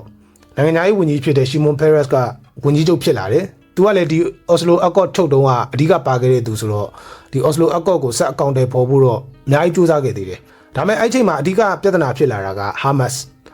စ်အဖွဲ့ကရှေ့မှာပြောခဲ့သလိုဒီအင်တီဖာဒါအုံကြွမှုတွေအတွင်းမှာပေါ်ပေါက်ခဲ့တဲ့အဖွဲ့ဖြစ်ပြီးတော့ပါလက်စတိုင်းအမျိုးသားရေးအဖွဲ့တစ်ဖွဲ့ဖြစ်တယ်ပေါ့နော်ဒါပေမဲ့ဒီဟာမတ်စ်ကဂျာဇာအာရာဖတ်တို့ရဲ့ PLO နဲ့သူကလမ်းစဉ်ချင်းမတူဘူးဂျာဇာအာရာဖတ်တို့ရဲ့ PLO အဖွဲ့ကကြတော့ပါလက်စတိုင်းအမျိုးသားရေးအဖွဲ့ဖြစ်တာမှန်တယ်ဒါပေမဲ့သူတို့ကဒီပါလက်စတိုင်းလူမျိုးရေးနဲ့ဒီနေရာမှာသူတို့နေမြေပြန်ရဖို့ပါလက်စတိုင်းလူမျိုးတွေဖိနှိပ်မခံရဖို့အခွင့်အရေးတွေရဖို့ဆိုတဲ့အပေါ်မှာဥတီတာဖြစ်တယ်ပေါ့နော် PLO ကဟာမတ်စ်ကကြတော့သူကဒီပါလက်စတိုင်းလူမျိုးရေးဆိုတာထက်ကိုသူကအစ္စလမ်ဘာသာရေးဆိုတဲ့ဟာကိုပိုအလေးထားပြီးတော့နည်းနည်းပိုအစွန်းရောက်တဲ့အဖွဲ့ဖြစ်တယ်အဲ့တော့ PLO ကဂျာဇာအာရာဖတ်တို့ကဒီအစ္စရေးနဲ့ညှိပြီးတော့နေမြေရဖို့စ조사တာတွေပါတွေကိုဟာမတ်စ်ကလုံးဝလက်မခံမနဲ့ဒီဟာမတ်စ်တွေကယုံကြည်တာကြတော့ဒီနေမြေကနေဂျူးတွေအကုန်လုံးကိုမောင်းထုတ်မယ်ပြီးလို့ရှိရင်ပါလက်စတိုင်းတွေကြီးပဲတီးသန့်ပိုင်တဲ့အစ္စလာမစ်နိုင်ငံတစ်ခုတီထောင်မယ်ဆိုပြီးတော့ဟာမတ်စ်တွေကရည်ရွယ်တာဒီတော့ယာဇာအာရာဖတ်ရဲ့ PLO နဲ့ဒီအာမတ်ယာဆင်ရဲ့ဟာမတ်စ်တို့ကပါလက်စတိုင်းဖြစ်တာချင်းတူပေမဲ့လေနိုင်ငံရေးရည်ရွယ်ချက်ကလုံးဝမတူတဲ့အဖွဲ့တွေဖြစ်တယ်ပေါ့နော်အဲ့တော့ဒီအော်စလိုသဘောတူညီချက်မှာသဘောတူခဲ့တဲ့အချက်တွေကိုအကောင့်ထဲပေါ်ရမယ့်လုပ်ငန်းစဉ်တွေရှိတယ်ပေါ့နော်နယ်မြေတွေခွဲပြီးတော့ပါလက်စတိုင်းတွေကိုပါလက်စတိုင်းအုပ်ချုပ်ရေးအဖွဲ့ပြည်ဖွဲ့တာတို့ကိုယ်ပိုင်အုပ်ချုပ်ခွင့်ပေးတာတို့ဒါမျိုးလုပ်ငန်းစဉ်တွေအကုန်လုံးကိုဟာမတ်စ်ကတောက်လျှောက်နှောက်ယှက်ဖျက်ဆီးခဲ့တယ်သူကဒီအစ္စရေးမျိုးကြီးမှာတွားပြီးတော့အသေးခံဘုံခွဲတာမျိုးတွေစသဖြင့်ပေါ့နော်ဒီလိုမျိုးအကြမ်းဖက်နီးလန်းတွေဘောင်းစုံတောက်လျှောက်လုပ်ခဲ့တယ်ဒီလိုဟာမတ်စ်ကမှွေနေတဲ့အချိန်မှာရှေ့မှာပြောခဲ့သလိုအစ္စရေးဘက်မှာကြတော့လေဝန်ကြီးချုပ်လောက်ကြံခံရပြီးတော့ရှီမွန်ပက်ရက်စ်တက်လာတယ်နောက်ရွေးကောက်ပွဲမှာကြတော့ရှီမွန်ပက်ရက်စ်မဲရှုံးပြီးတော့လက်ရှိဝန်ကြီးချုပ်ဖြစ်နေတဲ့ဘန်ဂျမင်နေတန်ယာဟုကအဲ့ဒီအချိန်မှာဝန်ကြီးချုပ်ဖြစ်လာတယ်အဲ့ဒါတော့သူ့ရဲ့ပထမတက်တန်းပေါ့နော်အဲ့တော့နေတန်ယာဟုကလည်းသိတဲ့အတိုင်းဂျူးမျိုးသားရေးသမားဆိုတော့သူ့လက်ထက်မှာဆိုလို့ရှိရင်လေအော်စလိုသဘောတူညီချက်တွေကိုအကောင့်ထဲပေါ်တဲ့နေရာမှာနှောင့်နှေးခဲ့တယ်ပေါ့နော်ပြောရလို့ရှိရင်တော့နှစ်ဖက်စလုံးမှာကစက်ကြံပတ်အင်အားစုတွေရှိနေတာပေါ့အစ္စရေးဘက်မှာလည်းဒီငြိမ်းချမ်းရေးလိုလားတဲ့အုပ်စုပျော်ပြောင်းတဲ့အုပ်စုရှိသလိုတစ်ဖက်ကနည်းနည်းပိုပြင်းထန်တဲ့အုပ်စု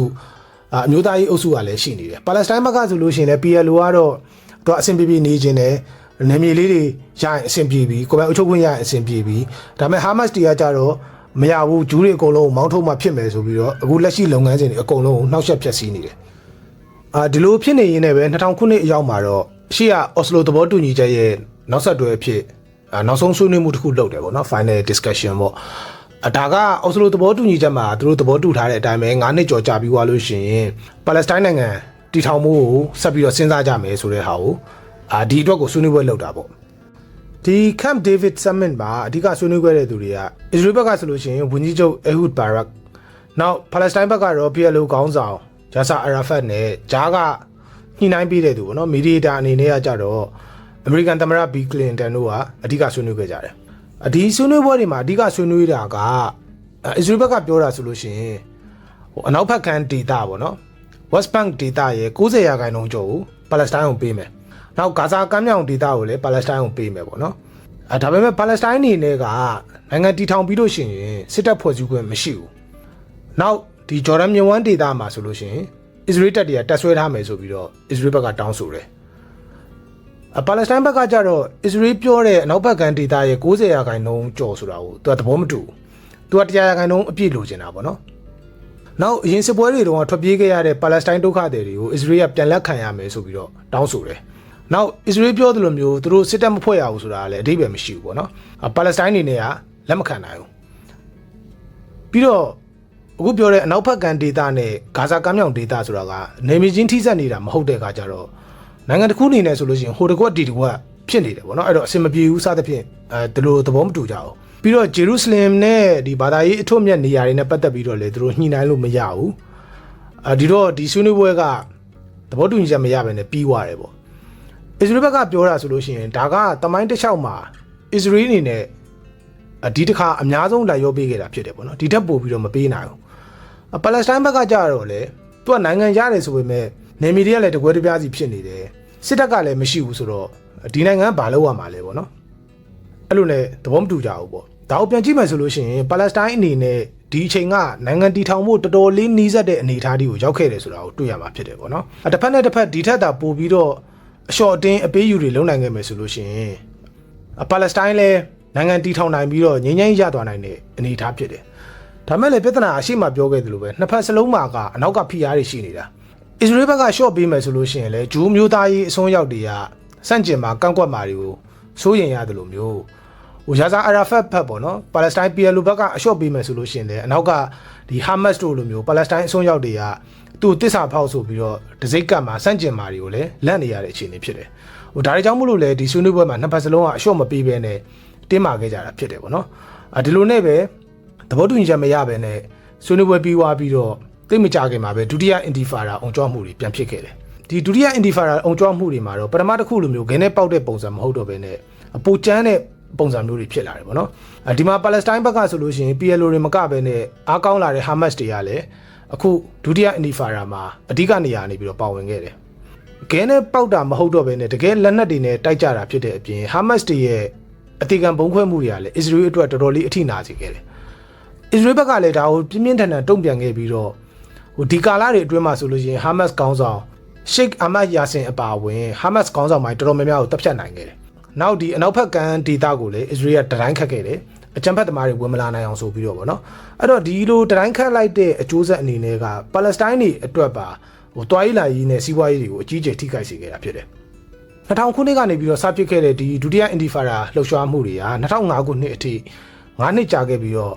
2005ခုနှစ်အရောက်မှာတော့ Israel ကဂါဇာကနေပြီးတော့သူ့တပ်တွေကိုပြန်ဆုတ်ခဲ့တယ်ပေါ့နော်။အနောက်ဘက်ကတပ်တွေကိုတော့မဆုတ်ဘဲနဲ့ထားရတယ်။ဒါပေမဲ့ဂါဇာတပ်တွေကိုတော့ပြန်ဆုတ်ပေးခဲ့တယ်ပေါ့။ဒီတော့ဒီဒုတိယအင်တီဖာရာလှုပ်ရှားမှုအပြီးမှာဆိုလို့ရှိရင်ဂါဇာမှာ Israel တပ်တွေမရှိတော့ဘူး။လွတ်သွားတဲ့အခြေအနေပေါ့နော်။ပြီးတော့ဒီဒုတိယအင်တီဖာရာရဲ့အကျိုးဆက်နောက်တစ်ခုကပါလက်စတိုင်းပြည်သူတွေအနေနဲ့ဆိုလို့ရှိရင် PLO ထက် Hamas ကိုပို့ပြီးတော့ထောက်ခံလာကြတာပဲဖြစ်တယ်ပေါ့နော်။ Hamas တွေက Israel ကိုတိုက်တဲ့နေရာမှာပိုကျန်းတယ်ပို့ပြီးတော့လည်းထိရောက်တယ်ပေါ့နော်အဲ့လိုဆိုတော့ပါလက်စတိုင်းတွေပြည်သူတွေအနေနဲ့က Hamas အပေါ်မှာထောက်ခံမှုတွေကပို့ပြီးတော့များလာတယ် PLO ကကြတော့ပျော့တယ်ပေါ့လေနော်နောက်ဒီဂါဇာကနေပြီးတော့ Israel တပ်တွေစုတ်သွားတာကလည်း Hamas တွေရဲ့တိုက်ခိုက်မှုကြောင့်ဖြစ်တယ်ဆိုပြီးတော့ပြည်သူတွေကဒီလိုမျိုးယုံကြည်ကြတာအဲ့တော့နောက်နှစ်2006ခုနှစ်မှာဆိုလို့ရှိရင်တော့ဂါဇာမှာယူကောက်ပွဲလုပ်ခဲ့ပြီးတော့ဒီယူကောက်ပွဲမှာလူထုထောက်ခံမှုများနေတဲ့ Hamas တွေက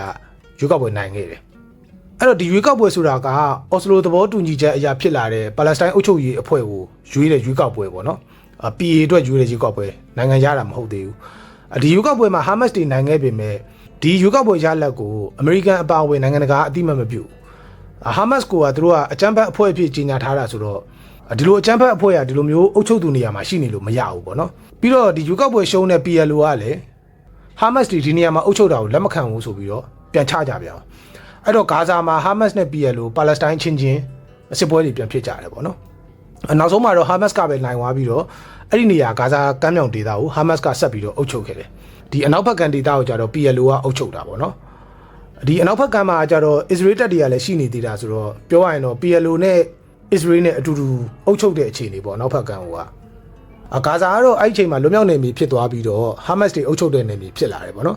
်ဒီတော့ဒီ2009နောက်ပိုင်းမှာဆိုလို့ရှိရင်ပါလက်စတိုင်းကနှစ်ချမ်းကွဲသွားတဲ့အခြေအနေဖြစ်သွားတာပေါ့အစတွေကနေမြေကတော့နှစ်ချမ်းကွဲနေတာပဲ West Bank နဲ့ဂါဇာဆိုပြီးတော့ဒါပေမဲ့အခုကျတော့အဖွဲ့ပါကွဲသွားတာဂါဇာကို Hamas ကအုပ်ချုပ်ထားတယ်အနောက်ဘက်ကမ်းကိုကျတော့ Israel နဲ့ PLO ကပူးတွဲအုပ်ချုပ်ထားတယ်ပေါ့နော်အဲ့ဒီအခြေအနေကအခုဒီပုံစံတိုင်းပဲဂါဇာကို Hamas ကပဲအုပ်ချုပ်ထားတယ်အနောက်ဘက်ကမ်းကိုကျတော့ Israel နဲ့ PLO နဲ့ကပေါင်းပြီးတော့အုပ်ချုပ်တယ်ပေါ့ဒီနေရာမှာပါလက်စတိုင်းတွေဖြစ်တဲ့ Hamas တို့ PLO တို့ရဲ့ကိစ္စတွေဆက်မပြောခင်အီရန်ရဲ့ဝင်ဆွဲဖက်မှုတွေလည်းနည်းနည်းထည့်ပြောရမယ်ပေါ့နော်အီရန်လည်းတီးတဲ့အတိုင်းပဲ1989 Islamic တော်လှန်ရေးဖြစ်ပြီးတော့အာယာတိုလာခိုမီနီအာဏာရလာပြီးတဲ့နောက်ပိုင်းသူ့ရဲ့ဩဇာကိုချဲ့ထွင်ဖို့အတွက်ဒီရှီယိုက်မွတ်စလင်အဖွဲ့တွေကိုမွေးပြီးတော့ထောက်ပံ့တာတွေလုပ်ခဲ့တယ်ပေါ့နော်ဒီနေရာမှာ Hezbollah အဖွဲ့ဆိုလို့ရှိရင်လက်ဘနွန်မှာအခြေစိုက်ပြီးတော့ Israel ကိုအမြဲတမ်းချိန်ချောက်နေတာဖြစ်တယ်ပေါ့နော်2006ခုနှစ်မှာ Hezbollah တွေက Israel ကိုဝင်တိုက်ခဲ့တာတွေရှိတယ်Israel ကလည်းပြန်တိုက်ပြီးတော့ဒီ Hezbollah တွေရှိတဲ့လက်ဘနွန်နိုင်ငံထဲကိုဝင်တိုက်ခဲ့တာပေါ့နော်ဒီစစ်ပွဲမှာအနိုင်ရှုံးပြတ်ပြတ်သားသားတော့မပေါ်ပေမဲ့ Israel အတွက်ကတော့စိုးရင်စရာချင်းချောက်မှုတစ်ခုဖြစ်ခဲ့တယ်ပေါ့နော်ဒီပါလက်စတိုင်းပြည်ထနာမပြီးသေးတဲ့ကြားထဲမှာပဲဒီလက်ဘနွန်က Hezbollah တွေကတခါသူ့ကိုချင်းချောက်နေတာမျိုးပေါ့ Israel ကလက်ဘနွန်ထဲထိဝင်တိုက်ခဲ့တယ်ဆိုပေမဲ့ဒီ Hezbollah တွေကိုအမြင့်ပြတ်မချေမုန်းနိုင်ခဲ့ပဲနဲ့ Hezbollah ကပို့ပြီးတော့နာမည်ကြီးလာခဲ့တယ်ပေါ့နော်ဒါအပြင်အီရန်ကဒီဂါဇာမှာရှိနေတဲ့ Hamas အဖွဲ့ကိုလည်းနောက်ကွယ်ကနေပြီးတော့ထောက်ပံ့ပေးခဲ့တယ်ဘာသာရေးရဆိုလို့ရှိရင်တော့ Hamas တွေက Sunni Muslim အီရန်က Shiite Muslim ပေါ့နော်ဒါမဲ့အီရန်အနေနဲ့ကြည်တာကြတော့ဒီကောင်တွေက Sunni ဖြစ်ပေမဲ့လည်း Israel ကိုတိုက်နေတာရန်သူကိုတိုက်နေတဲ့အဖွဲ့ဆိုတော့သူကအီရန်ကထောက်ပံ့တာပေါ့ဒီ Hamas တွေကို ဒါကတော့အီရန်ရဲ့အပိုင်းကိုနည်းနည်းလေးကြားဖြတ်ပြီးတော့ပြောတာပေါ့နော်ဂါဇာကိစ္စဆက်ပြောရလို့ရှိရင်2009နောက်ပိုင်းဂါဇာမှာအုပ်ချုပ်တဲ့သူဖြစ်လာတဲ့ဟာမတ်စ်နဲ့အစ္စရေးနဲ့ကဒီစစ်ပွဲတွေအကြိမ်ကြိမ်ဖြစ်ခဲ့တယ်ပေါ့နော်2008နောက်2012 2014 2021ဒါအခုနောက်ပိုင်းဆိုလို့ရှိရင်2023မှာစဖြစ်တဲ့စစ်ပွဲပေါ့နော်စသဖြင့်ပေါ့အဲ့တော့ဟာမတ်စ်နဲ့အစ္စရေးကတော့ဒီလိုပဲအကြိမ်ကြိမ်စစ်ပွဲတွေဖြစ်တယ်ပြီးလို့ရှိရင်အပြစ်ရလိုက်ခဏနေစစ်ပြန်ဖြစ်လိုက်ပေါ့အဲ့လိုမျိုးအများတန်းစစ်ပွဲတွေဖြစ်နေကြတာအထုံးစံတိုင်းဒီစစ်ပွဲတွေမှာအီရန်ရဲ့ proxy ဖြစ်တဲ့ Hezbollah တွေကလည်းအများတန်းပါတာပဲပေါ့နော်အခုနောက်ဆုံးဖြစ်တဲ့2023ကစတဲ့စစ်ပွဲမှာဆိုလို့ရှိရင်တော့အခုဆိုလို့ရှိရင်3နှစ်လောက်ရှိလာတဲ့အထိကိုစစ်ပွဲကမပြီးသေးပဲနဲ့အခုထိကိုတိုက်နေကြတော့မယ်ပေါ့နော်အခုနောက်ဆုံးအခြေအနေမှာဆိုလို့ရှိရင်တော့ဒီဂါဇာဒေသကတော်တော်လေးအခြေအနေဆိုးနေတာအားလုံးသိပဲဖြစ်တယ်အစ္စရေးကရရဆက်ဆက်ကိုဖျက်ဆီးပြီးတော့ဒီဂါဇာကတကယ်ကိုအုပ်ပုံတွေဖြစ်သွားတဲ့အခြေအနေပေါ့နော်ဟာမတ်စ်တွေလည်းတော်တော်လေးအားနည်းသွားပြီးတော့အုပ်ချုပ်မှုကလည်းတော်တော်လေးကြော့ရဲလာပြီ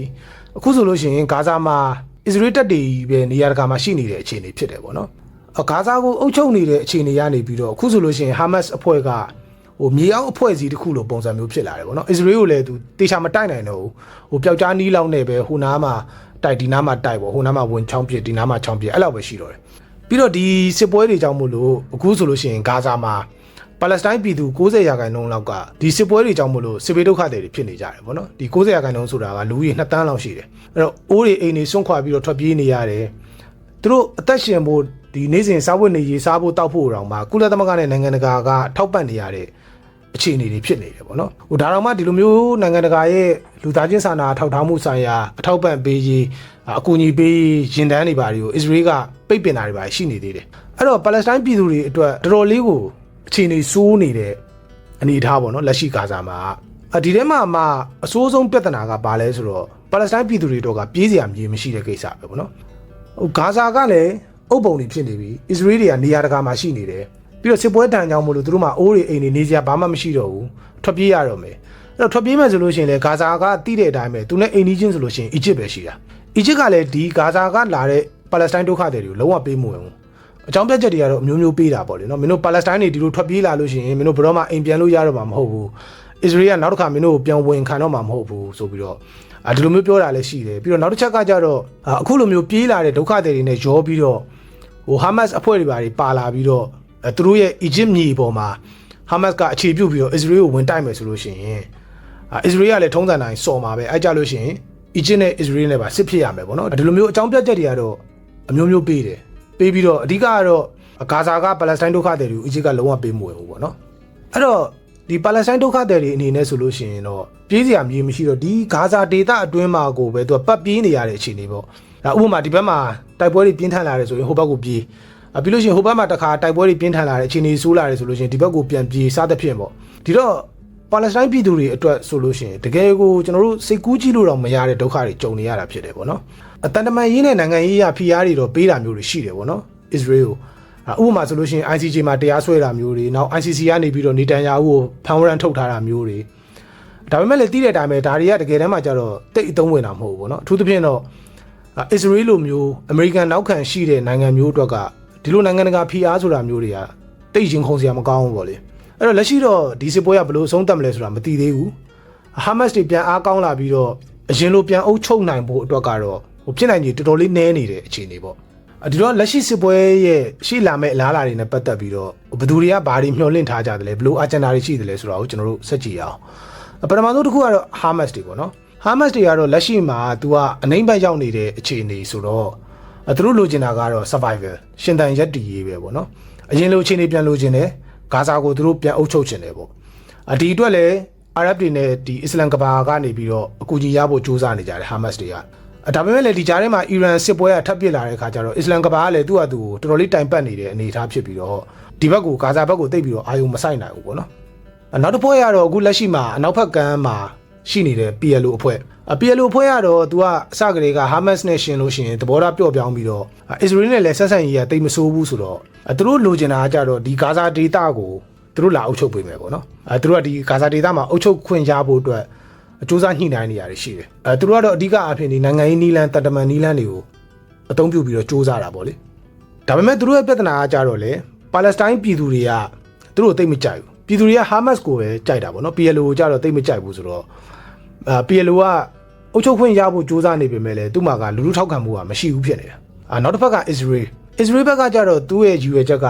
ဒီပွဲမှာ Hamas တွေကိုလုံးဝအမြင့်ပြတ်အောင်ကိုတိုက်ခိုက်ပစ်ချင်တာပေါ့နော် Hamas ဆိုတဲ့အဖွဲ့ပါမရှိတော့တဲ့အထိကိုသူကတိုက်ပြီးတော့ဒီနေရာကို Israel ကပဲထိန်းချုပ်ထားမယ်ဆိုတဲ့သဘောရှိတယ်ပေါ့နော်နိုင်ငံတကာအတိုင်းဝိုင်းရဲ့အမြင်မှာကြတော့အထူးသဖြင့်အနောက်နိုင်ငံတွေပေါ့အနောက်နိုင်ငံတွေကတော့ထုံးစံအတိုင်းစစ်ပွဲကိုချက်ချင်းရက်ပြီးရင်လူသားချင်းစာနာထောက်ထားမှုအကူအညီတွေပါပေးမယ်ဒါကိုလက်ခံပေါ့နော်ပြီးလို့ရှိရင်စကားပြောကြပါလေအနောက်နိုင်ငံတွေကတော့အများနဲ့ဒါပဲပြောနေရဆိုတော့ဒီကြားထဲမှာအမေရိကန်သမ္မတဒေါ်နယ်ထရန့်တော့တည်တဲ့အတိုင်းပဲဟိုပြောဒီပြောပဲပေါ့နော်နောက်အာရပ်နိုင်ငံတွေနဲ့ဒီအစ္စလမ်ကဘာရဲ့အမြင်အရကြတော့ဒီစစ်ပွဲမှာသူကပါလက်စတိုင်းကိုလွတ်လပ်ရေးပေးဖို့တောင်းဆိုတယ်ပြီးတော့ဂါဇာဒေသပြန်လည်ထူထောင်ရေးအတွက်အာရပ်နိုင်ငံတွေကသူတို့ငွေကြေးထောက်ပံ့ဖို့အဆင်သင့်ရှိတယ်ဆိုပြီးတော့ပြောတယ်ပေါ့နော်။ဘာဆက်ဖြစ်မလဲဆိုတာကတော့ဘယ်သူမှမပြောနိုင်သေးတဲ့အခြေအနေပေါ့။ဒီမှာတင်ပြခဲ့တဲ့အတိုင်းပဲ stakeholder အားလုံးမှာကကိုယ်ပိုင် agenda တွေရှိနေတာဆိုတော့ဘယ်လိုဆက်ဖြစ်မလဲဆိုတာကတော့ကျွန်တော်တို့စောင့်ကြည့်ရမယ့်အခြေအနေပဲဖြစ်တယ်ပေါ့နော်။ဒီဗီဒီယိုကိုအဆုံးမသတ်ခင်အစ္စရေးနိုင်ငံရဲ့နိုင်ငံရေးစနစ်အကြောင်းကိုလည်းနည်းနည်းတင်ပြခြင်းတယ်။ဒီဗီဒီယိုကဂျူးလူမျိုးတွေနဲ့ဒီအစ္စရေးနိုင်ငံတည်ထောင်ခဲ့တဲ့အကြောင်းဖြစ်ပေမဲ့ကျွန်တော် channel ရဲ့ထုံးစံအတိုင်းနိုင်ငံရေးစနစ်တွေအကြောင်းလဲပါသွားအောင်ပေါ့နော်အစ္စရေးနိုင်ငံရဲ့နိုင်ငံရေးစနစ်ကိုနည်းနည်းလေးလေ့လာကြည့်ကြပါမယ်အစ္စရေးကအရှိမပြောခဲ့တဲ့အတိုင်းစစ်ပွဲကာလတွေအတွင်းမှာနိုင်ငံတည်ထောင်ခဲ့တာဖြစ်ပြီးတော့တောက်လျှောက်လဲစစ်ပွဲတွေပြိပခါတွေနဲ့ကြုံခဲ့ရတာဆိုတော့အစ္စရေးအနေနဲ့ကဒီနိုင်ငံရေးစနစ်နဲ့ပတ်သက်ပြီးတော့သူတို့အချင်းချင်းကြားထဲမှာအခြေလဲဆွေးနွေးဖို့အချိန်မရခဲ့ဘူးလို့ပဲပြောရမယ်ဒါအပြင်နိုင်ငံစတည်ထောင်တဲ့1949-48ခုနှစ်ဒီမှာကလေးကနိုင်ငံတည်ထောင်ဖို့အတွက်ကိုဒီဘာသာရေးကိုအခြေခံသင့်တယ်ဆိုတဲ့အုပ်စုနဲ့ဘာသာရေးကိုအခြေမခံဘဲနဲ့ဆက်ကူလာပုံစံဖြစ်တင်တယ်ဆိုတဲ့အုပ်စုကလည်းကွဲနေသေးတယ်ပေါ့နော်အတိတဲ့အတိုင်းဂျူးလူမျိုးဆိုတာကသူတို့ရဲ့ identity ကိုဘာသာရေးနဲ့ခွဲမရတဲ့အခါကျတော့ဒီလိုဘာသာရေးကိုအခြေခံပြီးတော့နိုင်ငံတည်ဆောက်ခြင်းတဲ့အုပ်စုနဲ့ဘာသာရေးမပါဘဲနဲ့ nation building ကိုတွားခြင်းတဲ့အုပ်စုဆိုပြီးတော့ကွဲနေတာညှိလို့မရအောင်ဒါကိုအချိန်ပေးပြီးတော့ညှိနှိုင်းနေဖို့ကလည်းရှေ့မှာပြောသလိုပဲနိုင်ငံမတည်ထောင်ခင်တည်းကစစ်ပွဲကစနေပြီပေါ့နော် state of emergency ကြီးညာထားရတာအရေးပေါ်အခြေအနေပေါ့အဲ့ဒါအခု2026ခုနှစ်တည်းကိုဒီအရေးပေါ်အခြေအနေမှာပဲရှိသေးတာဒီလိုဆိုတော့ဒီအုပ်စုနှစ်စုကတေချာမညှိနိုင်ခဲ့ဘူးပေါ့နော်ဒီလိုညှိမရတဲ့အခါကျတော့အခြေခံဥပဒေဆွဲလို့မရအောင်အဲ့ဒါနဲ့ပဲကဲညှိမရရင်လည်းမညှိတော့ဘူးကွာအခြေခံဥပဒေလည်းမဆွဲတော့ဘူးပေါ့လောလောဆယ်အလုပ်ဖြစ်အောင်မယ်ငါတို့လုပ်ကြမယ်ဆိုပြီးတော့အခြေခံဥပဒေအစား basic law လို့ခေါ်တဲ့ဥပဒေတွေကိုပဲရေးဆွဲခဲ့ကြတယ်ဒါကလည်း basic law ဆိုတော့မြန်မာလိုပြန်မယ်ဆိုရင်အခြေခံဥပဒေဖြစ်နေပြန်တယ်ပေါ့နော်ဒါပေမဲ့ပြောချင်တာက constitution မဟုတ်ဘဲနဲ့တကယ်ကိုအခြေခံဖြစ်တဲ့ဥပဒေတွေလို့ဆိုလိုချင်တာပေါ့နော်ဒီ basic law တွေမှာကဘာတွေပါလဲဆိုတော့ဥပမာဆိုလို့ရှိရင်အစိုးရအဖွဲ့ကဘာလုပ်ရမလဲလွတ်တော်ရဲ့အခမ်းကဏ္ဍကဘယ်လိုရှိတယ်စသဖြင့်ပေါ့နော်ပုံမှန် constitution တွေမှာပါနေကြအကြောင်းအရာတွေကိုပဲသူကအပိုင်းလိုက်ခွဲပြီးတော့ဥပဒေတွေရေးထားတာဒီ basic law ကအားလုံးပေါင်း14ခုရှိတယ်ဒီဥပဒေ14ခုကိုပဲအခြေခံပြီးတော့ Israel နိုင်ငံကိုတိစောက်ခဲ့တာဖြစ်တယ်ပေါ့နော်အခုဒီတိုင်းပဲ Israel မှာကအခုဒီအခြေခံဥပဒေမရှိသေးဘူးဒီ basic law တွေအရာ Israel နိုင်ငံရဲ့နိုင်ငံရေးပုံစံက parliament democracy ဖြစ်တယ်ဒီတော့ထုံးစံတိုင်းပဲဝန်ကြီးချုပ်ကအစိုးရအဖွဲ့ခေါင်းဆောင်ပေါ့နော်တစ်ဖက်မှာလွှတ်တော်လည်းရှိတယ်လွှတ်တော်ကတော့တစ်ခုပဲရှိတယ် unicameral ပေါ့တခြားနိုင်ငံတွေလိုမျိုးအထက်လွှတ်တော်အောက်လွှတ်တော်ဆိုပြီးတော့လွှတ်တော်2ရပ်မရှိဘူးလွှတ်တော်1ရပ်ပဲရှိတယ်ပေါ့နော်ဒီလွှတ်တော်ကိုယ်စားလှယ်တွေကိုရွေးချယ်ဖို့အတွက်ရွေးကောက်ပွဲစနစ်ကကြတော့အချိုးကျကိုစားပြုစနစ် PR စနစ်ကိုကျင့်သုံးတယ်နောက်တရားစီရင်ရေးကဏ္ဍမှာဆိုလို့ရှိရင်အမြင့်ဆုံးအနေနဲ့ကတရားလွှတ်တော်ချုပ်ရှိတယ်ပေါ့နော်ဒါကိုကြည့်လိုက်မယ်ဆိုလို့ရှိရင်တော့ပုံစံကတခြားဒီမိုကရေစီနိုင်ငံတွေနဲ့ဘာမှတိတ်မကွာဘူးအဆင်ပြေနေတယ်လို့ထင်ရတယ်သူသက်ဆိုင်ရာဥပဒေနဲ့သူရှေ့မှာပြောခဲ့သလိုပဲ basic law 14ခုရှိနေတာဆိုတော့အဆင်ပြေတယ်ပေါ့နော်သူကလည်းသူအားလုံးခံခံမှရှိတယ်ပေါ့ဒါပေမဲ့ပြဿနာကအခြေခံဥပဒေတစ်ခုမဟုတ်တဲ့အတွက်ကြောင့်မို့လို့ဒီ basic law 14ခုအချင်းချင်းကြားထဲမှာရှိတဲ့အချိတ်အဆက်ကအားနည်းနေတယ်ဥပမာပြောရမယ်ဆိုရင်အစိုးရအဖွဲ့ကဘာလုပ်ရမလဲဘာမလုပ်ရဘူးလွှတ်တော်ရဲ့တာဝန်တွေကဘာတွေတရားစီရင်ရေးကဘလို့အစရှိသဖြင့်အသီးသီးရှိနေပေမဲ့သူတို့အချင်းချင်းကြားထဲမှာရှိရမယ့်အချိတ်အဆက်ဖြစ်တဲ့ဒီ check and balance system ပေါ့နော်အပြန်အလှန်စောင့်ကြည့်ထိန်းကျောင်းတဲ့ mechanism ကကြတော့အားနည်းနေတယ်ဒါကconstitution မဟုတ်တဲ့အတွက်ဒီလိုမျိုးအားနည်းနေတာပေါ့နော်အဲ့တော့လက်ရှိအခြေအနေရဆိုလို့ရှိရင်အစိုးရအဖွဲ့ကိုထိန်းကျောင်းနိုင်တာကSupreme Court လို့ခေါ်တဲ့တရားလွှတ်တော်ချုပ်တစ်ခုပဲရှိတယ်အဲ့တော့ဒီအခြေအနေကဒီမိုကရေစီစံနှုန်းတွေအရဆိုလို့ရှိရင်အားနည်းနေတယ်လို့ပြောရမှာပေါ့နော်ဒါတောင်မှအခုနေတန်ယာဟုကလက်ရှိပုံစံကိုတိတ်တဘောမကြပဲတဲ့တရားလွှတ်တော်ချုပ်ရဲ့အာဏာကိုရှော့ချဖို့တွေပါစူးစမ်းနေရတယ်ရှိတယ်ဒါကြောင့်မို့လို့ပဲအစ္စရေးပြည်သူတွေကလည်းလမ်းပေါ်ထွက်ဆန္ဒပြတာတွေပါဖြစ်ခဲ့တယ်ပေါ့နော်အဲ့တော့ဒါကတော့လက်ရှိအစ္စရေးနိုင်ငံရဲ့နိုင်ငံရေးစနစ်ကိုအနေချင်းတင်ပြခဲ့တာဖြစ်ပါတယ်ဒီတော့ညီကိုချုပ်အနေနဲ့ပြောရမယ်ဆိုလို့ရှိရင်လွန်ခဲ့တဲ့နှစ်ထောင်နဲ့ချီကလေးကဂျူးလူမျိုးတွေဖြတ်တန်းခဲ့ရတဲ့သမိုင်းတွေကိုပြန်ကြည့်မယ်ဆိုလို့ရှိရင်နေမြေနဲ့ပတ်သက်ပြီးတော့ပြိုင်ဆိုင်မှုတွေကအရင်တည်းကနေပြီးတော့အခုထိကိုမပြီးဆုံးသေးတာတွေ့ရမှာဖြစ်တယ်နိုင်ငံတည်ထောင်ပြီးတဲ့အချိန်ထိကိုပြဿနာတွေကဖြေရှင်းလို့မပြီးသေးဘူးပေါ့နော် နောက်ဂျူးတွေဥရောပမှာနှစ်ထောင်နဲ့ချီပြီးတော့ရွှေ့ပြောင်းနေထိုင်ခဲ့ရတော့ဖိနှိပ်ခံခဲ့ရတာတွေခွဲခြားဆက်ဆံခံခဲ့ရတဲ့အခြေအနေတွေကနေအခုဆိုလို့ရှိရင်သူကအင်အားကြီးနိုင်ငံတစ်ခုဖြစ်လာပြီးတော့ကို6ဘော်ကိုရက်ပြီးတော့နေထိုင်လာနိုင်တဲ့အချိန်မှာဆိုလို့ရှိရင်ဒီပါလက်စတိုင်းတွေအပေါ်မှာဒီထက်ပိုပြီးတော့ကိုချင်းစာတင်တယ်ဆိုပြီးတော့အမြင်နဲ့အမြင်တွေလည်းရှိတယ်ပေါ့နော်